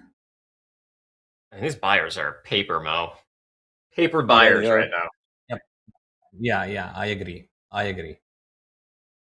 But they always do the V-shaped recovery. So why I'm saying that wooden buyers? Because they show themselves strong and then they disappear. Man, M2K is getting rocked too. There's actually a lower some nice setups. And new lows of the day there. Russell, yeah. Nice little range under range consolidation going on in the 5-minute. I wish I had an eye on that because that would have been a great little trade. Coach Hoop got an eye on it. Hoop has an eye on every market, though. How many eyes does Hoop have? One the for real each question. screen, I think. He can see everything. You can see everything. You can see that's everything. Right. It's like a spider. Yeah. What does it look like here, Mo? I'm looking for, again, same thing. We have this drop, waited for that strong grid candle, never happened. They make a new high. Now they come back again. Same thing. I will wait for the buyers to come. Whenever they fail, I will go. I will never go with the first try, especially if it is 1, 2, 3 candles. You know, I'm already late to this move. So Makes I want sense. some recovery, strong red candle. That will be a better trade location. Maybe We got a don't plan here. Let's take a look at this tilt. What are we seeing here? Did it get heavy? It's tilt getting heavy short here. 54% long in the NASDAQ, actually. 54% long in the Now, S&P because as the well. 30-minute candles is closing now into 1 second, done. So we confirm that we break the second range extension below it. So now looking to the third one, which is 60,906. Simple as that. New lows in the Russell, new lows in the Dow, getting ready to make new lows in the S&P and the NASDAQ potentially here. 69.32 quarter, low of the day in the S&P. 25.401 quarter in the NASDAQ. I don't know if these Weak 400s are going to green hold. candle, I will take short. Yeah. There is Weak green another candle, setup okay. here which called strength setup. Whenever you see consecutive strong red candle followed by weak green candle, that's telling me that buyers are weak, are not strong enough to take this. So short, New with a lows. stop with 2 candles. New lows S&P, new lows NASDAQ, new lows Dow, new lows Russell, new lows across the board in the equities continuing to sell here. What are you seeing, Dolby? FOMO. I feel FOMO. Had the right Oh, you know what idea. has new highs, though, for the day? What's that? Cattle. Cattle trading. Okay.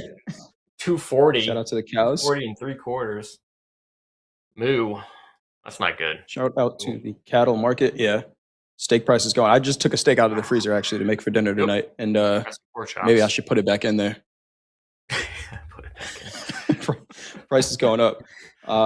Right. Crude oil is catching a little bit here. NASDAQ trading back under 400s. Go ahead, Mo. This is a weak green candle. This one is a weak green candle. Why it's weak? Compare it with the previous candles. It's weaker than them. They cannot take the high of the previous candle. It's weak. However, I am chickening to sell here. To be honest, I'm just being honest. Is it a chicken? I cannot sell. Is it? Yeah, I cannot Where's sell. your risk, Mo? If you sell it here, where's your risk? My stop will be 69.36. 2 candles. 36. Okay. So then, yeah, I mean, if it's a defined risk, I think the question is, it's not because it's a risk of your trade, right? Because you already defined that it's 4 points. It's whether or not it's a high probability trade, right? Exactly. Because the other reason, I don't know what is the target for the sellers. Got you. They already took that low. If they didn't took that low, yeah, I can see an obvious target for sellers. But now the nearest target is 69.18, which is, with this setup, it's low probability. I think that's the question, right? Yeah. That's what it just kind of feels like you have to do here. But just, yeah. What's the scary trade right now? Longs, for sure. Long. For sure. Yeah. At this level, both. At this level, both. Yeah. If you are already in a short, if you are not already in a short, it's very difficult to short it here. Agreed. Yeah, I like that game plan you had, Mo, right? Finding these bounces where there was, where the aggressive selling came in and they're not able to recover it. Yeah, the failure of those buyers That's where the opportunity lies. So maybe you got to wait for another one of those. We'll see if we get it. let's wait for it. 25,390 quarter, new low of the day in the NASDAQ, 69.30 quarter in the S&P, 49,250 in the Dow. Metals kind of back up after that initial sell-off. Crude oil holding as well, 72% long till over there in crude oil. Let me, Jay, explain this strength setup, the trade setup. So it is very momental, very aggressive type of setup. It's aggressive. Whenever you see a strong momentum, similar like this, and momentum means at least 3 red candles, consecutive 3 red candles, at least. It can be 5, can be 6, and they should be strong. Don't look for a weak red candle. They have to be strong. Similar, exactly similar to this. Consecutive means that there is no, they didn't give the sellers time to jump in. So they just continue quickly. And then it's followed by weak green candle. Weak means in 2 ways. Weaker than the previous, or weak by itself if it has long wick at the high or something. So you can see the candle is weak because it is, as a candle, weak candle. It has long wick up there. And compare it to the previous, it is smaller than them. So this is a weak. Whenever you see this, my trade setup is go short at the close of that weak candle, stop the previous 2 strong candle. So the stop will be here, 3 point. The target, and this is a difficult part, the target is 1 ATR. 1 ATR. So what was the ATR here? It was 3 point, or 3.5 point. So that will give me almost 1-to-1 risk to reward. Gotcha. The low probability of this trade, you need to see a target. I look left, nothing.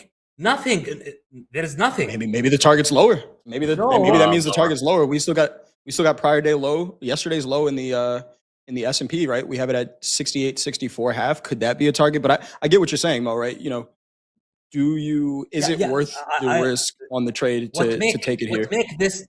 What make this trade setup higher probability if this thing happened over up there? So we have room for our target to the previous low. I don't like it to do it because many times we see the market just snap below and just move. So I don't want to see that. I want to see a clear target for my setup to work out, more probability. So that's the explanation of this trade setup. Just try it, test it, and you will see an amazing result. This is, I do it in 2000 tick chart in ES, 1000 tick chart in NQ. We are still seeing new lows here in the NASDAQ, 25,362 new low of the day, trading about 8 points off of that right now, 69.25 and a quarter in the S&P. Is that some size on the book there? What is that? Nope. No, it's not. Trading about 2 points above it right now. Dolby, we're starting to kind of just stair step here.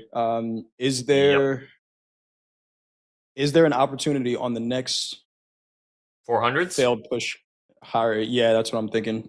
400s, 380s, maybe. Maybe get into a short. Bitcoin getting smoked also. Geez, everything is selling off right now. We had an offer in an RTY, the bigs, and we missed it by about like 1.5 points, I think. So good idea. Yeah, it was similar trade idea, down. Jay. It's just the kind of stair step trade to the downside. Our offer was at like 26.36, but it was after it made that high there. So that would have been a nice one. That's 3 points right there that we do not have. NASDAQ maybe on a bounce, Jay, could be pretty juicy here. Downside level I'm watching here in the NASDAQ, 25,333 puts us at 2% down on the day in the NASDAQ. And I think the S&P is down right now 1%, a little over 1% right now in the S&P. Downside target I have there, I think, is 69.06. Again, anything we say here is for educational purposes only. This is crazy. We are just seeing some selling coming in here.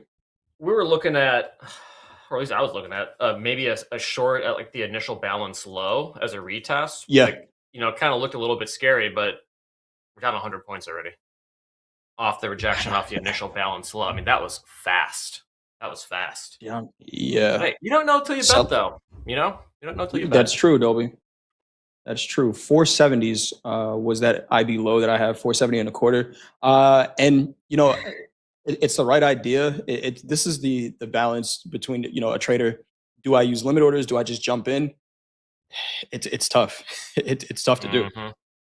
I just feel valid like idea. Yeah, and I think Coach Paul and I talk about this all the time. I was short this morning in the NASDAQ from 25,933. I did not measure for a move like this today. And what we want to try to do as traders is the repeatable trade. And then, like we said yesterday, if you swing the bat and hit a grand slam, then okay, great. But if you don't have a game plan to measure for 600 points to the downside in the NASDAQ, that's okay, right? Take your piece of the move and then go from there. Yeah, I mean, no one. Let's take a look at. I mean, not no one, but most people didn't expect this, especially because yesterday was kind of chill, all things considered. Taking a look at some Delta information. Delta in the NASDAQ, negative 6,800. That's a lot. Delta in the S&P, negative 3,400. And somebody asked about gold. Give me a minute and I'll pull that up for you. But Delta congruent with direction in the NASDAQ. New lows. Continuing to sell here. Again, 2% puts us right around that 25,330 area in the NASDAQ. I mean, I almost just want to sell one right here, right now.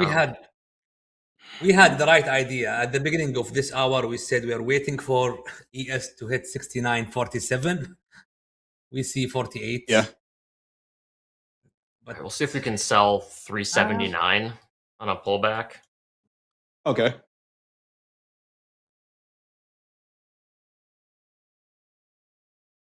I would think risk could go right above 390s. Yeah, I mean, it's just going here. New lows in the NASDAQ, 25,354. Taking a look at the tilt, still 55% long there. Let me refresh just to make sure that is correct. Crude oil tilt pulling back just a little bit. New lows in the S&P, new lows in the NASDAQ. There's those 350s, 25,347, and the orders, 69,2275. Yeah. Yeah, NVIDIA is about to hit new lows. We're about 17 cents off of new lows in NVIDIA. Trading 179.27. The low would be 179.08. So not that far off. Tested its 5-minute range high and promptly sold off about 80 cents. Question in chat. What does initial balance mean again? Initial balance is the first hour of the pit session open. So for indices, that's 8:30 to 9:30. So we just draw these out manually. Whatever the high is within that range, that's where you put the initial balance high. Whatever the low is of that range, that is where you put the initial balance low. We actually referred to the initial balance a lot on this show. Hell of a lot. Yeah. Great area to look for an opportunity today in the NASDAQ. What you got, Mo? Yeah, we can demonstrate this. Just open at the 1 hour time frame. This is for ES. Go to 8. The problem here that 1 hour is showing from 8 to 9, not from 8:30. So open the 30-minute. Check that 8:30 high and low of 9:30. So 8:30 high there, 9:30. Sorry, 9, which is here. This is the initial balance. The high 7,717. The low is 6,954. That's it. But I prefer the first 30-minute for my opening range. New lows here. Somebody pointed out in the chat, good point here. The S&P may be tagging or targeting the yearly open, which is 6902. I was saying 6906, which is the first support. If you look at pivots, shout out to Coach Paul doing the pivot class. We just made new lows, 6920, new low of the day in the S&P, 25,345, new low of the day in the NASDAQ, and kind of hanging out at its lows. Delta increasingly negative. Dow just made new lows, 49,180. The Russell did as well. Gold starting to sell off now. 49.45 last trade in gold. Silver getting smoked. $83.66. We got a ton of markets moving right now. We are seeing markets move here. I think the best thing, you guys know I'm a basketball coach. One of the things we used to tell our players all the time is when there's a full court press going on, which means there's defense for the entire court. The opposing team is trying to speed you up, right? The one thing you don't want to do is speed up and make decisions here. But if you have a measured decision, you go ahead and make the decision, right? Basketball analogy, to beat a full court press, you can do it in 2 passes. That's why you don't see professionals full court press, because you can very easily beat it in 2 passes, but you need to have a process to beat the press in 2 passes. So if you have a process to trade these quickly moving markets, there's a ton of opportunity. Don't just be in a rush to make a decision here, though. That's a good analogy. I like that. Thanks, man. I don't even play basketball, and I got that one. Tried to make it make sense. That was great. We're still going to offer up these 80s. I think 69.18 is target for sellers, as we say, the opening range, measured move. Whenever we got that confirmation from the open, make the low, they test the low of the opening range. So that is A, B equals C, D. D is at 69.19 or so. Yeah, 69.18. That's the target of the sellers. Doesn't mean the price will stop. It's the target for the sellers. Nice. A mini bounce. Get a little bounce. That was hell of strength setup that I chickened before I took it. It was, Mo. We all it have was, paper Mo. hands today. Yeah. The one thing I am seeing is that maybe because I'm already up. Maybe because I'm already up for the day, and I want to keep whatever I made. Still, tomorrow there's a trade. It's an XFA, so it's not worth to risk what you made. That's maybe if I don't have a trade, maybe I will take it. I don't have anything that to push me to take a trade similar to this aggressive one, especially this is aggressive trade. I would almost Mo, I didn't realize you were up a G on the day. Nice job, man.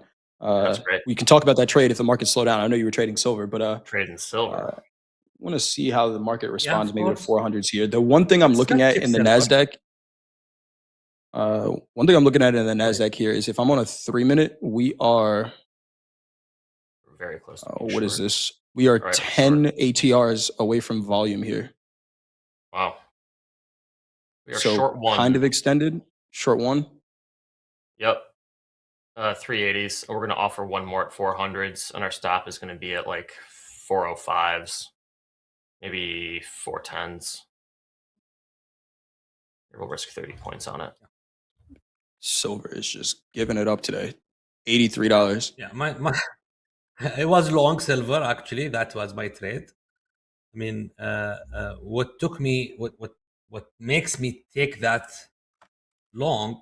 So the buyers took the control, and then whenever they made this low, that was the first try for buyers, and that was the second try for buyers. It was an aggressive stop, to be honest, in this one, but it paid out. I get out somewhere there, trailed my stop, and exit. I didn't take the next one. Gotcha. What I'm silver, that $89 level, we talked about that during the opening call today. During opening call, someone came in, offered 140 contracts at 89 evens, filled, saw a little bit of an aggressive sell-off, and then again, on that second retest of 89s, there was another 150 contracts that traded up there. So somebody is on the offer in silver at 89s and keeping that market down for now, down $6 from that point. As I popping back up a little bit here, 25, 385s. Yeah, we still have room to the target, 69. Strong red candle, I will take the short this time. NVIDIA is sellers playing with fire right now. Tried once, they tried again. So if they tried one more time, I will take with a strong red candle. It has to be strong red candle. This is not bad. Yeah, but no trigger. No trigger. This candle is somehow a good candle for me. It closed below the moving average, but it required a trigger below it to take that short. The trigger never happened. All right, Video down maybe over the next 3%. All right, we're short 2. Short 2. Total risk $80. Nice. That is good risk management right there in the NASDAQ. What's Need that average 400s now? to reject.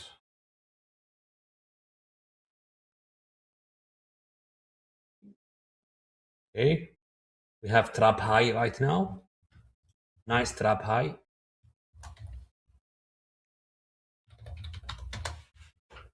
See here, Dow kind of hanging out on its lows, still getting ready to make a new low there. 49,192. House count short a couple micros. What's your average now, Dolby, in this trade? 25,000, 390s. 390s. I'm looking at this NVIDIA right now. Oh, bro, Gus. Yeah. Easy with the nails and the teeth, cat. Okay. Dude, he's just hounding my legs right now. NVIDIA is about to make new lows on the day. It's at 179.16. We're about 8 cents off. So I'm kind of seeing if it's going to take down the NASDAQ here with it. If we can make new lows. 8 cents off of new lows in NVIDIA here. 400's rejected nicely. We can get that rejection in NVIDIA here. I think we're in very good shape. NVIDIA down 3.5% right now. Mo, looking for that strong red candle to maybe get into the flow to the downside here in the S&P. Yeah, I'm not getting that strong Not red yet. candle. You can see 2 red candles. Each one have a long wick below. The last one closed above moving average. So maybe I need to wait. Let's see. New lows NVIDIA and NASDAQ is currently bidding. What is going on right now? Jensen's speaking at a conference right now. Stop it. I don't know what Jensen's saying at this conference, but he's speaking at one apparently. And wonder if he has you think he has his phone on his desk with the stocks app open? Yeah. Just seeing what's happening. Yep. I mean, bidding in NASDAQ futures, selling off in NVIDIA. What is going on right now? We're so close to getting tagged out. We're out. There, 25,406. Minus All 87. good. Right. Hey, trying to get in the flow of the market, right? I think right idea. We'll see if we get a little bit of a pop here, but back above 400s here in the NASDAQ, 60% long now in the tilt. Pretty big pop here. Wow, what a bounce. 100, Not expect 80 that. points off the low. Did not expect that. This is exactly what sellers don't want to see. The V-shaped recovery. Is this the beginning of it, Mo? Is this the treasure map trade? It?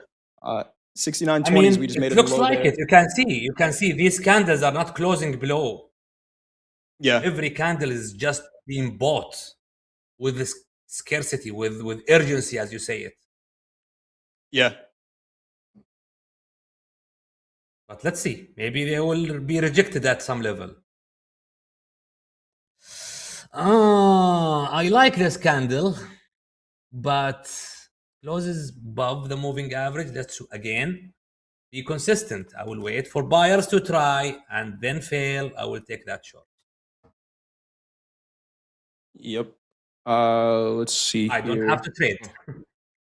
Don't have to trade. Back below 400s here in the NASDAQ. NVIDIA. It's gonna go. Oh wow. Long and strong candle in the 1 minute here. Trading 178.85. NVIDIA. Yep. Nice. And NASDAQ, you son of a. Oh my goodness. Right idea, Dolby. Right Yep. idea. Right idea. Right idea. Wrong location. That happens. Yeah, I think it's That the does failed buyer setup. Mo, you getting in short here or still no trade? See a strong, decent red candle here. No, they're doing it again. They're doing it again. I mean, they're not giving me the setup that I want. At all. We got markets This is a moving setup, forward. but I need 8 points of stop. Usually, whenever it is above them 5 points, I refuse to take that. It requires See if 2 we make a new candles low. to close below moving average. new lows in the Dow. 49,131. Shout out to all of our Dow traders in the chat. S&P kind of hanging out. The Dow Ranger. We do have group coaching coming up right after this. This segment went by very quick, and I guess that's what happens when the markets are Very running. quick. Group coaching coming up after this. I have the schedule for that. Give me 1 second. Who's on group coaching today?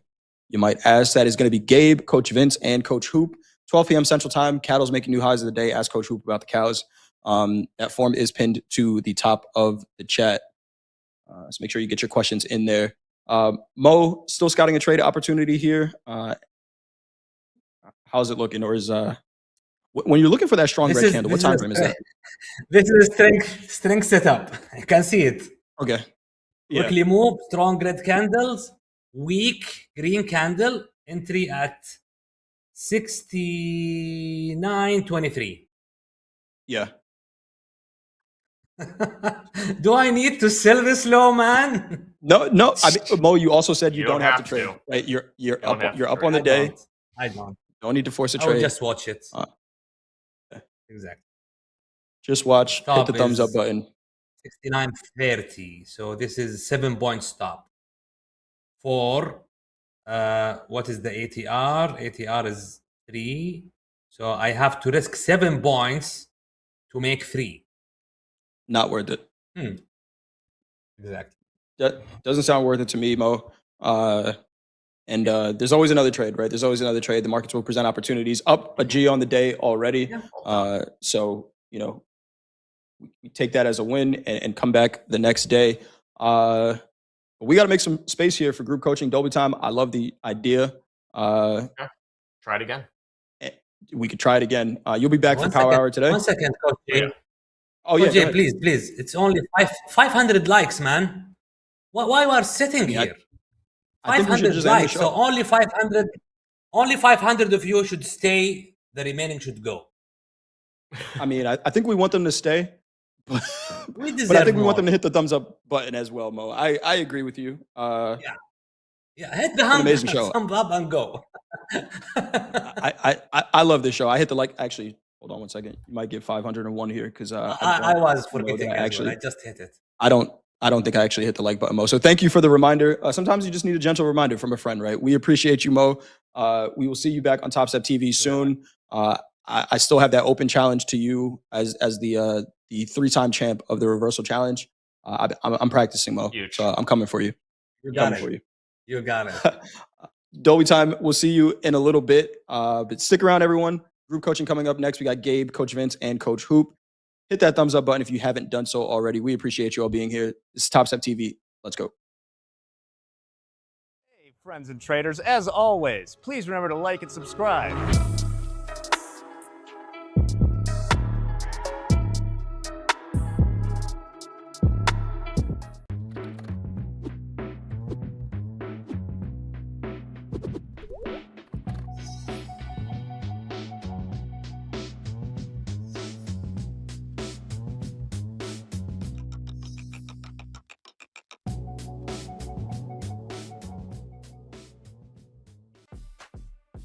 First reason why Topstep makes you a better trader is we have a support system and community here. You got to have that or it is a lonely journey by yourself. 2, because we are helping you improve, building things for you within the trading platform itself that helps you become a better trader. 3, simplicity of payout policies, simplicity of the program. 4 would be the resources we have, the funding we have, and all that just makes great things here at Topstep.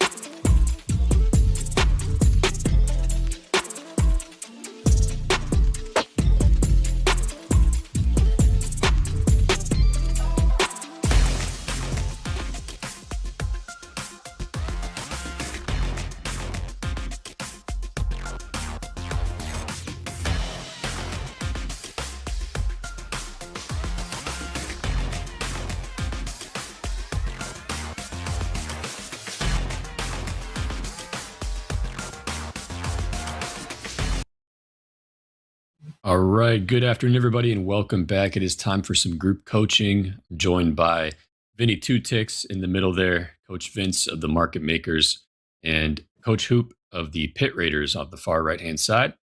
Vince, what's going on, man? How are you? First time I've seen you today, but I know that you've been hanging out with us a little bit. What's been going on? Not to just kind of watching these markets drift lower.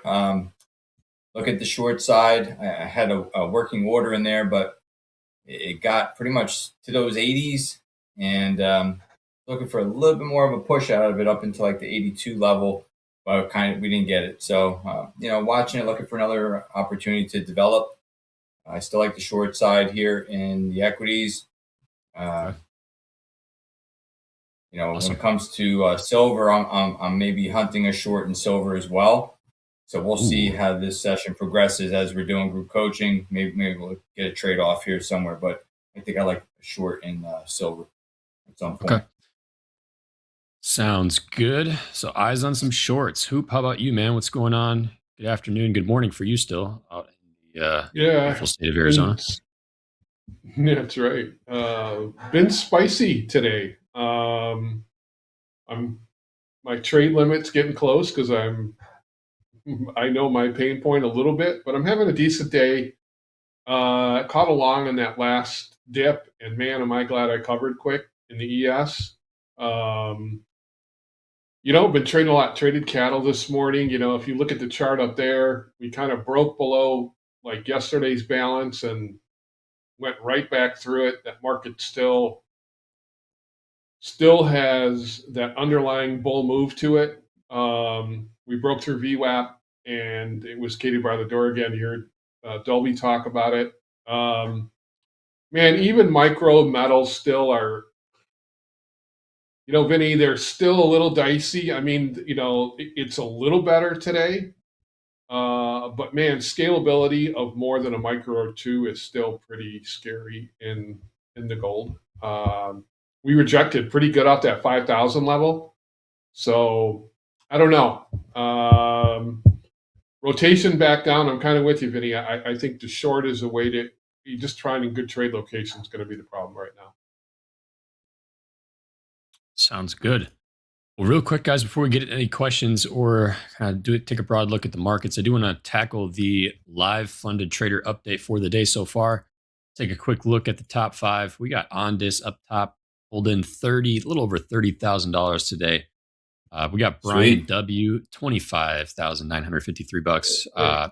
Bowie, apologize if I mispronounced that, but $20,448. Sebastian, $17,640. And then Kaya up a little over 15. A couple comments on our top leader there, Ondis. We got some great details. Shout out to our risk team for putting this together. Now, Ondis has been in this live account for 139 days. So definitely surviving in it, which is great to see. Last week, he unlocked the Tier 4 live performance bonus worth $20,000 that was deposited into his live funded account.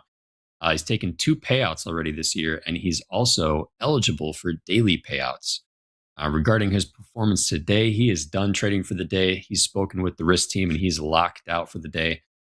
So love to see that. Shout out to Ondis. We've seen this name a couple times before, but great work there from our live funded traders. But that is the update for midday here. We'll circle back later this afternoon and see how we're doing in Power Hour. Shout out to our live funded traders. What a day indeed. Nice day. All right. That's solid, man.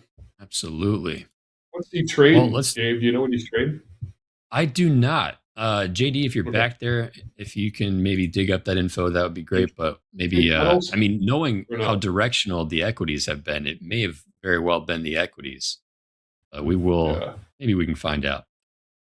Yeah. Quick trip around the markets here. Let's quote some prices and we'll get into some questions. We do have the S&P and the NASDAQ both consolidating around the lows of session, 69.24.5. A little pop there, 69.27 in the S&P there. Ooh, bidding higher, hitting the 29s. I like that little. Yeah, a little pop there. NASDAQ trading right around 25,400. Dow's trading near lows of session as well, 49,160. We got gold and silver also catching a little bit of a bid here, 49.71 half, 49.72 now in gold. 84.51 for silver. And then crude actually taking a little bit of a dive here. We're about 40 cents per barrel down in the last 5 minutes here in crude. So might be making an attempt to go take out those session lows. We'll find out. Now, granted, Vince, you were looking for some shorts. So now we're getting a little bit of a pop. How much of a pop are you looking for? What's the location that you're kind of fixated or interested in here for potentially getting short? I mean, I want to see the ES pull back to probably check this value area, like somewhere up in here, and kind of reject. Let me put on this VWAP here. Hold on, let me turn these off. Let's put the anchored VWAP, see where that's sitting. So 62s. I mean, I don't think I want to see it that far up, but I probably want to see it somewhere up in this range, this 40 level, 42s. You know, see how we react up in here and see if maybe we could roll back over. But, you know, we could have a low one at some point too, right? So there's no guarantee of anything here. But on the, if you look at profiles, which I don't have them up on here, we do have a poor low, a weak low right now, sitting here at the low of the session. So that kind of sticks out to me for continuation more to the downside. But there is excess down to 69.1875. So if we can't take out 69.1875, we may have found the bottom here, okay? There's opportunities for longs up against the limit risk at that level. So that's maybe why some people are piling into the long side here, risking that 1875 low. But if we come and pop through that, I'm looking for 6,900. So I'm going to probably look for a short trade at some point here. So we'll see. We'll see if we can make something happen. All right. Oop, you got your eyes on anything particular right now? I know in the green room we were talking about the metals, of course. Anything, any levels you're looking at, interested in? Natural gas, what's cooking over there? How you feeling? Actually had pretty good, decent night over in natural gas. It was only down 25% yesterday, so it did bounce a little bit, but it's having a hard time hanging on to it. Man, gold, I'm looking at the range today. I mean, the ATR, yeah, $320 range in gold, $10 range in silver. We're about an hour and a half before, I should say that's actually about 20 minutes. Now I get my, we never change time here, so you guys, we're always talking Central Time. Oh, really? Where metal settle. You know, I almost feel like that I'm looking at this and we're making higher lows. I like the long, really, if I'm going to look for a quick scalp in here. But once again, the way the metals are moving right now, I'm just going to probably be hands off until I get to a little better extreme. But I'm definitely looking at it, for sure, 100%. Okay. All right. Well, let's go ahead until we get into any potential positions. Let's go ahead and tackle a question or two. First one we've got is something I'm going to tackle real quick, which is Michael. Michael had asked, would you please clarify the 2% price limit rule? I'm going to go ahead, Michael, and I'm going to post a link in the chat. So this is to our help center. There is a video that is hyperlinked at the top of that help center article, in addition to a breakdown. But essentially, Topstep and most prop firms in the space are going to require traders to flatten or to be out of positions when we get within 2% of a particular limit. So if the S&P or the NASDAQ were to go close to their, let's say, 7% limit, 5%, once we're 5% down, all of our traders need to be out of positions. And then once we're back under, let's say the market goes back to being 4% down in the day, then trading would resume. But once you're within that 2% limit, we are going to require all of our traders to liquidate and flatten their positions. And that's to protect not only the traders, but also our firm. So breakdown in more detail will be available in that Help Center article for you. There's, once again, a video hyperlinked at the top to talk about price limits from our coach's playbook. You can take a look at that video. But ultimately, you're going to get these price limits directly from the CME. So they're going to be from the exchanges directly. That's who's setting these limits. and enforcing them. And then, of course, Topstep's going to step in a little bit prior to make sure that none of our traders get stuck in positions if we go limit down, to once again protect. So that's about it. That's all I'm going to give for detail right now. I'm going to get more into some of the questions for our coaches here, but I wanted to make sure I tackled that right away before we get into anything further. By the way, guys, do you have any experience trading around limits or trading through a limit? Have you ever been stuck in a limit, in a lock limit? Yeah. Not in the S&Ps, but I've been in limits in the hogs, the cattle, natural gas. Yeah, and once again, going back in time, the limits have expanded so much, right, Vinny? I mean, natural gas limit down used to be like 150 points. In the cattle, it was 150 points. Now it's 750 points. So obviously, the CME wants people to trade, but when it comes to equities, I mean, Gabe, you think about it. We were talking about the other day. When was the last time we saw 7%? Jack was saying, and I think COVID. I know the carry trade, we didn't quite get there. Oh, the equities are taking it. Here comes your 6,900, Vinny. Yep. Taking and beating new lows in the session. Yep. Guess my 6980s was a good sell, huh? 80 points later. Yeah. So yeah, I mean, limits are there to protect traders. They're dynamic at what, 7, 12, and 20. I think that's still what it is. But yeah, I mean, they're there for a reason. And like you said, Gabe, 5% for the prop, it can get scary enough when markets get super illiquid. If anybody saw that, it's kind of why people say, why wasn't there a limit in the metals? To be honest with you, I kind of think there should have been, but that Merck said stat. Now I don't have that choice, right? I mean, what do you think, Vinny? Should there have been a limit on a commodity going down 25% a day? Yeah, I think there should be. I mean, I haven't personally been in a lock limit, but I've had clients in corn who were actually lock limit, and it's not a great experience. It's like you're helpless. There's nothing you can really do. You're just in it. No. And until it starts to open up, you can't exit. So it's kind of like, you're on edge until the market opens back up and starts to allow you to trade, right? But sometimes it gets lock limit up or down a couple, 2-3 days in a row, so it can be very, very devastating if you're on the wrong side of that thing. But then there's others who get in those positions and they luck out, right? And they end up lock limit up and they're long and they make a fortune. So it's just the way it goes. But I noticed it happened a lot more in the ags than it did in like equities and stuff like that.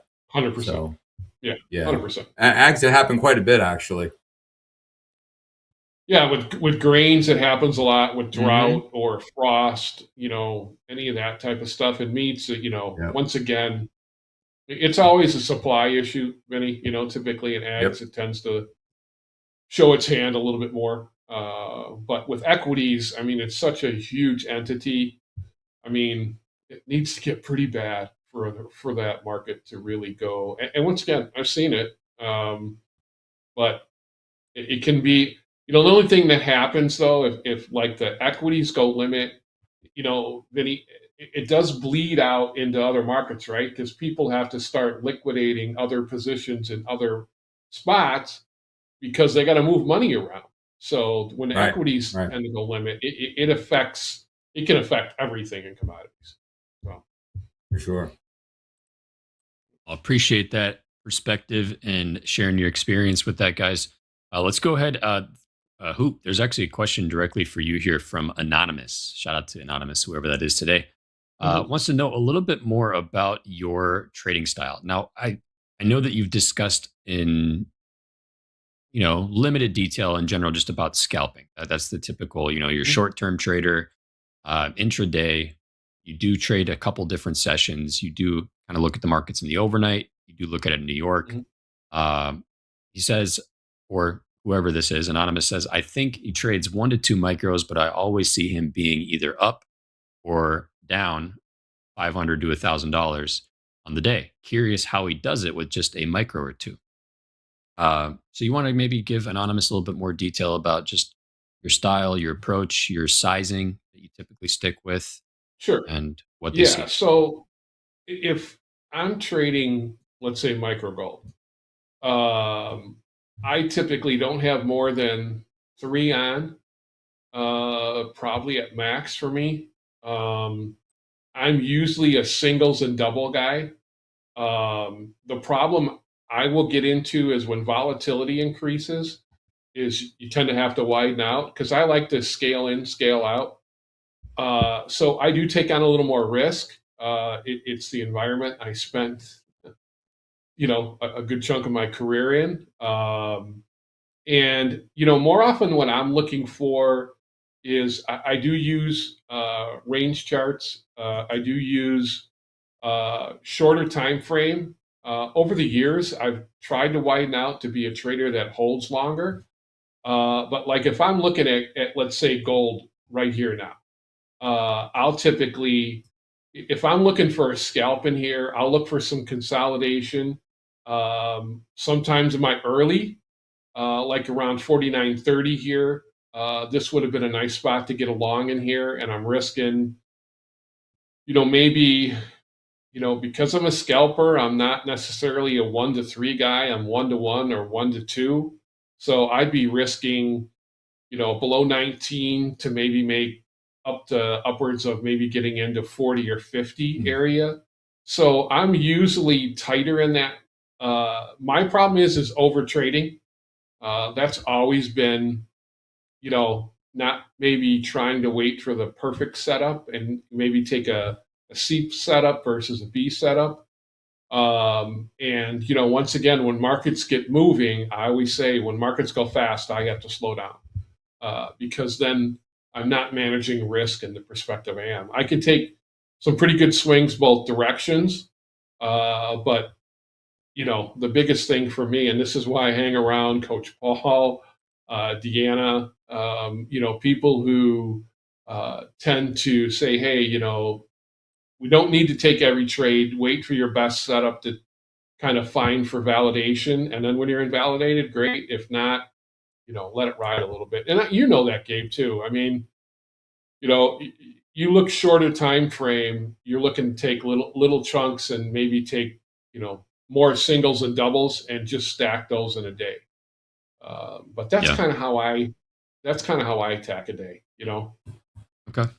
Oop, how many trades would you say you take a day, like in one market? In one market, it depends. Maybe 3 to 4. Okay. Maybe it depends. Like in cattle, I might only get one setup in a day, Vinny. Okay, If gotcha. it's gold, in gold at a $300 range, the setup might be endless. Yeah, I mean, today's and range that's is why I 100. have to make sure it's an A setup, right? So yeah. Yeah. Canberk in chat actually has an extension to the question. As a scalper, do you move your stop loss to break even at all? Ooh. You a break even guy? I would say if I were going to put a percentage on it, I don't move it quickly to break even, but once the market, I get more of an extension, I'll move it to break even. I won't let it go negative, but I do not move it fast. Is that extension I'll that let you're the looking trade for? play out. Is it a reward to risk threshold that you're looking for to give yourself permission Yeah. to move it, or is it a certain? So it's a distance. It's a certain exactly. distance. Okay. Yeah, it's a certain distance. So, like, if I start getting into 2R or 3R, I'll move it because to me, I wouldn't. To me, I feel like if I let that become a loser to me, then I've let it get away from me a little bit, and I'm not really monitoring it. So that's kind of more of, and once I'm again, that's similar more of a with that. scalper, I guess. Yeah, And being the but I fact don't that you're move it right usually away. right, and being the fact that you're in typically more than one contract, I assume by the time you even get to break even, you've already taken some profit off the table. You've already taken one and I covered one usually of those yeah, contracts. Okay, yeah, I usually peel one off. Yeah, 100%. Yeah. got it. Yeah, giving the trader room to breathe. Dolby's been talking about that experience on his end. and when it's okay to move a stop. If he doesn't give it enough room to breathe, the market maybe give you 1-to-1, come back, retest entry, then you get the initial, the move that you were looking for. So I think it is good to have a planned rule in place to make sure that when, based on my strategy, based on my personality and my trading style, what is the threshold? When is it appropriate to actually move my stop, rather than doing it so quickly, maybe based off of fear or emotions, where you have more of a process behind when is it okay to move my stop. And I think that's going to look different for everybody. But Yes, some great it's an art perspective. form for sure. It's an art form. I mean, and you got to be okay with getting stopped out at break even. Some people go on tilt because of that. They get pissed off. Like, oh, I had $500 and now I have zero, and then they go rapid fire. So if you right back into a if you trade, find yourself gets angry from it, don't do it. Right, just keep your regular stop loss in. Like for myself, I used to hate getting stopped at break even, but I learned personally over time that by moving myself to break even, it helped me stay in the trade longer to get a bigger profit, right? Where before, it kind of takes that nervousness away from the trade when you go to BE, right? So, you have a little bit of money in it, you're looking for a bigger trade. And then if you leave your stop in place, you might be more tempted to, on a pullback, wiggle out and bail on it. Whereas, the worst case scenario here is I end up with zero or plus a tick or two or whatever, plus 2 ticks to cover your costs or whatever it is. It helped me to get bigger opportunities that I wouldn't have captured.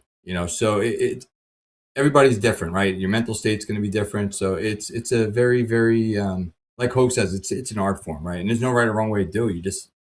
It's just amazing how sometimes you move your stop and then it'll just come back, tick you out, and go without you too. So yeah, I mean, you gotta be okay with it.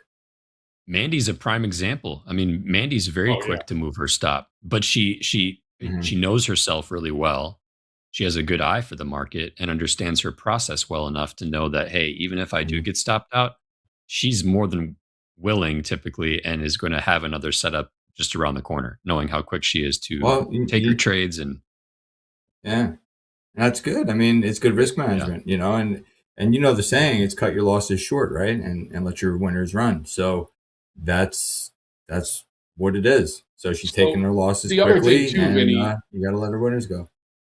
Right. The other thing too, Vinny, is me and you always joke, right? You're stingy. I'm not. Oh yeah. And does that cost me sometimes? Hell yeah.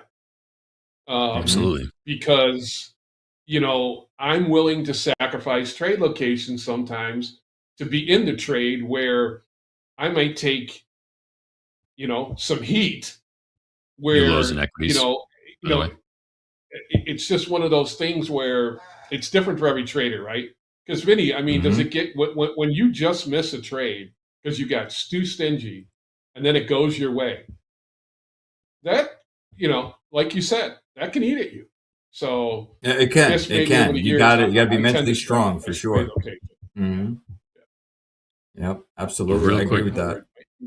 Guys, we do have some comments coming across the wire in the last 15 minutes that we haven't really covered quite yet. Equities did just try to peak below the session lows. We've got some breaking news. Couple things. First of all, U.S. military did shoot down an Iranian drone that approached a U.S. naval aircraft carrier in the Arabian Sea. There was a comment from Press Secretary Leavitt that the U.S. envoy Witkoff is intent on exploring diplomacy with Iran, as well as the fact that Trump does always want to pursue diplomacy first. That was some of the comments she made regarding that in talks with the Pentagon. Outside of that, that's about the most breaking news. He had some other general comments regarding Trump feels the government shutdown will only hurt the economy. We are extremely optimistic that the government is going to reopen. So that's another one of close to home for us right now regarding the markets. Also, U.S. Interior Secretary Burgum just said the U.S. plans to announce as many as 11 trade agreements on critical minerals this week. So that could be interesting.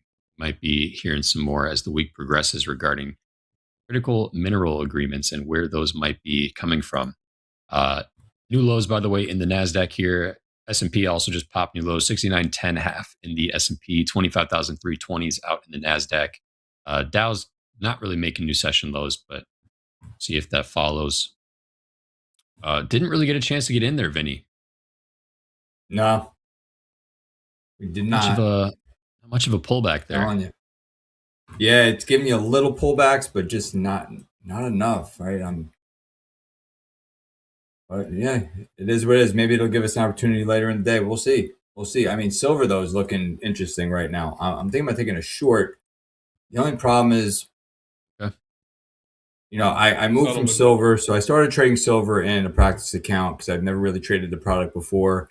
I wanted to try to get my head wrapped around it. The risk management. I mean, the risk is, it's great, right? It's big risk. I mean, I might take a trade right now, set one up, but it'll be in a combine. I'm not going to put it in my XFA because I need the risk 40, 46. I mean, we're talking $600, right? Worth of risk on a 1 micro. It's just, the risk is too big. I don't like to risk more than a couple $100 on a trade, right? Per contract. Right. So this is like risking a 3 lot, you know, but I might work in order here in silver, see what happens, but I'll be switching over to a combine for it. I'll let you know if I place the order. We do have COMEX settlement here approaching in a little under a minute. So just a heads up for all my metals traders out there. Keep an eye on that. Yep. I know D has mentioned in the chat. The other day I took a trade right up against settlement and price ended up reversing off of settlement and went the other way on me.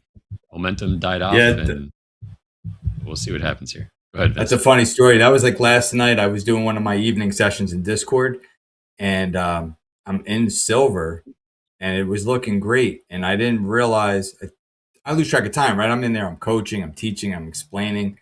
And that 9 o'clock Eastern bar, I didn't realize it even came out. And then I went from like this, it went boop, right to the stop. As soon as that 9 o'clock bar opened up. Right. I usually, I'm not in a position when that happens, but you know, stuff happens. All right. There's settlement, by the way, gold just sold off $20 in the last 60 seconds before settlements. By the way, 49.50 is down to 49.30 in the last 5. Silver did not make a new 5-minute low there off that gold move. So a little bit of a little different story getting painted into gold, new 5-minute low where silver did not. So a little divergence there in the recent 5-minute lows. But equities also trading new lows here, 25,310 and trading a little higher now in the NASDAQ, 69.08 here in the S&Ps. Chat, what are we thinking? How are you feeling? I've been seeing some comments about maybe buying gold near these lows. We do have, let's see, what was the session low so far in gold since the open? I believe somewhere around 49.17. So maybe we might be looking to make an attempt to get down below 49.20 here. What are y'all up to? You long, you short? What are you trading right now? I'm going to get a gold reversal here on the settle. Possible. Very well possible. Vince, what's your invalidation? If you were looking short silver in a combine, what would your invalidation point be with the current structure that you see? Oh, sorry, Gabe. It's been the sound is choppy at the moment. Can you say it again, please? Yeah. Invalidation. What's your invalidation for a silver short? Probably up around 85.20s. So let me pull up a chart here. I think my chart might have went down. Broke out of the Dorito. Let's see here. New My lows in chart equities. is not loading for some reason. Yep. It's been a slow grind lower, man. Indeed. Yeah, it's just been a drip down. Tough short That's to what get I was in. looking for. Yep. Yes, Just had it to is. get in. Yes, it is. Well, we do have a news clip that we can run real quick. We'll give Vince a minute or two. Hopefully his chart stabilize real quick. You were cutting out a little bit, Vinny, so maybe your connection was weakening just a little bit. Let's take a quick news break and give a time to balance back out here. We got Pepsi is slashing prices for Doritos, Cheetos, and Lay's. We got JD. You could soon see the price of your favorite snacks dip by about 15%. Tuesday, PepsiCo, which makes brands like Doritos, Lay's, and Cheetos, said it's slashing prices in response to customer complaints about cost. PepsiCo's U.S. CEO said they recognize customers are feeling the financial strain and the price cuts are meant to ease that pressure. Shoppers should start seeing lower prices this week. The products will get new labels highlighting the reduced prices. PepsiCo says retailers still set final shelf prices, and savings may vary by store. The change comes ahead of the Super Bowl on Sunday. That's one of the biggest snack buying days of the year.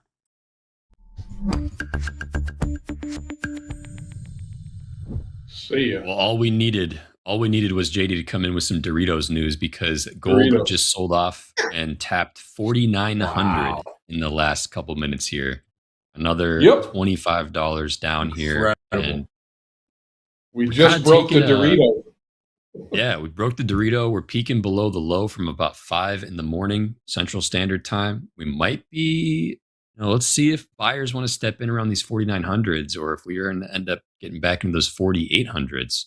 Silver, by the way, is failing to follow suit here. Silver is still holding strong here at about $83 an ounce. Still failing to make a new 5-minute low here. So a little bit of a different story still being painted in gold. Not sure if that has anything to do with any of the news that we've seen recently. But for the most part, that is the hot market right now. Also, the equities are making new lows. 69.05 half here in the S&Ps. 25,305s here in the NASDAQ. Dow also finally drifting lower here, closer to that $49,000 fat round hole number, about 56 points off from 49,000. Bitcoin also below 74,000. Crude oil, as per usual, not doing a damn thing.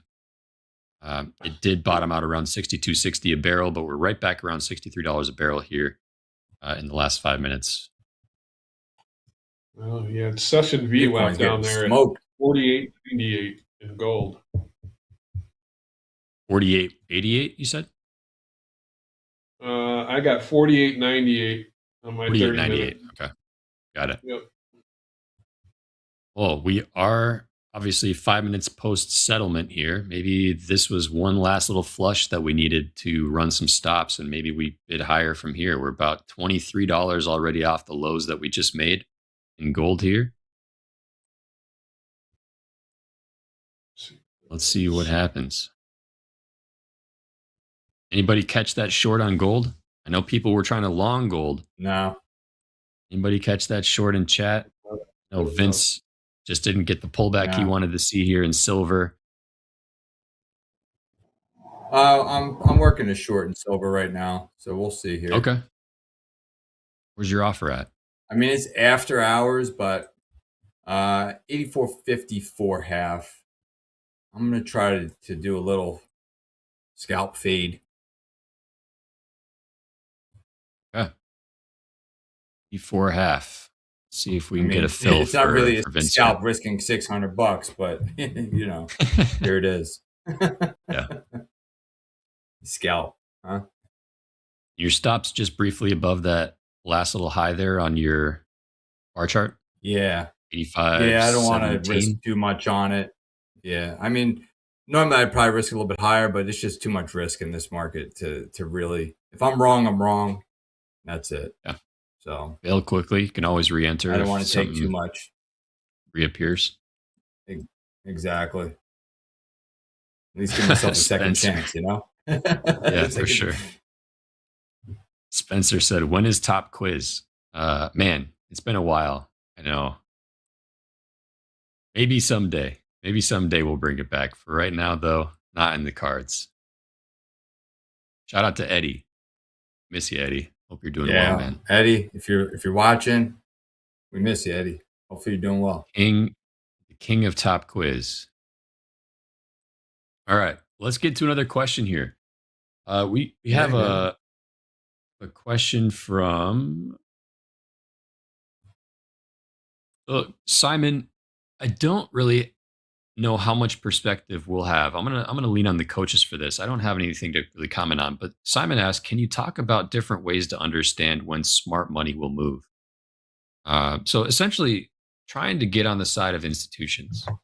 Is there You guys have any perspective on how to spot institutional order flow, how to know the difference between maybe a retail move versus an institutional move? Any context there, Vince, that maybe you want to add or provide, Simon? I don't Sure. personally have any on this.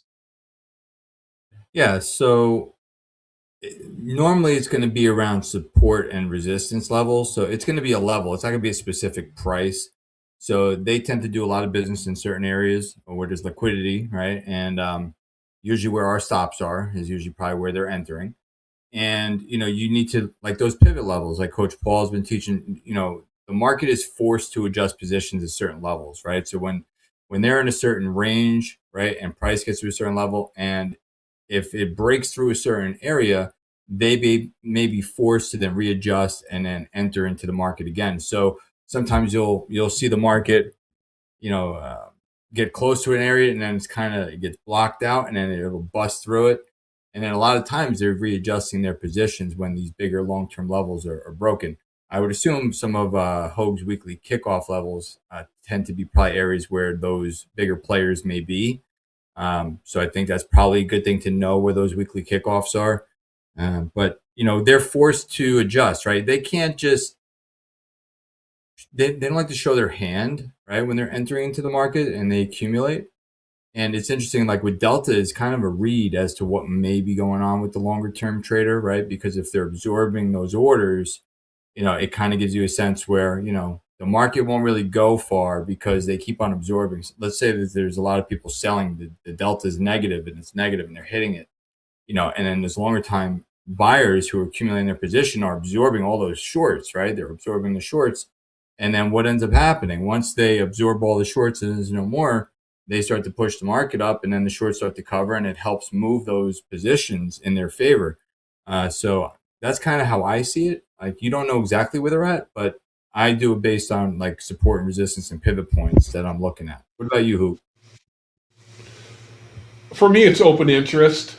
When I see those like from a daytime perspective, when I see that big movement of open interest where it's more than just retail. I think when you get into agricultural markets, they respect the big long-term moving averages typically. Like if you look at grains and meats, the 200-day moving average is usually, you'll see institutions tend to pile in if they're going to take a position. Like you go back and look at cattle going back to most of 2025. We rode the 200-day a good chunk of the whole year as we just kept. And then as soon as we handed it off to the 50, it just kept going. So in agriculture, it's a little different, but with the equities, I'll always look for the shift. In gold, it's been pretty, evident, right, Vinny, with the way open interest shifted pretty quick on Friday with longs liquidating. Oh, sure. So I use open interest kind of when the institutions are making the move. Yeah. Yeah, it could definitely help. It could definitely help because they can see if money's flowing in or out of the market. So 100%. Awesome. Appreciate that, guys. Let's go ahead and take a brief look here. Equities are trying to make another attempt here at the lows. We do have gold also finding a nice bid here, 49.31 last trade here in gold. So shout out to all those that are buying this dip here so far. Looking okay so far. We'll see if there's any continuation. Silver also getting closer to Vince's offer here. Just maybe only a few ticks off your offer there, Vince, right? A little above 84, you said? 84 half? 84.50, yeah, 84 and a half, say. So that can happen real quick here in silver. Let's see if we get a fill. Oh my God, it could. You think? Yeah. Let's find out. Yeah, I made a mistake one time. What'd you do? I was in a combine row, and I thought I was trading micro silvers, and I was actually so I had the chart on SIL, I had the dome at SI. Oh, and I hit it. Oh man. So in a blink, right? I had a $600 stop in it. I had a $600 stop. It hit the stop, no joke, within 2 seconds. Like I put the order, I was immediately stopped out with a $600 loss. Immediate. Because it is crazy. Yep. Yeah, it was unbelievable. I mean, on a $25 tick value, That's what, like 20 ticks? A little over 20 ticks. Yeah. Yeah, that's it's vicious. darn quick. It's a vicious market. It is. Speaking of vicious, I mean, not in the slightest, but crude is catching a little bit here off the 62.85s. We trading 63.30 a barrel right now in crude. Equities, NASDAQ and S&Ps just made new lows. 25.290 in the NASDAQ, 69.04 in the SPOOs. And Dow might be following suit here. 49.058 last trade in the Dow. See what happens here. Vince missed you by about 50 cents here in silver. Down already 60 cents off the $84 level.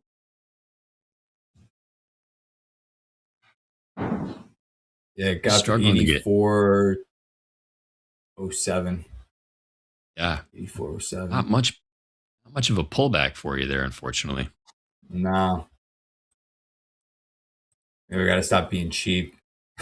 Right, Oop? I mean, it wasn't even really. I don't It know, wasn't man. really even It's cheap, not working man. lately. That's actually cheap though in silver right now.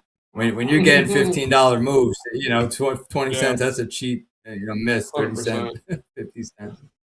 I'm okay to be Spread's for you to 20, be right? cheap in that market, Vinny. Yeah. Oh man, I'm telling you.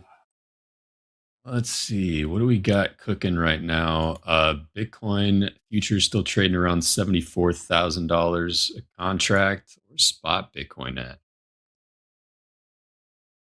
Yeah, I was just going to look at that. You read my mind. Spot Bitcoin is trading around, depending on the exchange, a little above 73,700. But nice flush here in the last hour from 75. Yeah, we're almost See at if the the futures 6,900 follow. target. Bitcoin. Yep, futures just followed 73,890s. Futures. Lows in Bitcoin. A lot of room below. Yeah. 68. Yeah, what was the? I was about to say, what was the next level you were talking about the other day? 68s. 68s. Yep. I just. Yeah, we have a. I'm curious. I'm not a crypto guy, but we know how markets. We always look at people's pain threshold. I'm very curious to see a good old flush in that market and see what that really looks like. How bad it would get. Not that I was about to say the level. Look at that. You got to be getting close. I mean, possibly we could still be another $14,000 away from a possible pivot. I mean, we got 60,000. That 60,000 level from August of 2024. That's the last time made a meaningful swing. Wow, look at that. Look at that chart. Look at head and shoulders at the top there. Big time. 126,000 and change. Yep. Yeah, that Bitcoin well, man. Oof. That could get it was dicey here, a boys. $200 million liquidation that Jack was talking about. Yep. Yeah, that's a bad day. Yeah. That's a bad day. 64. There's room down to there. New lows in equities. 69.02s here in the SPOOs. 25.282 in the NASDAQ. Dow just peaked to new low. 49.047. Gold making a little bit of a bid here, back around 49.37. Silver's back right around 83.73. Vince gets a opportunity to get short here from those 84 halves. Take out even. There's not much bid there. Only 300 contracts.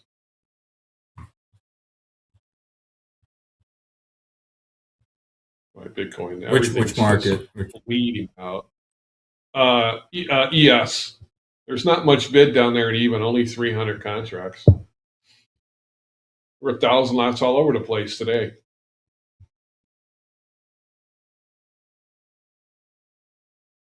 Man, these things are. Let's see what we get here.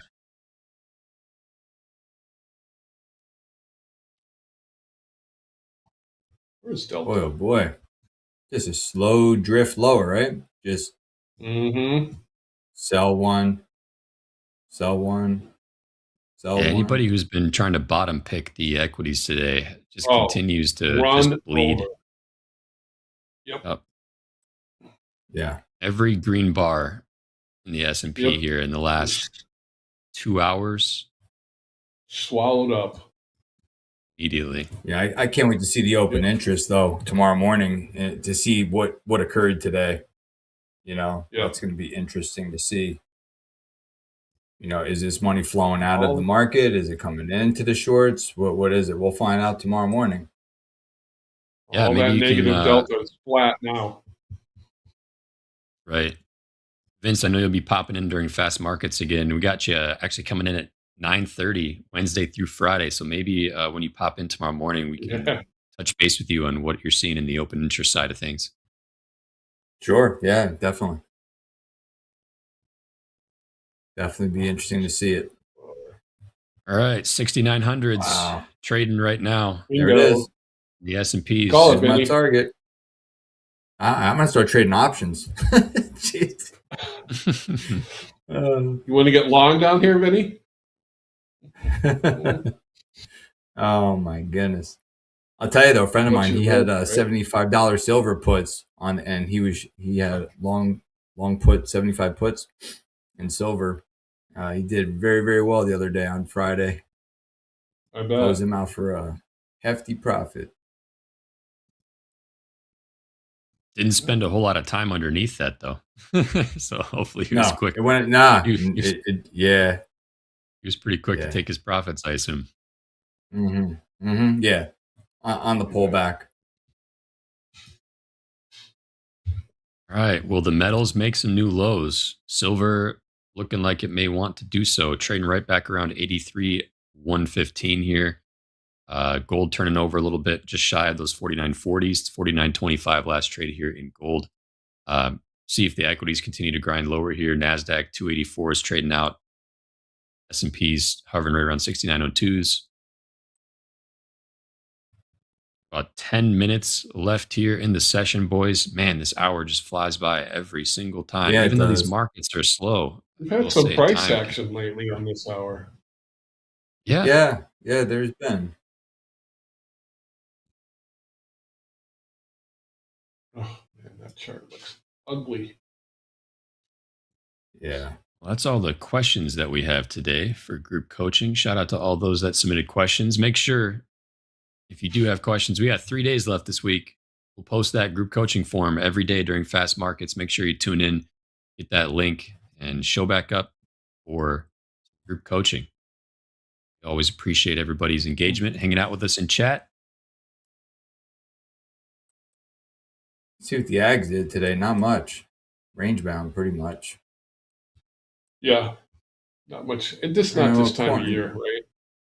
Yeah, beans, corn, not South much American happening. crop is going into harvest here soon. Yeah. So Yeah, we only had a 3 cent range in corn today. Not much. Not much. hopefully we going get the on in WASD corn. number next week with the government shutdown. Who knows? Yeah, that'll wake some stuff up. The beans. Yep. Not too much. Look at Those bonds. NASDAQ. Bonds. Do anybody follow the bonds? Yes. Bonds chop. Yep. Silver looks like it wants to euro. bust this low here real quick. Let's see if we get this flush in silver. Last 5 minute swing we had was down here around these 82.58s roughly. About 20, 30 cents off those lows right now. Gold also rolling back underneath 49.15 briefly. What do you think, Gabe? If I set up a trade, I should just do it at the market, right? What do you think? I mean, Hogue What didn't market? Hogue give you some crap the other day saying your market order button's broken? It is. I broke that thing a long time ago. Sometimes I'll do it at the market, but not too often. Man, I've been watching the euro a lot. I used to trade currencies a lot. And I've been watching, with the dollar stuff going on, I've been keeping my eye on the euro. It used to be top 3 traded product at Topstep at the beginning. It was ES, Crude, and 6E. Really? Yeah, 6E. Yeah. Oh, hey guys, we actually got a question in chat. We got a question in chat from Marina. Is it worth risking 300 to make 300, particularly in the MNQ using higher time frames? What do you think about 1-to-1s? 1-to-1s, 1 micro. That's some pretty good buffer, breathing room to give the market trade 1 micro risking 300 on both, sell, risk and the profit side. Deal. What do you guys think about that? 1-to-1s. I mean, for me, I don't like 1-to-1s personally because my win rate is not over 55%, right? I think to be profitable, I think you need to be at least 51%, but then you have, commissions and fees when you're trading live, so you have fees associated with it. So you need to be over 50% win rate to be profitable at 1-to-1. I mean, people do it successfully, but my personal opinion for myself is I'd rather be right less with a little bit of a bigger target because then I can make up for more losses, from hitting a little bit of a bigger profit target. So I try to get at least 2 times my risk. I actually go for more than that if I can, but 2 times is usually like my minimum trade. So if I don't think that the market has the ability to give me 2 times my risk, then usually I won't take it. And sometimes that hurts me, right? Because I could have gotten into a trade that maybe I would have won. But I'm pretty strict with my management. So what about you, Hoop? I know you're more. Would short you time tighten that up in the you probably have NASDAQ a higher already? win rate. What's that? I do. I'm in.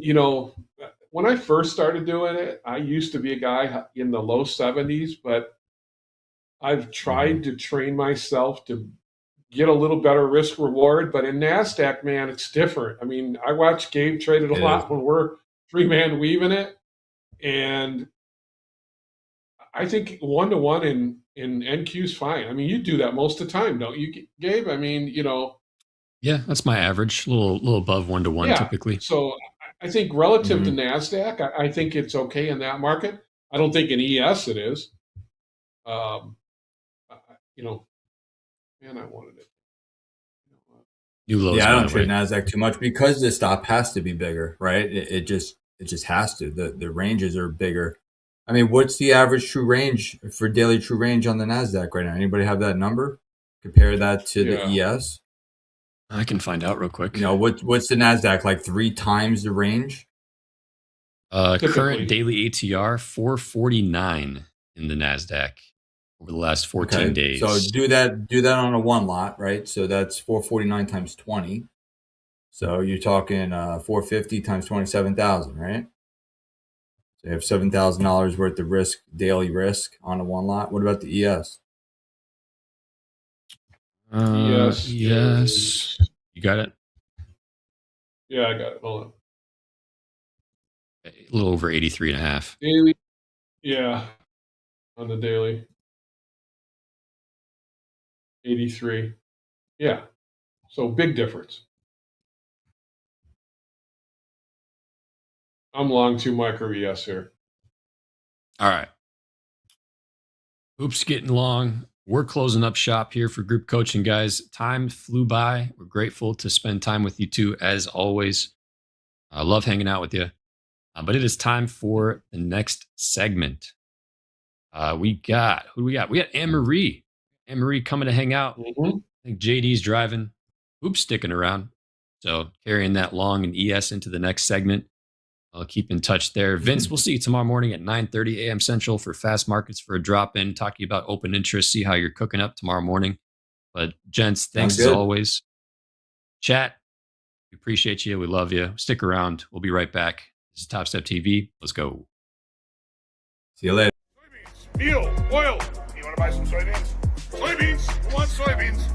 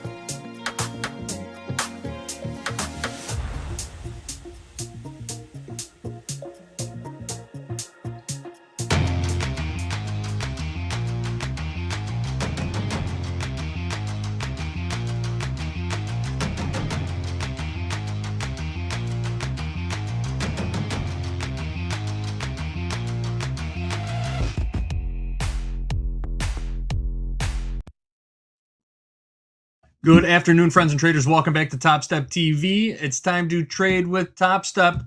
We've got a couple of all-star coaches here with us. The star coach in the middle, you know her as Anne-Marie. Over there on the right, my other bookend, Coach Hoop. Both a couple of Topstep VIP coaches. Both of them dipping their toe in the water in the S&P just a minute ago. How did that go? Anne-Marie, first off, thank you for joining us. Welcome back. What's going on today? You and Hooper just talking, looking for a little downside structure here, but what's going on? Yeah, that structure broke. We're both looking for longs and just not giving us. So, pretty quickly, a couple $100. And so, you know, there's no inventory accumulation. So it's just continued liquidation. And there's a huge box of sideways motion that runs all the way down to 68.62. So it could stair step down that way. Anybody know what cumulative delta is? I can't seem to get it up on my charts today for some reason. Negative 1,000 ES. Negative 1,000 ES. Negative 1,000. Got it. Gosh, that's not much at all. Yeah. No, there was more before. Negative 6,000 in NQ. Yeah, I know that one's. I saw that one, but for some reason it's not propagating on my ES chart. Bizarre. Yeah, so it looks like downside pressure. I mean, this. So today, I did my first grind lower. Yeah, I did my first coaching session in the Topstep X Discord platform today. We were talking about anchored VWAPs and how we use them to trade, but I don't know how to use Discord. And so it was rough going. It's mind-boggling, isn't it? The whole thing is a puzzle to me. I go in there maybe once a month, and every time I go in there, there's more. It's just more of everything, and I get lost. I'm a simpleton. We're making new lows.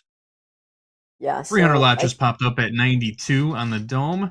They're chasing it down, 91.75, chasing it down, 91.5 now. Someone wants to sell a couple hundred. Interesting. I think they're going to get them.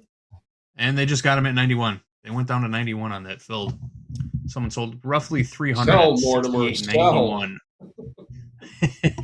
We got to find Wilson and tell him to sell. And sell. Man, there's just no bids down here. Oh. And it really listen, we've been in this trading range since November the 26th. We spent a couple of days below it and then bounced above.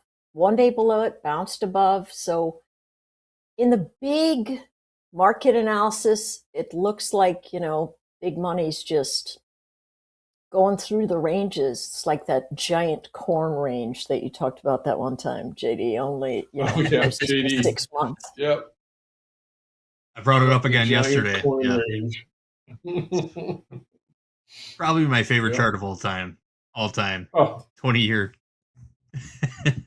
If I had data going back 50 years, probably it'd probably still look the same, right? Yeah.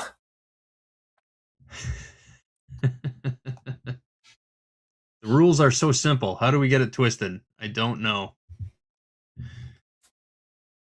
We've got Hogue. It's all about those edges.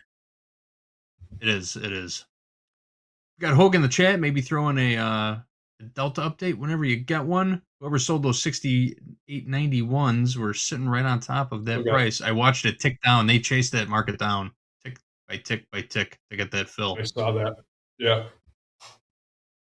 What do you make of that when you see charts? When you see that in the dome, do you think the chasing benefits them, or is it just like us as regular traders? When we chase something down, we end up, you know, not doing the right thing there. What is the over under on that kind of thing? It's all about intent, right? We don't know what this trader's doing. Who's out there slinging 300 lots anyway? You know, is this a hedge against something else? Is this an offset position for a bigger sort of institutional or possibly broker-backed trader? There's a number of answers. Obviously, it's not more than likely not a retail trader in there chasing the market down, right? With a 300 lot. But Hoop, what were you going to say? What's your take on it? No, I mean, JD, you and I talk about the ladder all the time. When I see something chase, that usually means that I want to hit the bid, to be honest with you, because more often than not, there's something in behind it. I feel that way too. Yeah, like we're doing right now. Yeah. You know when someone's aggressively seeking a fill and when someone's just in there, sort of spoofing orders. Yeah. It's a different vibe. Looks like we're gonna make new lows again here. Yep. Not a lot of rotation today, it's Emery. stacking up. They're getting everywhere. Dow, Russie, Bitcoin. Mm-hmm. Bitcoin, yeah. You guys were both just talking about Bitcoin in the green room. Yep. Anne Marie, short on the Bitcoin. What's do you have a target, or you just want to be short Bitcoin? Well, 78 was the first target because that was the Michael Saylor event. And so what we've seen, let me go to the Bitcoin chart here. What we see is the traders, this wall is gone now, it's lower. What we see is the traders really trying to hold that edge. The next area I suspect is down here at 68. That's my final target. I saw some guy that said, hey, I think this is going to 54 if it did a measured move. I don't know. But they tried really, really hard to stay up over 80, and oh my goodness, they could not. They spent so much energy trying to get up over that line. It is just... New lows equities. Yeah. Mm-hmm. That was the best trade I made all day, the quickest out. And those are the best ones, really. We sometimes go, oh man, I should have had more patience, but once you get that line and you see it broken, you just have to go, I don't think so. And interestingly enough, we're still inside of, well, we just lost the edge of the 29th. So here we are. Today is, what is today? Tuesday, Monday, Friday, Thursday, Wednesday. That Thursday candle that had all that savage selling that brought everybody in and headed lower, we're still really caught in that range. So I would not be surprised to see some really big orders start hammering in down here at these lower edges. And that's what I feel like looking for. But as I move these anchored VWAPs down, which is what I was sort of talking to folks about, it just continually has such negative trend. It's telling us that anybody that's long just is not serving themselves, taking any additional longs in this space. So it looks pretty bad right now. Tough short. Very tough short. Shubham in the chat, please explain what I meant by broker back trade. What I meant when I was saying it could have been a block order, a broker with discretionary control over customer accounts. Say a broker has 500 retail customers, and he has discretionary control of getting in and out of trades. They typically put in a block order. If he has 300 customers and everybody wants a 1 lot, then he would put in a 300 lot. That's all I meant by that. Interesting. Does that make sense? 100%. 68. I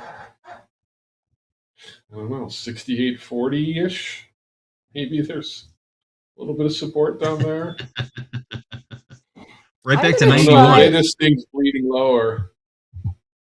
I'm going to try another. Shutdown.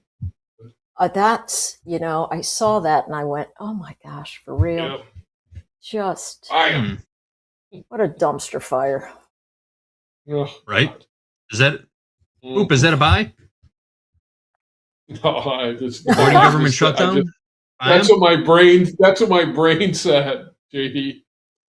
Whenever you see a headline, just buy it. Yeah, just buy it. Here we go. Not a lot of strategy behind that one, though, right? Nope. That's just a caveman trade, right? You wait for a headline, Yeah, you pile in. 100%. Yeah. Well, put in that low, 68.86 quarter, bounce right off of it. What is the NQ doing? What's up in the NASDAQ? Same, NASDAQ put in a low at 25,219, bounced right off of it, making a run to the upside now. Decent buying coming in. Right as that headline hit the tape. Yep.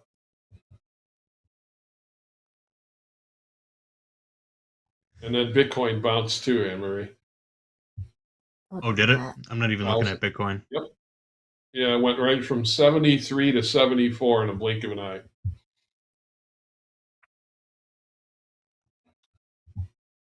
That'll do it. What are you looking at, Anne-Marie?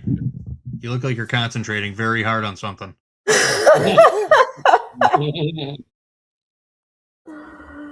Well, Not ready to I'm share trying yet. That's okay. That's okay. No, I'm wondering when it should flush and then give us another test of these. But I mean, it just really, unless you had a buy stop in there, you're chasing now. Yeah, exactly. Yeah, you're chasing now. Yep. Oh, for the love of Pete! What do you say all the time, JD? The market makes a million ways to screw you, right? What's the saying you use, JD? They're designed to do whatever screws the most people, right? Yep. Sometimes it feels like that's the function of the market. Mm-hmm. There was just a 200 lot in the ES. Squeeze them. A what lot? Yep. There was a 250 lot at 03 that just got filled. Delta's positive now. Yes. Reverse positive. All right. We went from 1,000 negative to positive. This is some real buying coming in. I'm still looking at the NQ. I'm going to switch back over to the ES. Yes, this is very decent buying coming in. Bitcoin. See if it goes up here to this Almost 7. $2,000 bounce in Bitcoin. There she goes. $2,000 bounce in Bitcoin. Yep. Who's in? Who got in? Tell me everything. Me. What'd you do, Anne-Marie? I went long. I did a buy stop. On the micro S&P? No, the regular E-mini. Yes. Not the micro, yeah. What was your entry price there? What was the entry price there? 69.07. 69.07. Anne-Marie long 1 micro ES 69.07. Mini. Mini. Did I say micro? My apologies. 1 ES 69.07. Why'd you like that price so much? Was it just calling your name? Like a good level to that number is it's gotta, if it doesn't move that edge, it's gonna break. So I'm gonna move the stop way up in that edge. I think everybody got really short. Yep. And now they're having to chase it out. Absolutely. Delta kind of showed that, right? Oh yeah, shorts are getting squeezed big time here. Yep. So I got out just maybe $100 to the upside. I'm just trying to follow that, follow the run up. I need to put it on a 2,000 tick. See if I can see it a little bit better. Oop, did you just get in too? I heard another order fill. Or was that Anne-Marie getting out? That was me getting out. That was Anne-Marie getting out. Gotcha. So old support, new resistance right here at the 69.11. That zone, I don't know if you remember that area. I am very tempted to short right here. Ooh, okay. Good retracement right around 15. Yeah. See what playing both sides and Playing both sides in this volatility. Let's see what the VIX is saying. The reversal Things happening challenge. in the VIX. VIX is up 17.5% still, 19.23 on the VIX right now. It's unusual on a down move. It feels a little early for shorts to be unwinding. You know how the shorts normally unwind into the end of the day? It feels a little early for that. Especially since the delta just flipped positive. Yep. So, I'm going to wait a... So we selling rips here? Selling rips, is that the play? I'm going to see how we act around 20.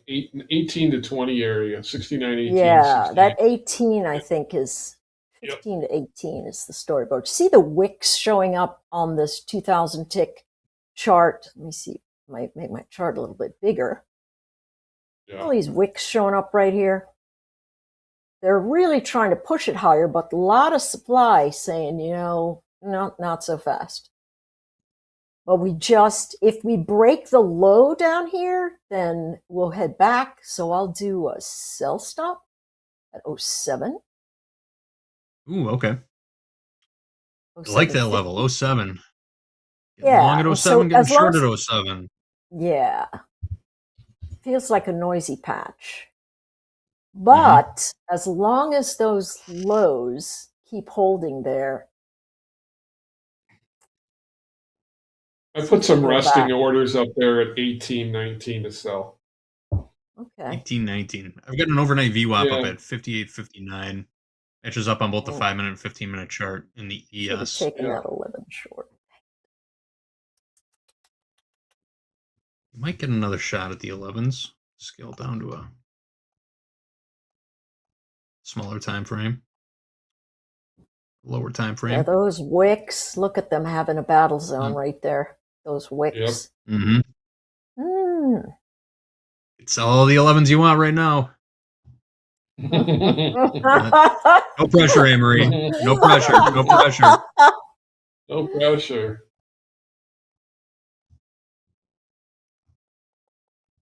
It's right up again. A couple hundred just traded out on the 11 bid or 1175 bid. Some buyers stepping in. Ooh, we should check in on the tilt. What is the tilt telling us? 70% long in the S&P, 68% long in the NQ, 68% long in crude, and 54% long in gold. Tilt You still long to the crude, upside right now. 110? Oh, we got stopped out. Let me pull that chart up. We got wicked out I on figured a you may have on dip. that push down. Yeah. Yeah, back here at about right around noon Central Time. There was a dip down to 62.60 in the ES. Our stop was resting at 62.80.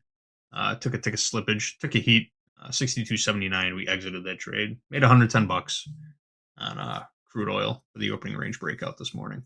2 micros. Well, there's your 15 hoop. Yep. See how it does there. Oh. Right. Nothing done, hoop. What are your where are you resting those offers at? Look at that. Up at 18. I'm 18, using gotcha. my Vinny stingy hat. Yeah. Demand better trade location. Yeah. It just gets Especially me in the when we're hole whippy like sometimes this. too much, Vinny. You know. Oh yeah. If I miss, I miss. 5-minute chart. There goes. That's right. 5-minute chart. We miss. It's The really Bitcoin it. one though. No FOMO. Don't go chasing. Yep. Then they'll go, do you want them up Take down there a once you get them? Right? That'll be the next thing.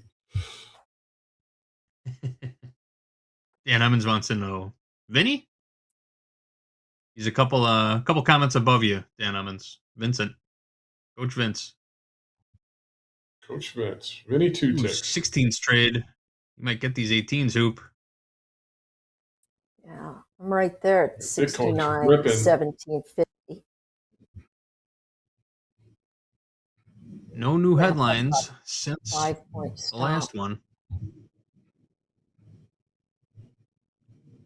Oh, President Trump was scheduled to participate in a executive order signing at 1 o'clock Central Time. Haven't seen anything new about that yet. Oops, in 18s. So am I. Nope, that's Anne Marie. Oh, Anne I'm Marie's in one.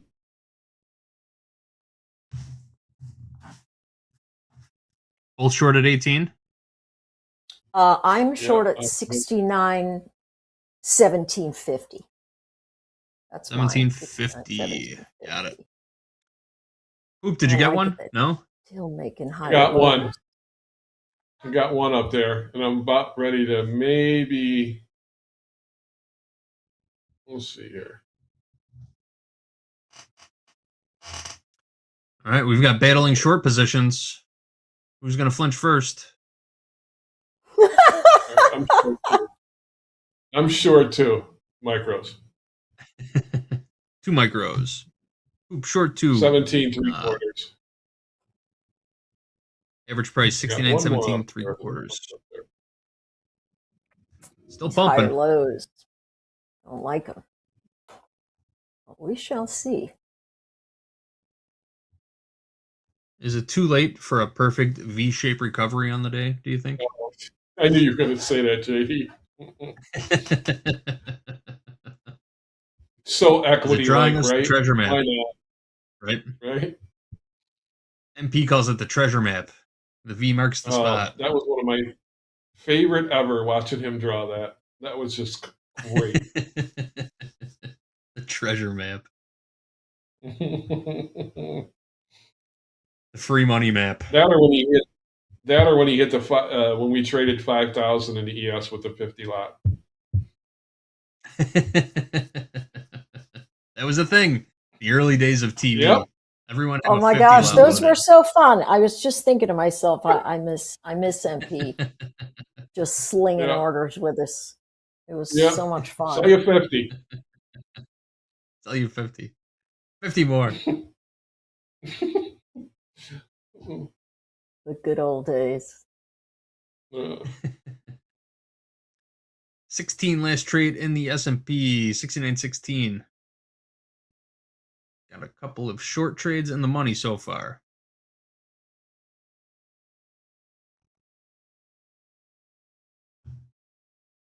See what the bottom. Crude oil is about to settle for the day. Yep. Say again, Hoop? I'll just be curious to see if we get some pushback going down to the downside bottom of the hour. Mm-hmm. Yeah, that's going to be interesting. Yeah. A little bit of selling coming in. Got a 9-period EMA on a 15-minute chart right here at 69.16. We're on top of that right now. Question, because I know you're always thinking about the markets. On a day down like this, we always used to talk about flight to safety. Okay? And I know that's an old term. But when we're in this, you know, once again, metals rallied a little bit today. I get it, but they got hammered on Friday. If the equities had lower, there's a that's in the micros. 400 lot in the micros there. See that, JD? I did not. I'm looking at the mini right now. Yeah, the micros and it moved up. Uh-oh. Nothing on the mini side. Yeah, the micros got hit on 500 times at 16, and now we're going back down. All right. Now we're going. Just curiosity. I mean, if we go lower, where is, if the metals have lost a little bit of their steam, is there anywhere to go? Overseas? What? Curiosity. Well, I'll try answering that first, if that's okay, JD. Oh, yeah. I thought it was directed at you. My apologies. Oh, yeah, okay. Oh, yeah. I don't see the equities so much doing that sort of thing as much as individual spaces. Now, you know, I've been talking about Soros a lot lately because I've been analyzing his portfolio and the new all right. Ooh, let's see where we go. Ooh, yes. This is a nice trade. Nice trades you guys got on right now. Here we go. 69.06. Mine stopped out at the first. Nice. I covered one. VWAP. Yeah, I'm so going to that see if we was go to that was 69.06. super fun. That was really nice, right up on the top where we were looking at it. I got to give you Nice little- props. Who I would have gotten in at 14 and not held for the 17 if I hadn't heard you say, "Hey, I'm going after that 17." So that was really Good eye nice. hoop, yeah. Yeah, Sniper great. entry right there. Great eye. Yeah, it's fantastic. So happy to chase in there with you. I see the equities hedging from looking at everything on the put walls. Their put walls are so low. The put wall for the ES is 300 points lower than where we are right now. 300 points lower. And so 300 points. yeah. And so what I am seeing them do is go long equities into the earnings curve and short hedging on the equities. So the flight to safety I'm not seeing it there. I'm just seeing them going after the upshot while hedging for the downside. And that's why I believe the equities are so volatile right now themselves. That's why I think the futures are as volatile as they are, because they're moving around in these pockets that have this put wall so far below, they know they have tons of room to trade down. So when are you going to get out, Hoop? Or did you? I got on my last one down there. I was sorry. I was looking at my my good friend Hogue slapped me and this was before when I was fighting a directional market. There it says, "Don't fight a directional market." I just had to laugh.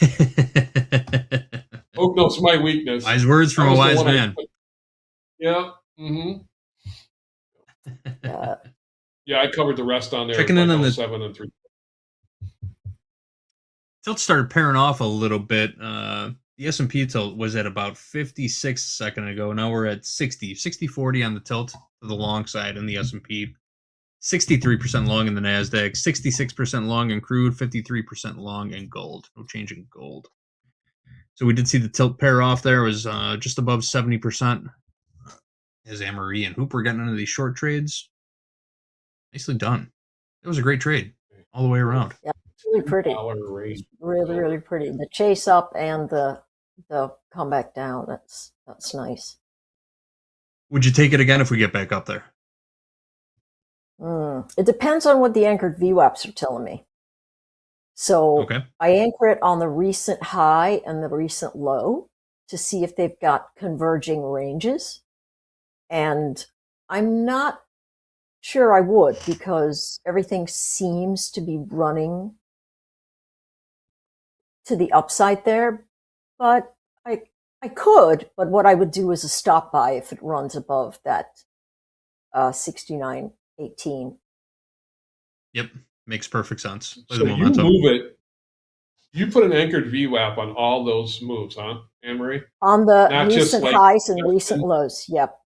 Okay. Just so Wow, I can okay. see where the traders that are just getting in the space, what they are doing, how they're feeling. I would do that.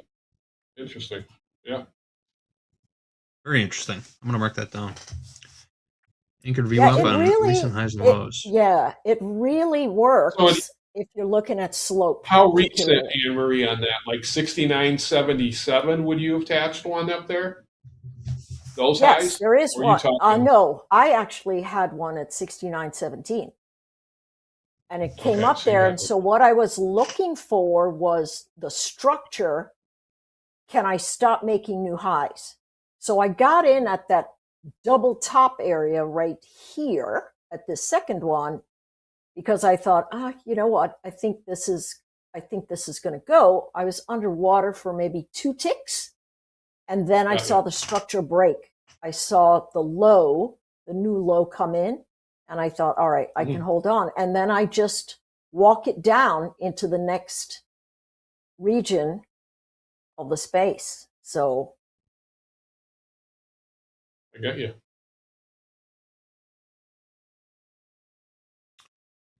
Headline just popped out. NVIDIA's CEO Jensen Huang says the NVIDIA plan to invest in OpenAI is on track. Yeah, you know what's funny is, have you noticed how many people have come out to defend that? It reminds me of that Shakespearean quote, "The lady doth protest too much." And so, really, you would think materially, if it was a nothing burger, people would go, whatever. But that's just a big deal. Yeah. So much news out there going, especially the Kobesi letter. Those guys do a lot of analytics, and they came out and went, I know they're saying they're going to spend, but we've got somebody inside that says they've got all kinds of questions. And so rather than make a mess of things, I guess they came out and said, hey, no, everything's fine. And then Oracle came out and went, no, everything's fine. Except Oracle, all of Oracle's credit right now, all their credit bonds, junk rated. Yeah. So when you say that, Anne Marie, I just think of Kevin Bacon in Animal House just standing there yelling, all is well, right? Everything's good. What a movie. Credit junk bonds. All is well. All is well. We need to have a session where all we do, we can't say anything unless it's a movie quote. We just have to jam ourselves up. I think I could pull that off. So could I. 100%. Because I watch too many movies, man. I love film. I do. I love good film. I love bad film because it makes me laugh. But yeah, I love film. I thought about making a movie about 10 years back, and then I figured out how much it was going to cost. And I went, I don't think I'm going to do that. Now it's a lot easier. What kind of movie were you going to make? What was the movie? Something, of course, darkly funny, but just ordinary people doing ridiculous things. It's very expensive to film unless you do something. Anne-Marie, POV. when I think of first getting introduced to you, I just remember when Michael was talking about you chasing a plane. Oh my gosh! And I said that has to be in the movie. Anne-Marie on a tarmac just running after a plane. I need to see that on film. Yeah, it's a wonder I'm not in prison or dead. Truly, my youth was. Did you make it to the band? The day that happened. I did. Anne-Marie. I got up onto the plane. Was it a success? Yeah, I got up onto the plane. My hero, incredible. Absolutely incredible. Yeah, I actually used to have a picture of me sitting on Robert Plant's lap in the plane. Oh man! And I was so proud of it. I was young, stupid, and I was so proud of it. I had on a T-shirt. I wore it on a T-shirt, a silkscreen T-shirt, and people would walk by and they would go, "Is that what?" It was funny. It's me. It was great. It was a great time. It was, I was firmly talked down to by the tarmac officials when I left the plane, but it was worth it. It was worth it. Yep. And no one got hurt, right? Yeah, no one That's did. the No one important did. part. Yeah. It's, they're so used to having the groupie types anyway. When I got onto the plane, they went, hey, were you the girl last night from the room next door? I was like, no, I'm not going to go. I don't go there. I don't go there. I don't want to catch anything.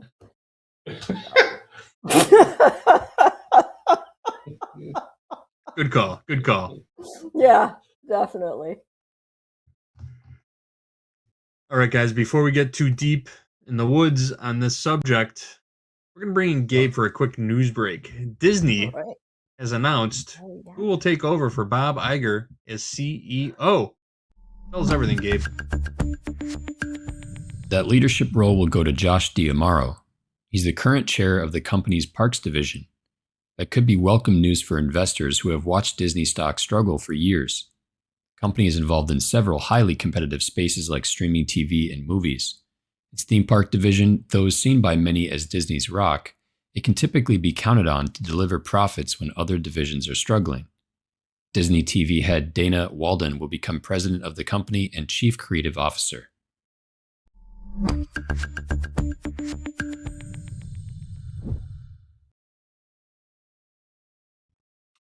Thank you, Gabe. Promoting from within. Is that good company culture? Love it. I think so. 100%. Yeah, absolutely. Nate Trades in the chat says, "Hey, we need a good trading movie. There hasn't been a good one in a while." Oop, I know you know this. Big Short. There have been so many. Yeah, There have been so many attempts to make a movie like surrounding, like the atmosphere and characters of the old trading pits in Chicago and New York. Yeah, and it always just seems to fall flat. No one can really capture the spirit of the thing. You know what I mean? Yeah, Flord took a shot at it, right? And once again, if you know that, I mean, Hogan, I know that trader, that Praz, who's was an absolute beast in the S&P pit, but it's, Mm-hmm. you know, it's I found that to be it's kind of a men's club world, you know. I found Florida to be more depressing than entertaining. Oh, it was 100%. very, very depressing. I have some friends that will not watch it. Yep, 100%. Yeah, it was hard to watch. It was very hard. See, like trading. Yeah, trading is hard. Trading is hard. You know, we have ups and downs. Rogue Trader's pretty good. Rogue Trader's pretty good. Yeah. Rogue Trader was a good one. I think Yeah. that's pretty good. Yeah. Yeah, sure. You can do one off. You know, my one-off shots, favorite, pick a specific you know, person. Is the Too Big to Fail. It's Well, that was good. That and I know it's documentary. not quote futures trading really, but it's the whole crisis. But the guy who what's his name who played Dick Fold was just my hero. Because the reason his ship went down is because he thought his stock was worth so much, and in the end, you know, it was history. So you know,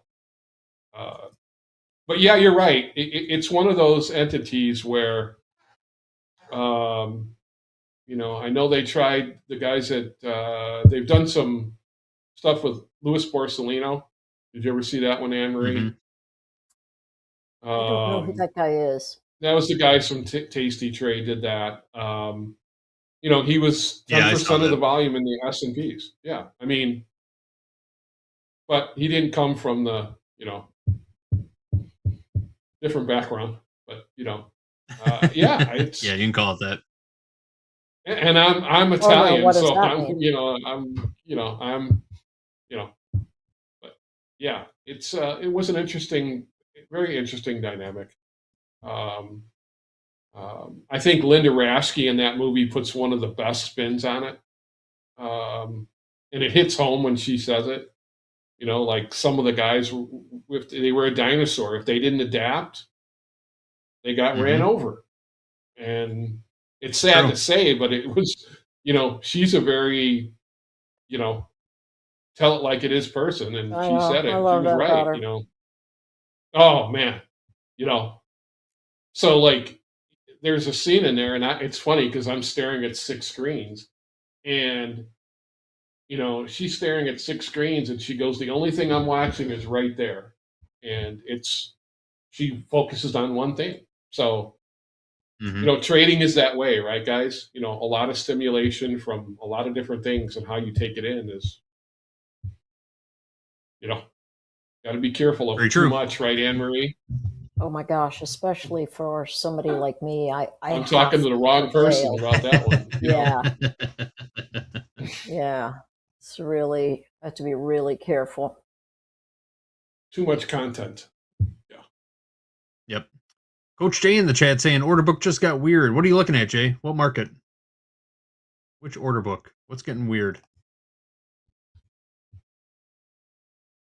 I'm scrolling really up through the thin. S&P right now. I don't see any order stacked above or below. A couple of hundred lots Nothing below. over 100 in the lot. S&P. Yeah. Yeah, that's it.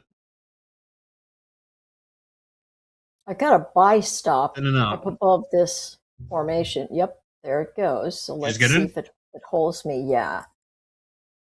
Anne Marie's long. What's your price?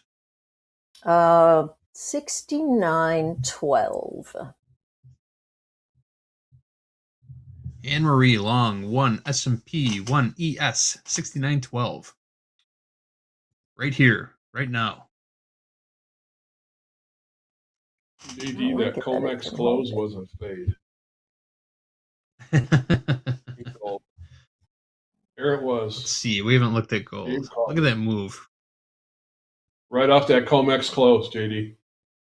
Yep. We've done nothing but rally.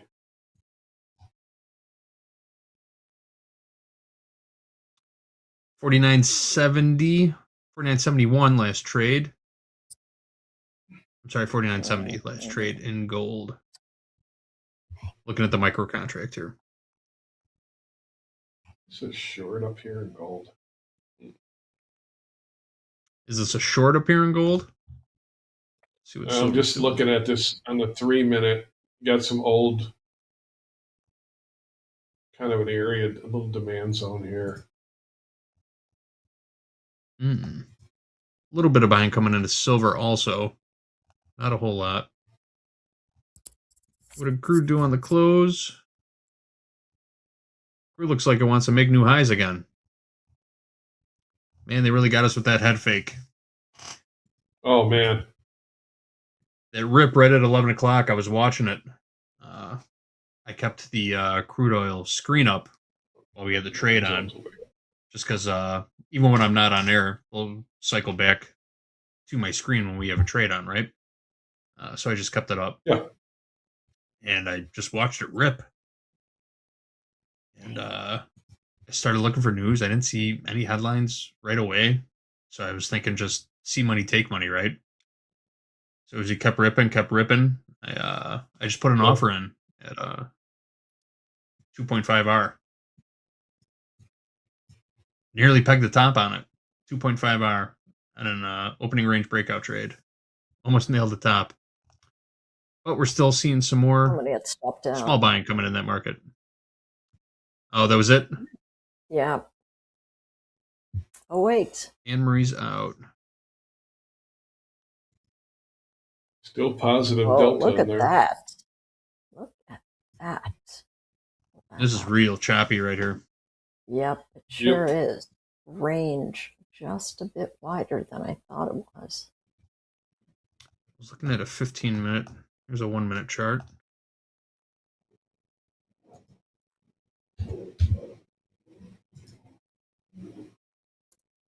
Some Feels real like something's barcoding. about to happen.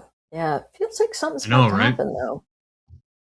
Yeah. Switch over to the news again. Ooh, Iran's Fars new agency after the U.S. military said it shot down an Iranian drone. An Iranian drone completed a surveillance mission in international waters. Was the drone shot down or was it not shot down? Very unclear.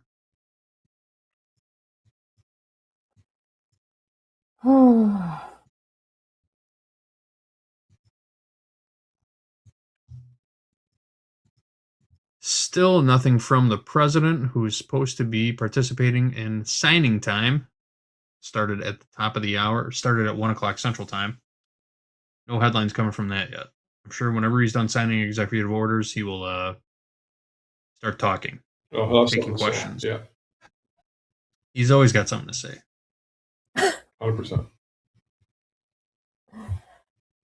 Why waste a good opportunity to I talk, know where right? flight to safety was today, Anne Marie. Where was it? Cattle. Where was it? Cattle. Cattle. Yep.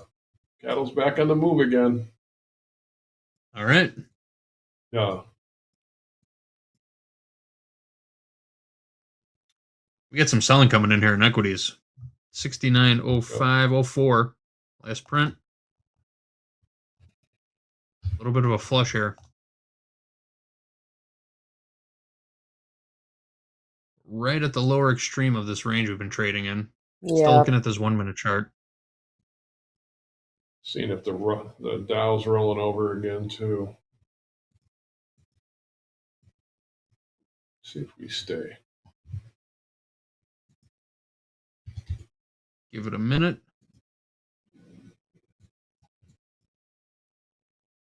.04 last trade. See if anything new on the tilt. Ooh, tilt on the long side again.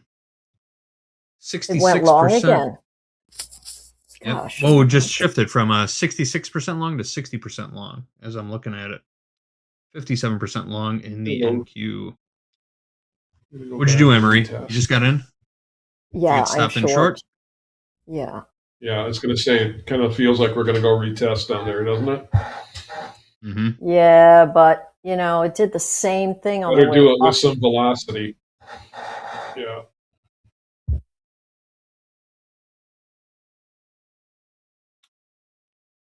Maxine says new lows in NVIDIA. Let's see. We got NVIDIA down 4.74% right now. The only stock in the Mag 7 above water, Apple, up 0.27%. Everything else is down considerably. Amazon down 2.8%. Google down 1.6%. What Meta what down. day do they report? Thursday, Was it I Amazon? believe. Okay. Thursday, yeah, Thursday. Yeah. Microsoft down 3.4%.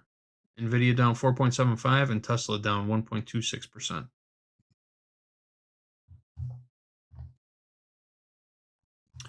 How was Tesla down after that announcement this morning, or the news that we saw this morning? SpaceX acquiring the artificial intelligence company XAI. I guess that's his focus now, right? Not the cars. Yeah. He's building. Well, he's got to get his $1 trillion bonus somehow, or That's whatever right. that number Yeah. is. Yep. Something Yeah. like $1 trillion. He wants to build data centers in space. We're going to outer space. Power data centers. I think it's incredible that we're going around the moon again, whatever day that is, Feb 9 or something. Mm-hmm. I'm like, why now? Why are we going around the moon now? Right. It just feels like Everyone's he's just sick of Earth. I want to get out of here. Go. That's gotta be it, JD. It's the Can't hang pitch out here. anymore. People are all nuts. Let's get out of here. Go to Mars. Never mind, there's nothing to breathe up there. Never mind. Yeah. Oh, You don't want this that looks like hourly it's gonna candle. go right back in. Daggone it. Come on. 1, 2, 3, 4, 5. 1, 2, 3, 4, 5, 6 hourly. Still in it, candles. right, Anne-Marie? Yep. Anne-Marie is Yes, still in. I am still choking around here. What was your entry price on that trade, Anne-Marie? 303. 03, 6903, got it. Yeah, 03. Right on top of that right now.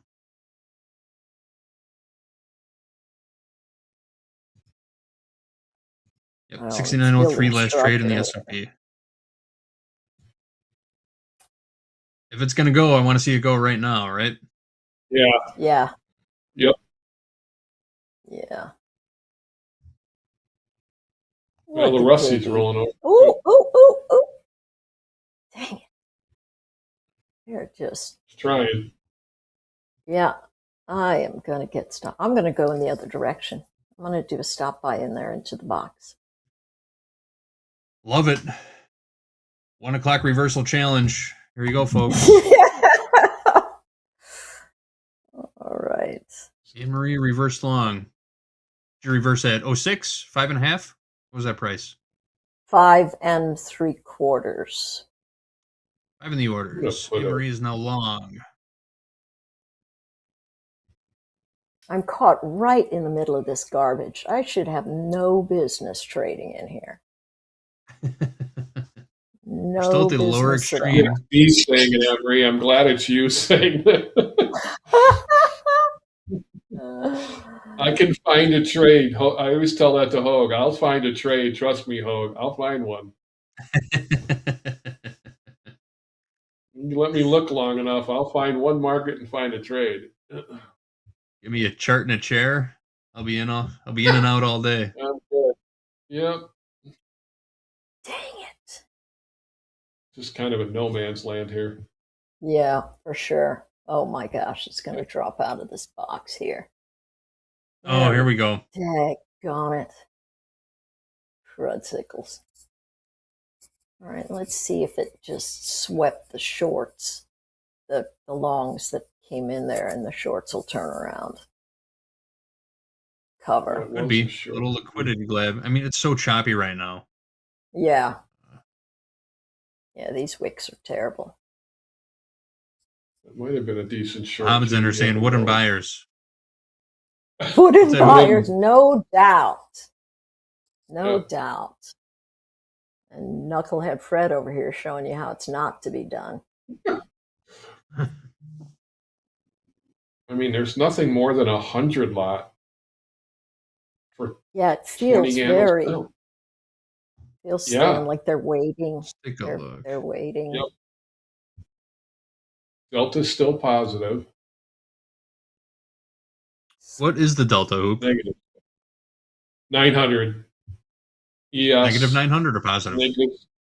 No, positive. Okay. Positive gotcha. 900 ES, negative 6,300 in NQ. Thank you. Thank you.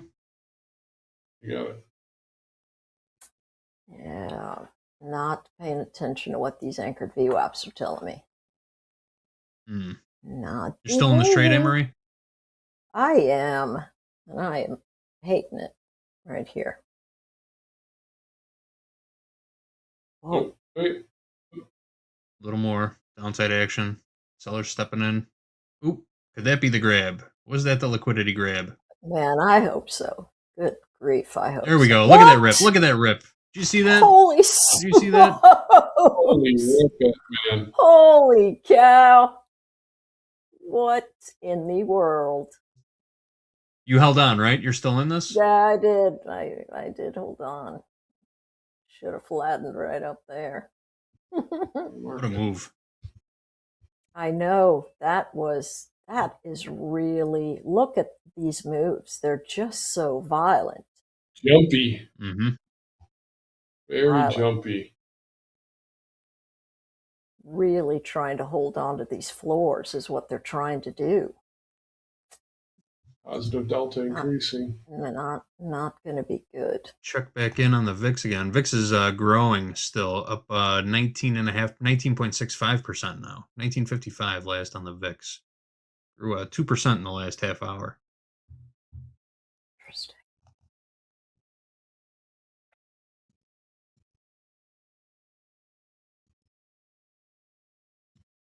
Darnell Price in the chat says it's going to flush in power hour. What are you looking at, Darnell? Throw some context in there if you can. Feels like it. Feels like it could Right? flush for sure. They are trying so hard to hold this ledge. Yep. They really are. I'm watching it trade. I'm just looking at the ladder, watching it trade right now. Yep. Every little pop gets swatted.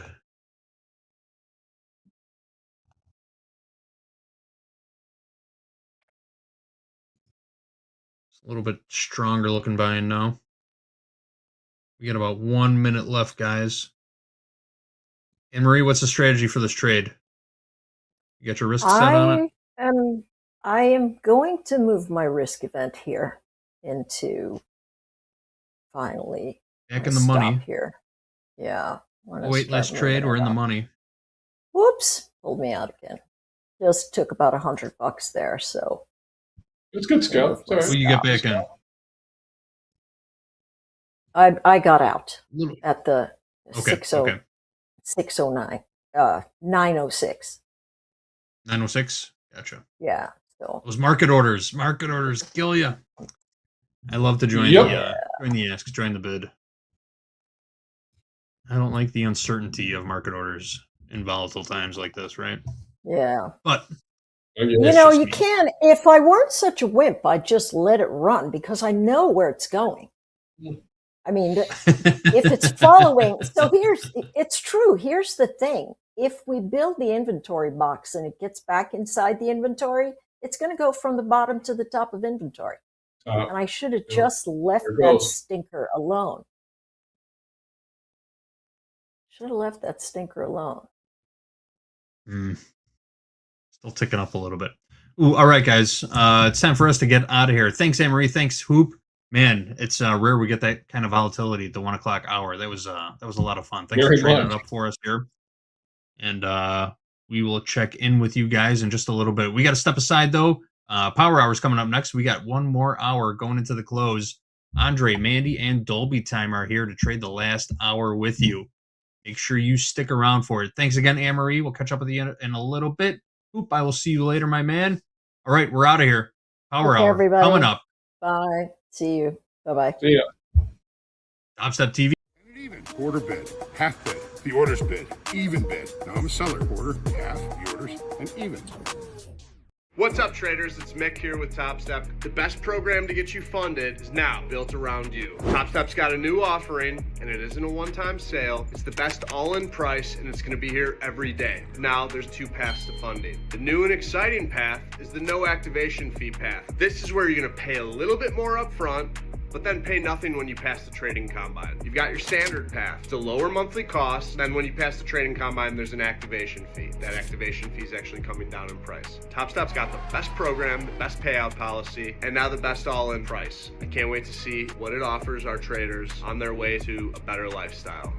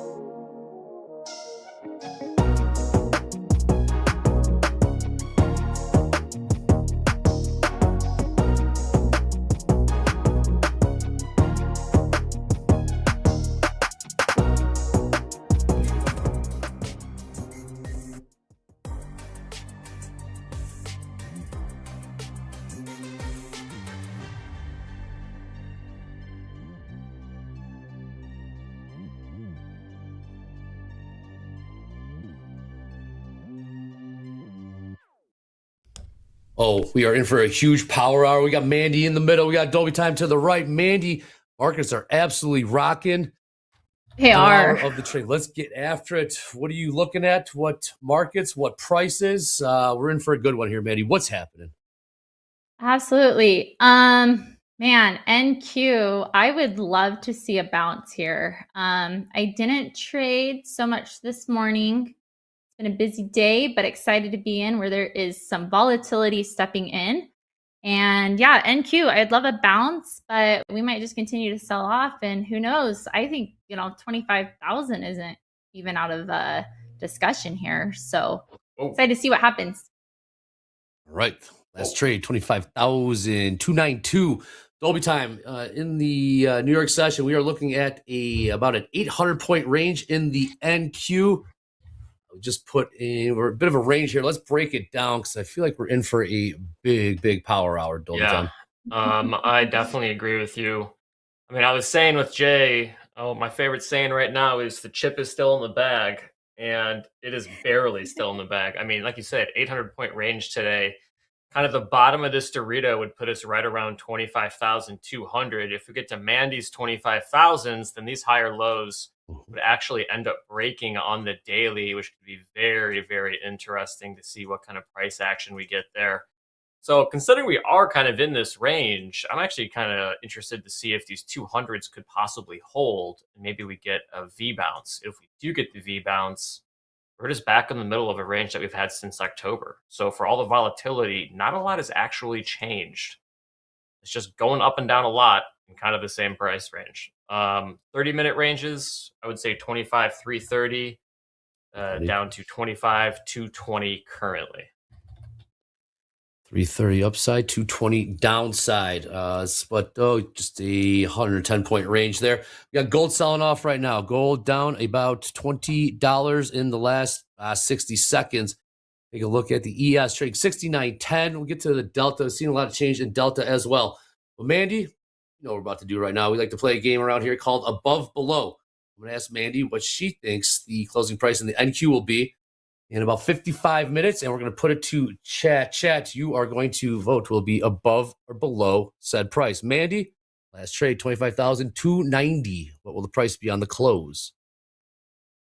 I'm going 25,385. 385, okay. Yeah. Back to the support that we had here between 11:45 to about 12:15. So curious to see if we can get back up there. Who knows? We might just sell right off the rest of the day. ACH. Absolutely. That's selling from about 10 a.m. Central all the way to, it's solid 3 hours, just a grind down lower in the NQ.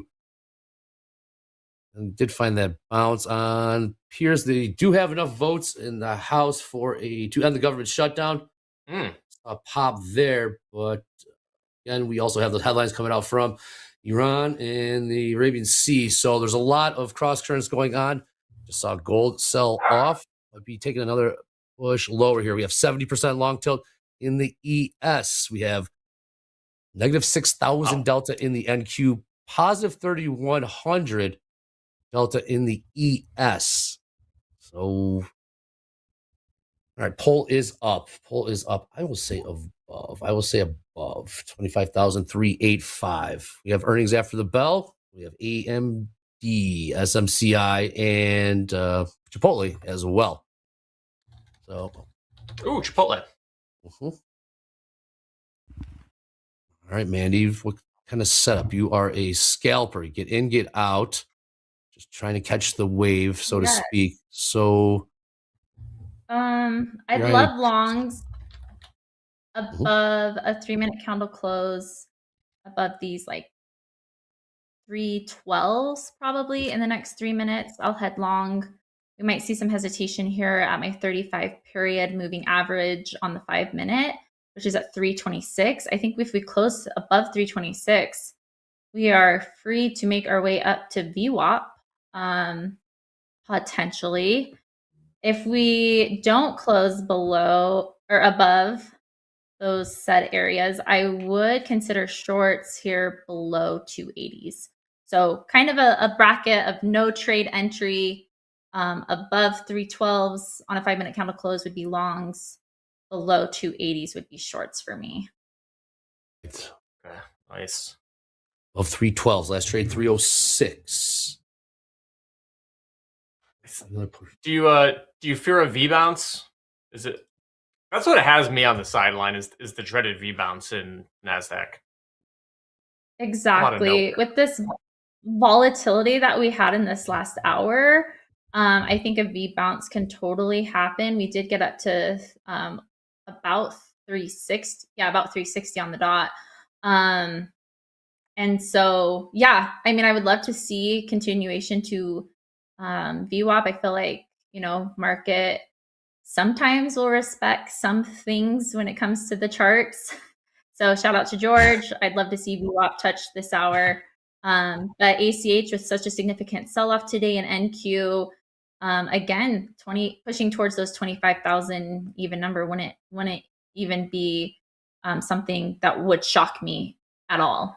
I mean, we've seen crazy moves on NQ before. So on a day like today, just let the chart tell you what it's going to do and just enter accordingly. So again, happy I haven't entered in a trade yet. That was like a little bit of a psych out here on the 5-minute on MNQ. We are pushing below my EMA, which is right now at 289, 288. So glad I didn't enter long until I have that 5-minute candle confirmation. So we are pushing down again. Heads up, NVIDIA trading on low of the day right now. NVIDIA down 4.25%, currently trading at the lows. Right near the lows, I should say, about 50 cents higher. Lows did chips. Yeah. Chips out of the bag. NVIDIA, chips aren't good, Trey. That's back-to-back days. NVIDIA getting smoked to the downside. So see if that does weigh on the NQ. As well as the ES here in the last 50 minutes of the New York session. You see that countdown clock in the lower right-hand corner, which means 40 minutes till MOC. They are, NVIDIA continuing to sell off here. It's Dolby time. We like those 220s downside. I like 220s to 180s, Trey. I 180s, really okay. want to see if we can come down and test the bottom of this lower high that we've been so disciplined in making on the daily here. It is about, it's almost 100 points away, but I think there's a possibility we might come down and try to run that and bid back up again. It's a bold call. But 70% long ES. 70% long ES as we trade 69.15. I mean, it was 20 point range, 30 point range on this last previous hour with during Anne Marie's segment.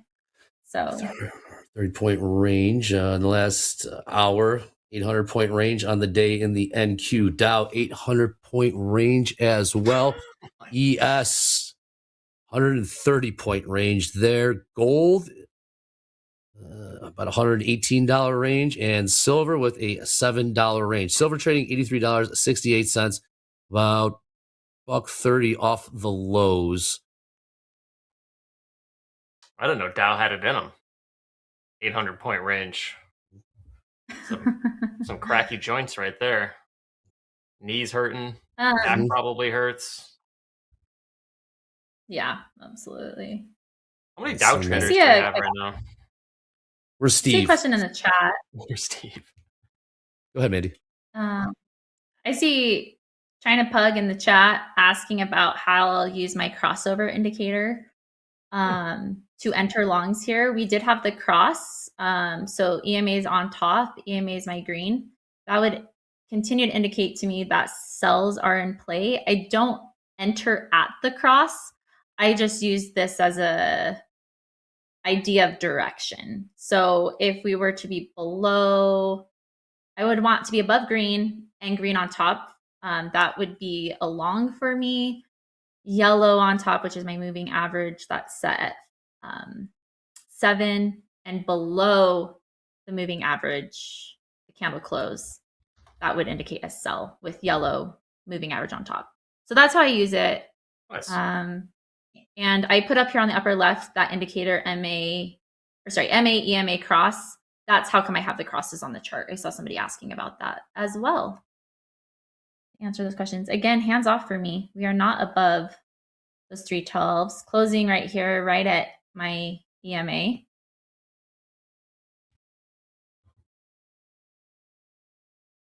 We'll sell off here. Yeah, how often do you utilize the moving averages on your 100 tick, or do you normally only use it on the minute chart?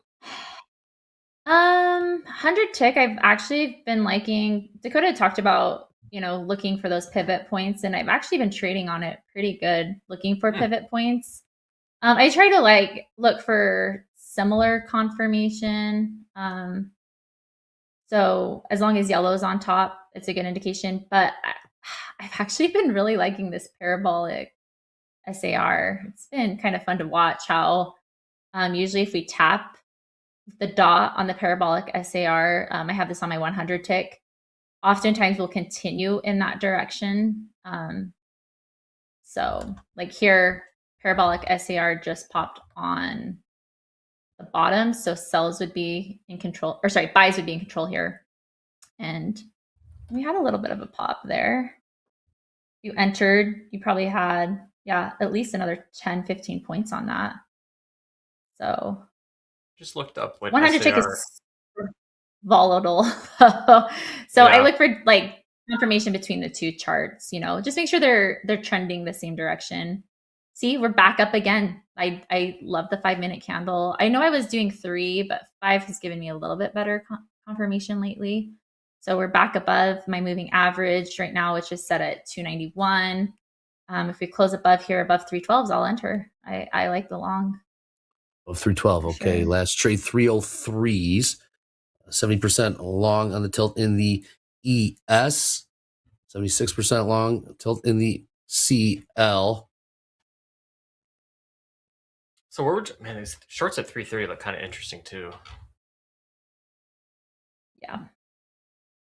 Mine would be like a scalp of like 10, 15 points maybe. I'd be curious at like 340s, the 350s if we can get a sell in there. I'll be trailing my entry, Dolby. Yeah.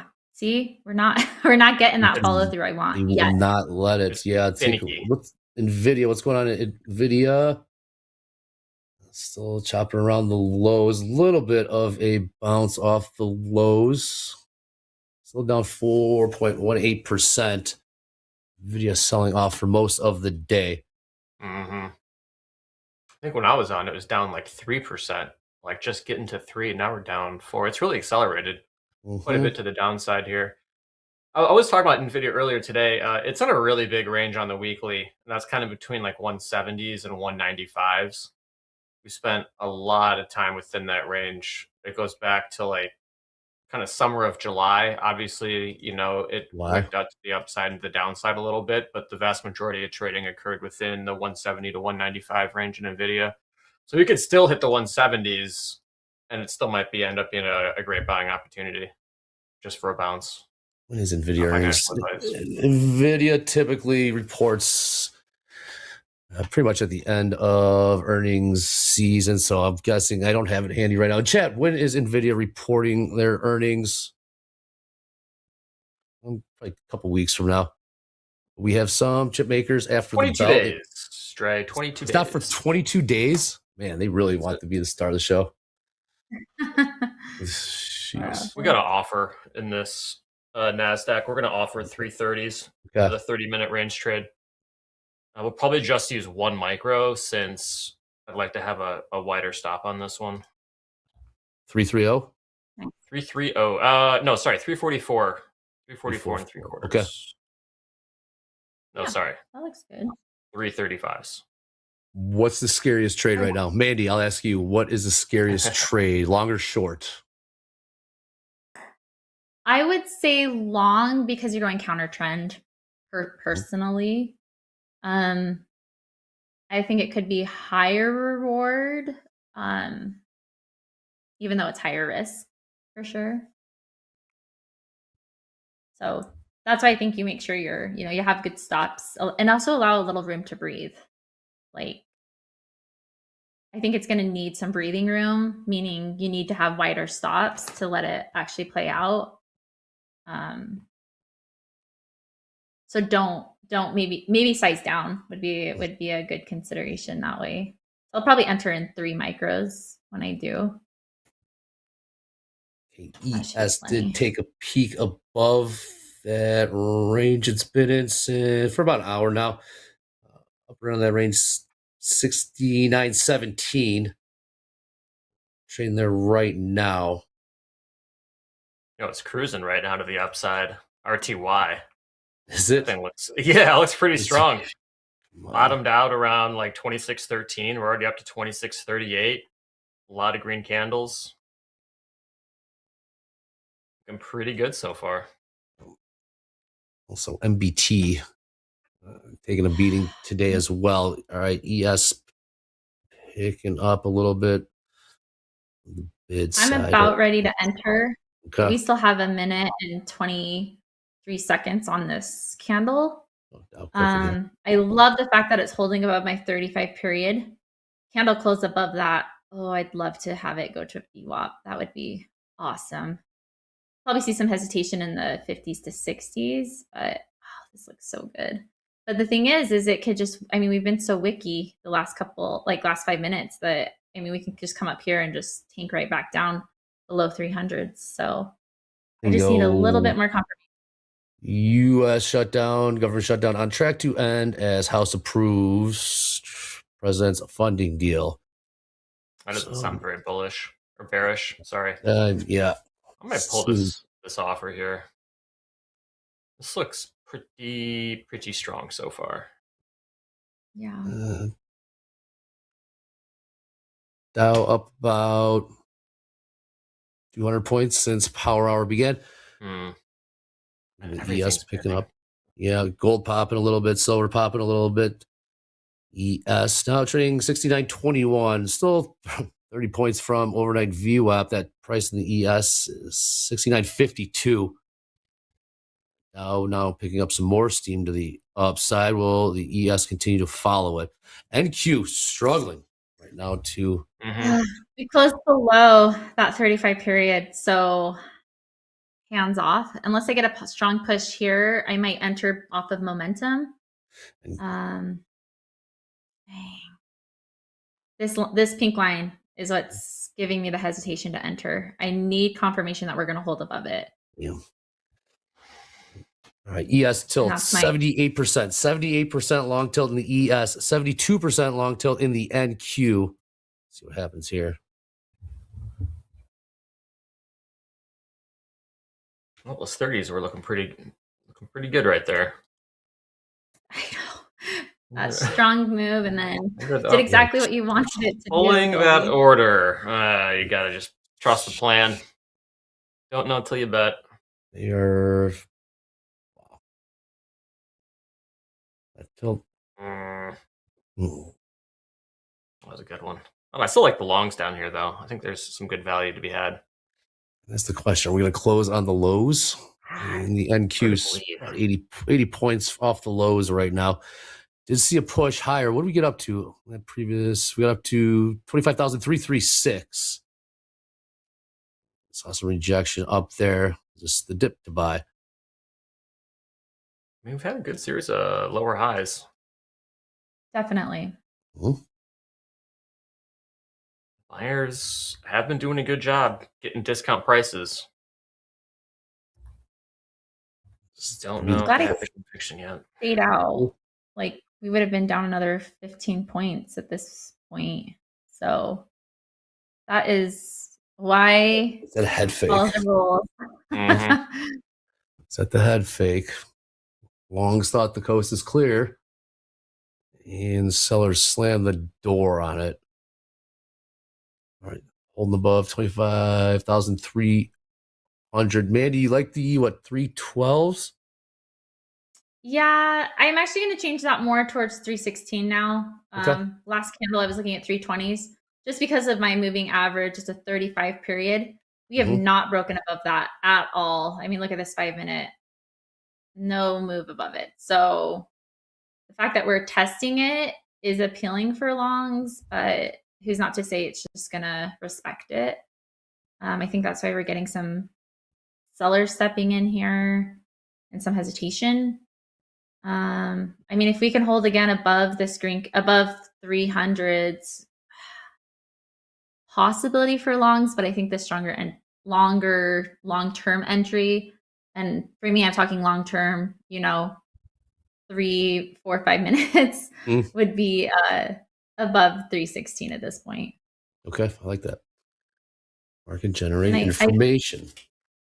I figured out how to put my crosses on top. So now I can have the full candle, not the hollow candles. So hopefully that's easier for you guys to see.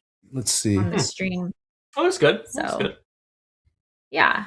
It's this. I don't know if you guys, I can do a little demo real quick. We'll keep an eye on this NQ, but if you come up to the indicator that you want on top, just go to visual order and you just say bring to front if you want to sit it on top of the candles.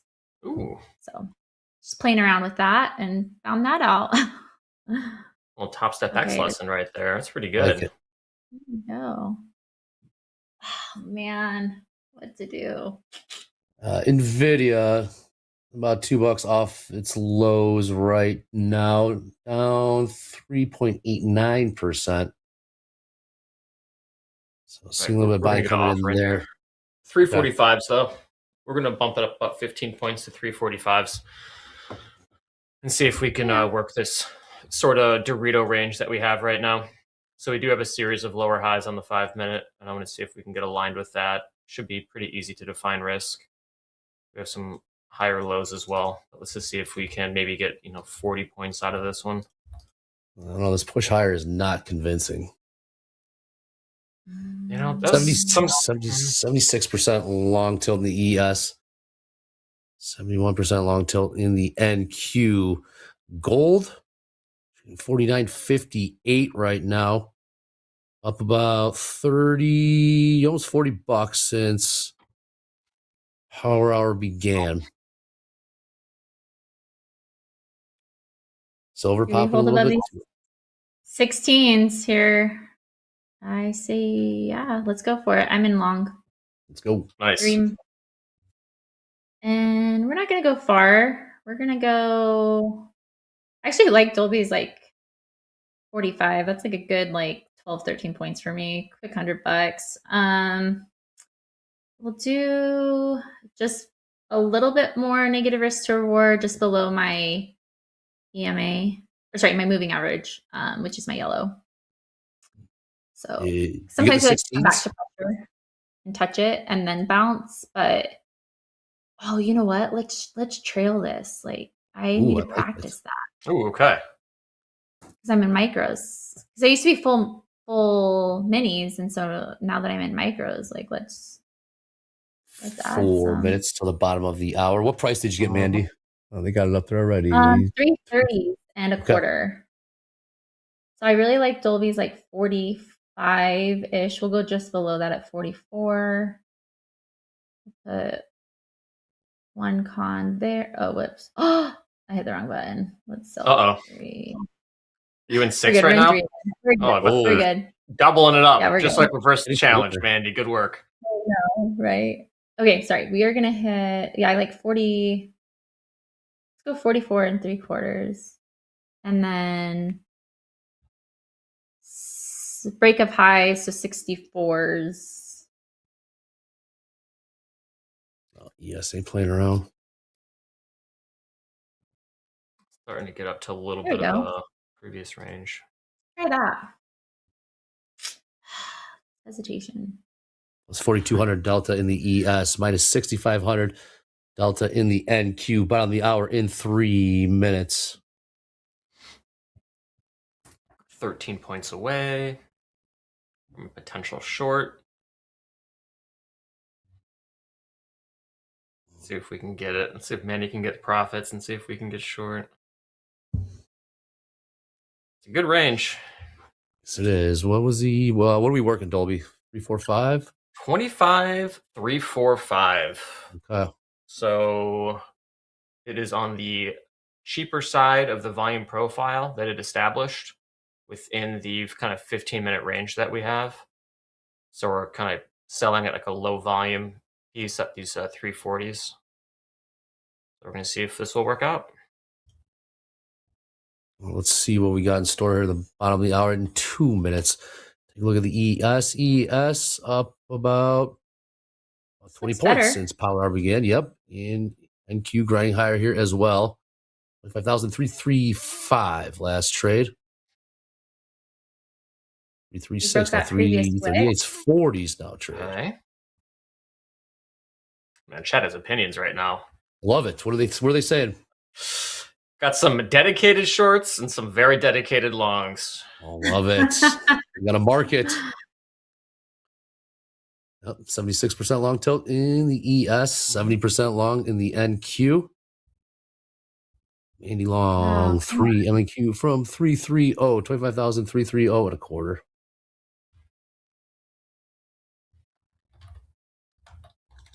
I've always had the volume profile on here. Huge fan of the volume profile. Have I been using it well? That's a better question, but it has been on the chart. What's it saying right now? Volume profile, a lot of volume building up. The ES, right around here. Yeah. I mean, we're trying to use... Oh, do we really just miss by... All right. When you're looking at a range, I mean, you should get like a pretty normal distribution as far as the volume profile goes, which is volume traded at price. And so you're trying to get discounts on longs down below, and you're trying to get discounts on shorts up above. So if you're selling below the point of control, then that would be considered like an expensive short. But you could even utilize it on like smaller time frames as well. Okay, so this is going to be a kind of a timed close. If we close below these 330s, I'm out here in about 20 seconds. I do have like a previous multiple touch point on my 15-minute, so like a support resistance line. And we're having a hard time wanting to stay above it. So if we are below it, I think I'm going to get out because we might look at reversal. Well, now we're about to hit 30 after. Let's see what this has. We're above it. Yep, Okay. buying. Here we go. Let's get some movement. Top, yep, bottom of the hour. Looks good. Just get that fill for Dolby. 45, you said? 345s. And we get it. Mandy, you're targeting. There it is. Okay. Just tag that. I'm in. I'm going to trail this up to probably 40. Well, no, we need some breathing room. How's it going? Short one. I'm in Q. 25,000. 37s. Okay. Is my final stop profit. Say 37s. So, yeah. Yep. So we're risk free, money guaranteed. Oh yeah. On this. Beautiful. Oh, I love it. There we go. ES picking up some steam. The upside. ES 69.27 last trade. Dow about 300 points since power hour began. NQ also picking up a bit of a bid. Gold also. Everything's on the bid, huh? That doesn't feel good. ES, they're continuing to grow delta in the ES positive. NQ still staying negative. Moving mine to the next previous pivot point, possibly, I think is like 343s. So worst case scenario, up another 52. Nice. Getting close to my second TP, which is at 364. Reason I chose that, it's at the top of this candle right here. We just tagged that. I think we're toast. And I'm going to trail that just Australia route below the SAR. Okay. All right, continue to pump here. Nice trade, Mandy. Nice risk management, Dolby. Mandy, trailing the Out. stop. Trailing the stop. How many ticks are you trailing it? It was just one. So we're out. Okay. Another 210. 210. Well done. Nice Awesome job. breakout. Thank you. ES pumping higher here as well. Watching that positive delta grow in the ES now, plus 5,400 when power hour began. We were right around 3,100 positive. Watching that sucker grow. Seeing gold also catching a bit. Gold trading 49.70. 49.70. About 50 bucks. 50 bucks since power hour began. Wow. Nice out there. Nice. What's the next setup now? Markets Probably are longs. moving. Longs somewhere. Yeah. Find it. Oh. Yeah. I just don't know if we can get a retest anywhere. I'm not looking to enter longs. Again, I'm happy with what I was able to capture from the market. I'd love to see if there's any chance for sells if we get back to VWAP on the 5-minute and just have a hard rejection. You know, but I would need a confirmation for that. Probably would go off of some 15-minute lines for that. Some spaghettis off of the 15-minute, you know? Yes. Got some headlines coming out of Iran right now regarding talks, negotiations. The location and timing of the talks are not complicated issues and should not be used as a pretext for media games. Planning has been carried out to hold negotiations with U.S. over the coming days. Seeing oil continuing. Oil's trading at the highs right now. Oil trading $63.96. We're also seeing gold push higher, seeing the equities push higher as well. NQ up. Somebody was asking how do I trail? I did a manual trail. So when you're in your trade, if you're in profit, you can just drag your entry up to like a trailing point. So you are always in profit. I hope that makes sense if I'm describing it correctly. There's also a feature on the orders where you can set it like every 10 ticks it moves, it will trail you, or you can set it to like whatever setting that is on the order. There's a few different ways to trail on TopstepX. Nice pop in gold. $10 pop there. Now trading $49.77. Watching ES and Q. You got more momentum to the upside. There you go. Where do we get long? This could be a hell of a bounce. Yeah, that headline certainly helped. Uh-huh. We got MOC 14 minutes. 14 minutes till market on close. 73% long till ES and NQ. Overnight view up in the ES, about 17 points away as we trade 69.34. NQ, 170 points away from overnight view up as we trade, call it 25,400. Mandy is above below. Yeah, was it 385s? 55% took Not above. bad. Not bad at all. You're the best at this. Thank you. I can just execute that with the options. That'd be kind of cool. That'd be very cool. Jay, I know you're talking about the wheel trade. I'm actually thinking the wheel strategy would be pretty decent as a range trader. Because if you end up getting stopped out, I mean, typically it's just gonna like run right in your face. So when we're flipping and catching momentum on the other side would actually be pretty good. Yeah, like that. Yeah, if you're gonna be wrong, you're gonna be very wrong. Yeah, flip out and get short with it, or get long with it, like with that short take. But yeah, basically, if you break out of the range, it's the reverse button. However, managing the risk, it's a momentum play, right? So, we're gonna get a bid in at 359s. Okay. So we're gonna see if we can retest the high of the 30-minute range and then have that active support. Keep buying this for a bid to the I upside. like it. Any news? Any news? Nothing really hitting. See if the Dow wants to make another push higher here.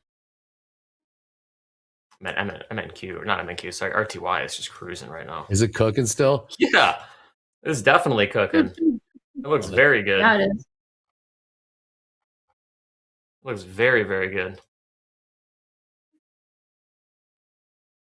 Look at gold. Gold, about a $60 push higher since Power Hour began. I'm trading $49.79. Silver trading $85.06.5. $3 off the lows. We got MOC in 11 minutes. 11 minutes. Yeah, Nvidia had a great Working on bid off close. of 176. Got earnings after the bell with AMD, SMCI, Chipotle as well. Stay tuned to At the Buzzer. Full coverage of that. Also, even though it appears the government shutdown is coming to conclusion, there will not be non-farm payrolls on Friday. We will have ADP private payrolls tomorrow morning. Wow. More buying coming Thank in. you. Just cooking. This is the V bounce. Yep. Talked about it. Sure is. How do you get in? 25,415. Caveman? Was that Market. the Do it, yeah. scarier trade? Yeah. I felt very confident in that trade. So, like, The stop is I time. don't know. Yeah. Stop is, yeah.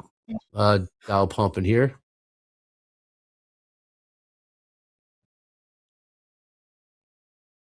Just the Maybe pullback. try to work something at like 400s and like 490s. Get like a little 390. bounce. Yeah, 390s. All right, we could do that. I got you. 10 minutes MOC. 10 minutes MOC. More room. Yeah, I think this would be nice, Dolby, if we can. That would be. We'll get orders in. Don't know it'd be until a you good about. entry. So we'll work 400s, 400 3/4 and 390 and a quarter, and see if we can get filled on these two. This would be the last trade.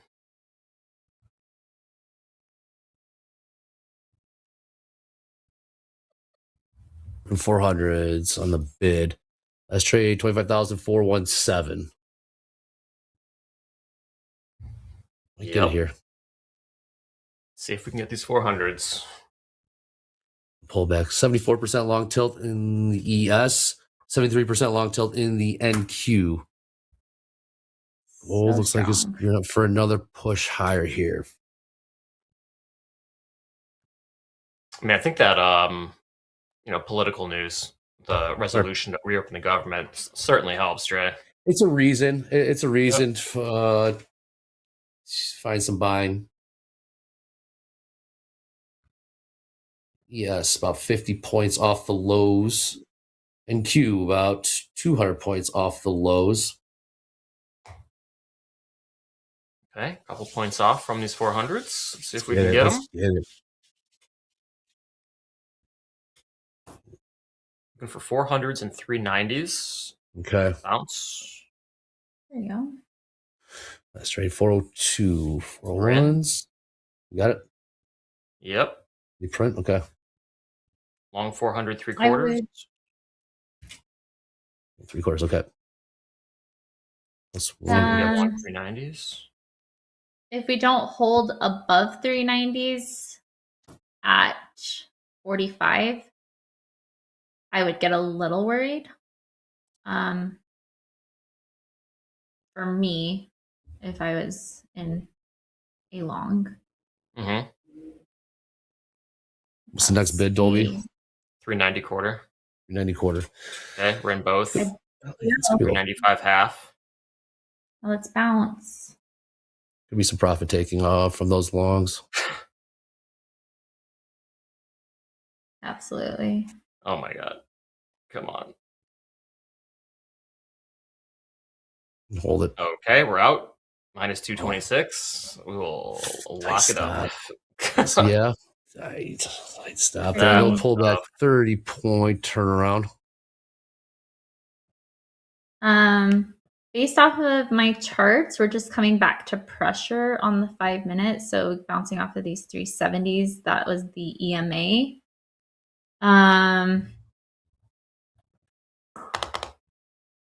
Nervous. Question, yeah. The question was, where do we enter?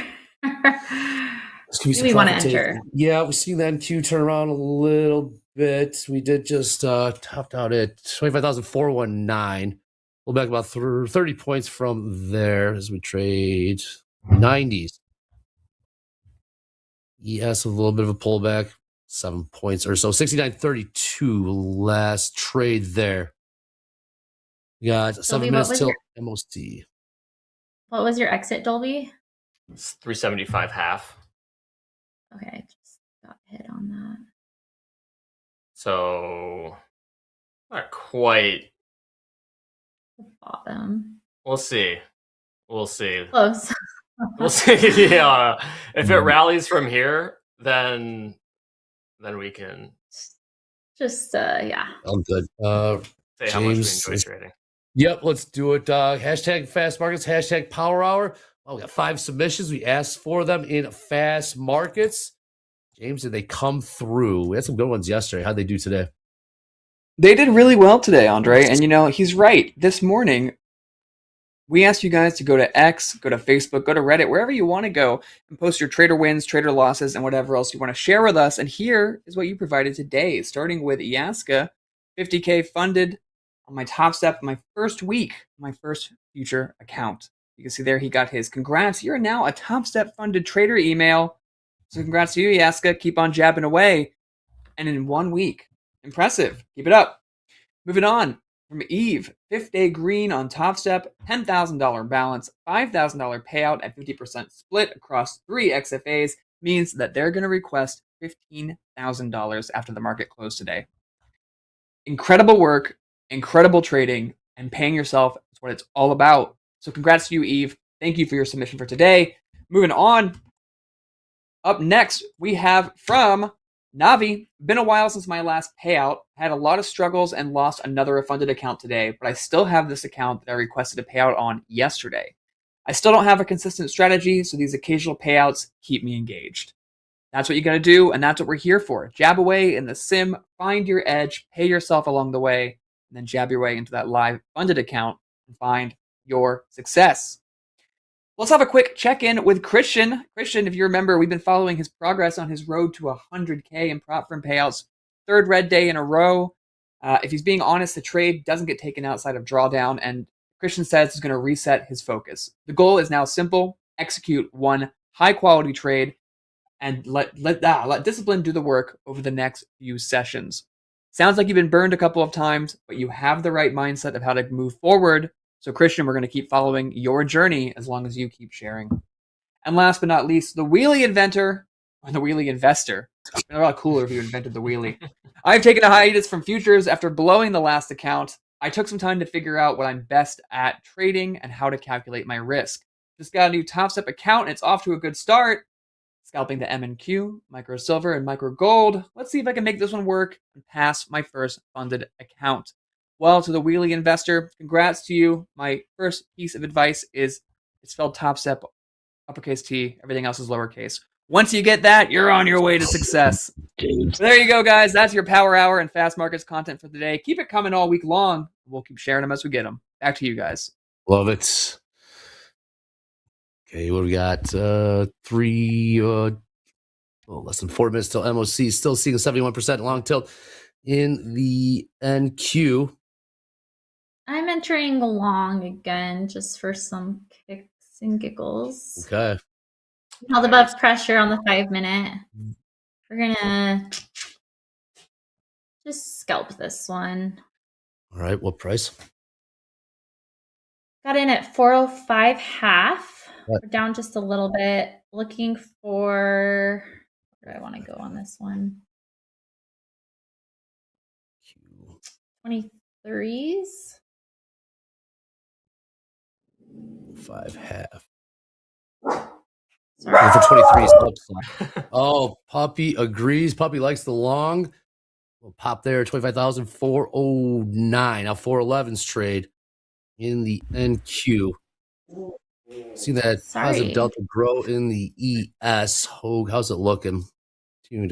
Oh man, I know. Luna didn't like that trade, but I like it.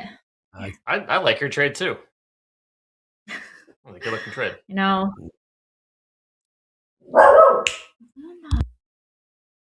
Yeah, he's us. Dog wants to trade. It's 5,700 delta in the ES. We got 2 minutes till MOC. Market on close. Last trade in the ES 69.32 half. Last trade in the NQ 25,400. We'll pull back here in the Dow as well. Gold, same story.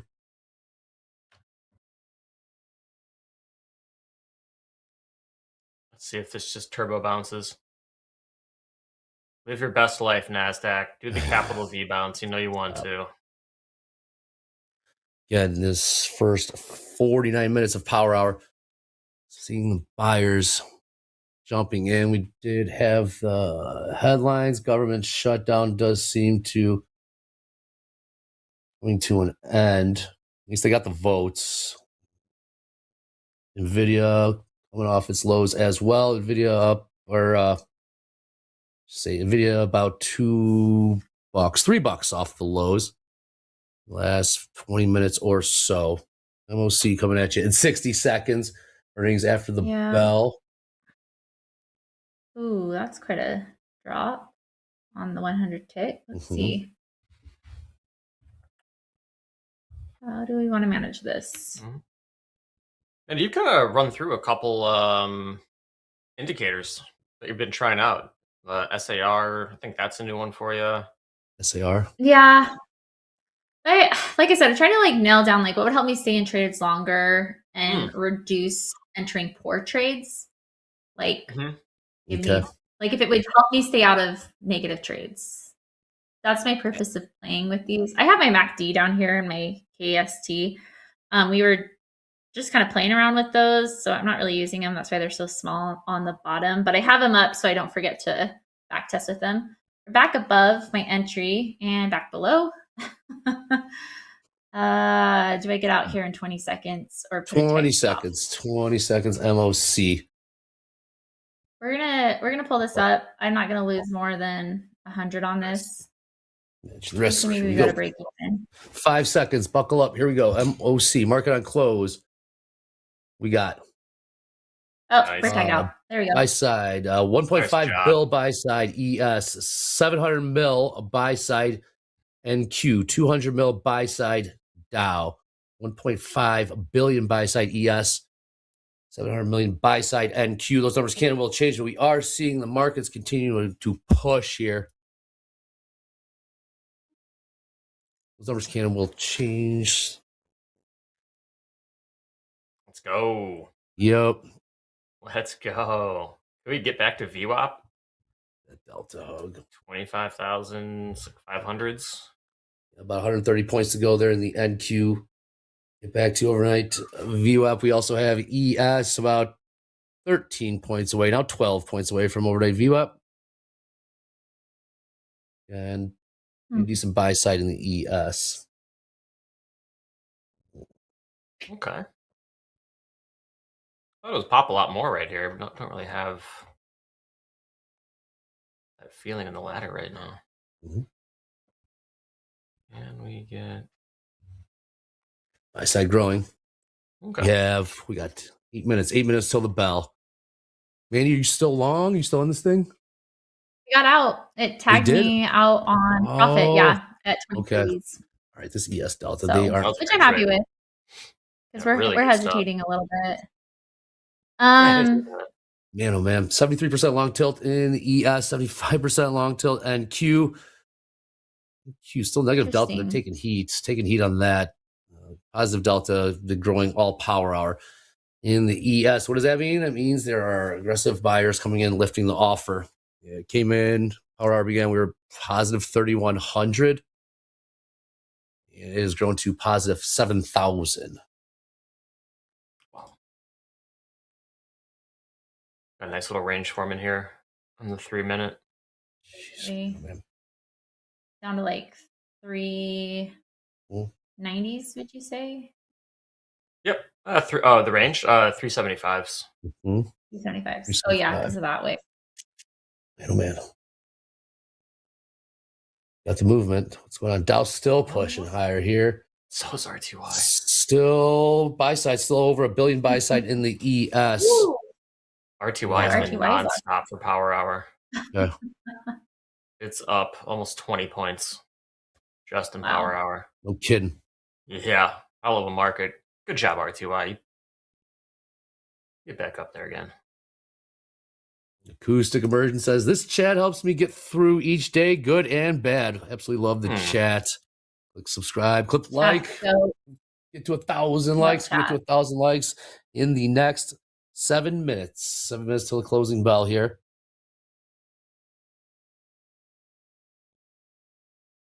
Wow, got kind of sleepy all of a sudden in this NASDAQ. Maybe we get some action at the 55s. Oh, we will. Yep. There we go. There's Buy that side growing. Buy side growing here in the NQ. Got up to 720 million. Yes, still above $1 billion buy side. Dow pumping here. Dow now up 400 points since power hour began. Starting to lighten up on the buy side. Selling there in the NQ. Still lightening up on the buy side. 400s. They're a little bit of a magnet here. What was Mandy's number? 385. I know. Watch this. Nice. How does she do it? Didn't Dakota like hit it on the head in the yesterday? Start of the year? Yesterday, yeah, he also nailed it. 850, yeah. or was it 850s? Mm-hmm. That was pretty much I nailed was it. at work. I was at work. I checked it just before power hour. I looked at the charts just before power hour in my break room. No, and the ironic thing is, it was trading 25,850 like 10 minutes before the close, and he just declared himself the winner. Like, I nailed it. It's like just 10 minutes left till the bell. It's like, I won. But it eventually trade.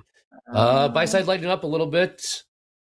Still 300 million buy side NQ, 900 million buy side ES. See what happens here. 55 after.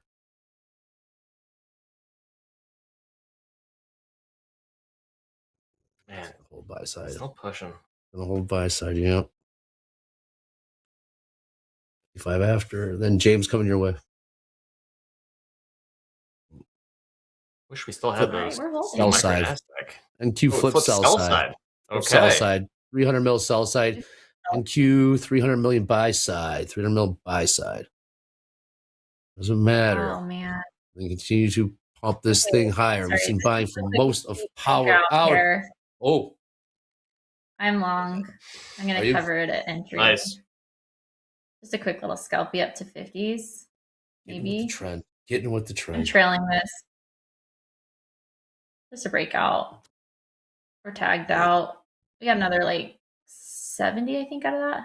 Using the trailing stop. Using the trailing stop to lock in profits. Managing that trade. All right, let's check in on those live funded leaders that we saw earlier in fast markets. Oh, well done. Ooh, new name. EJ.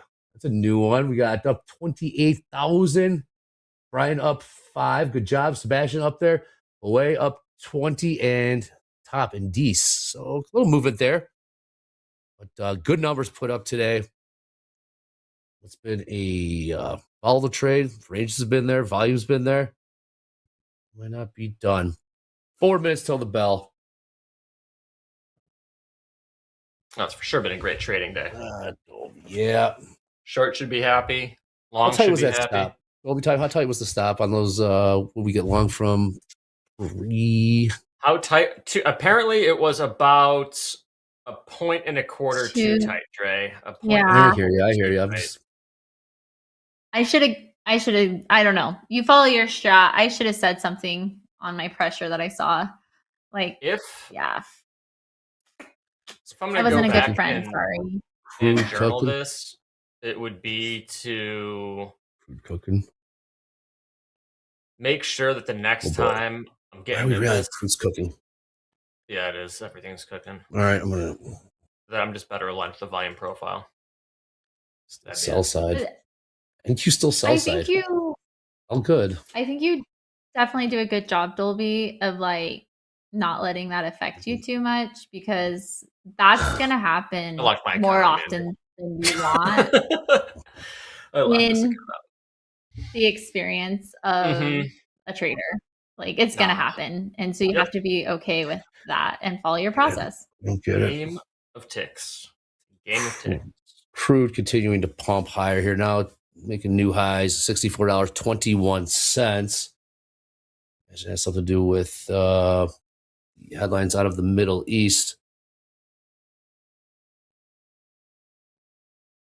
NQ still sell side. We got 2 minutes till the closing bell. NQ, we're looking at a 200 point rally in the NQ since power hour began. We're looking at a 45 point rally in the ES. ES trade 69.42. 9 points from overnight VWAP. NQ still staying sell side here in the last 90 seconds. Not coming across in this chart. Sure isn't, is it, Dolby time? Man, oh man. Still bidding pretty well here. Pretty well. Mhm. We're going to get up into the... we can get back to initial balance low at 25,475. That would be very interesting. Wow. That's Not that far away. Back in range.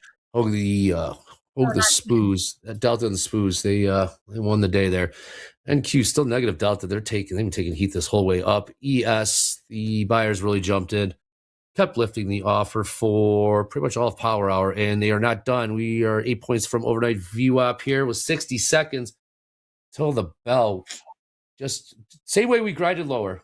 Same way we grinded lower. Same way we're pushing higher here. MOC's flipped sell side for the ES also. What a day. What a wild day. Chart looking sell side?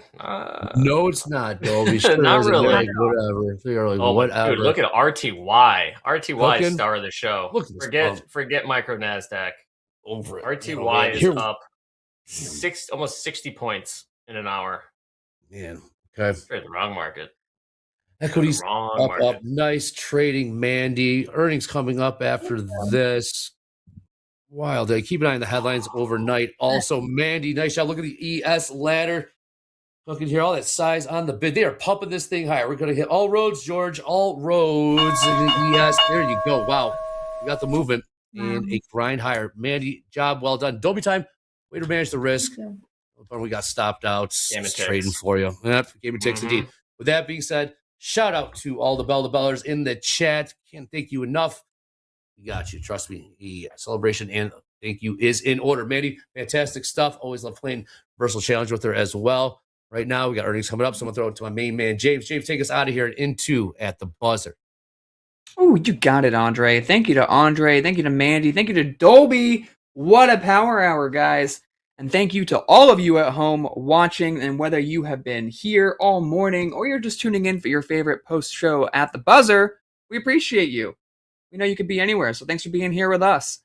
And speaking of being here with us, stick around, because like I mentioned, At the Buzzer is coming up right after this. At the Buzzer with Coach Jay and Coach Paul.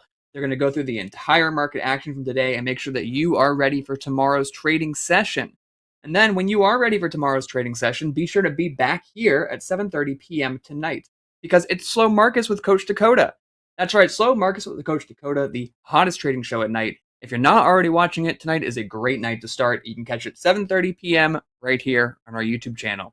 Then tomorrow morning, if you caught Fast Markets this morning, you saw Aaron Trades. And if you liked what you heard, then catch Aaron Trades during his own show, The London Open. That's at 1:30 a.m. Central Time, also right here on our YouTube channel. And then if you're up at 1:30, might as well stay up till 3:30, because that's when Deanna comes on with Euro Trade. A lot of great trading shows still coming your way, and that's all before we're back here tomorrow morning at 7:15 a.m. Central Time, doing this whole thing all over again because we like you. But until then, stick around. At the Buzzer's up next. I'm James Harden. You're the chat. And as always, this has been TopstepTV. Let's go.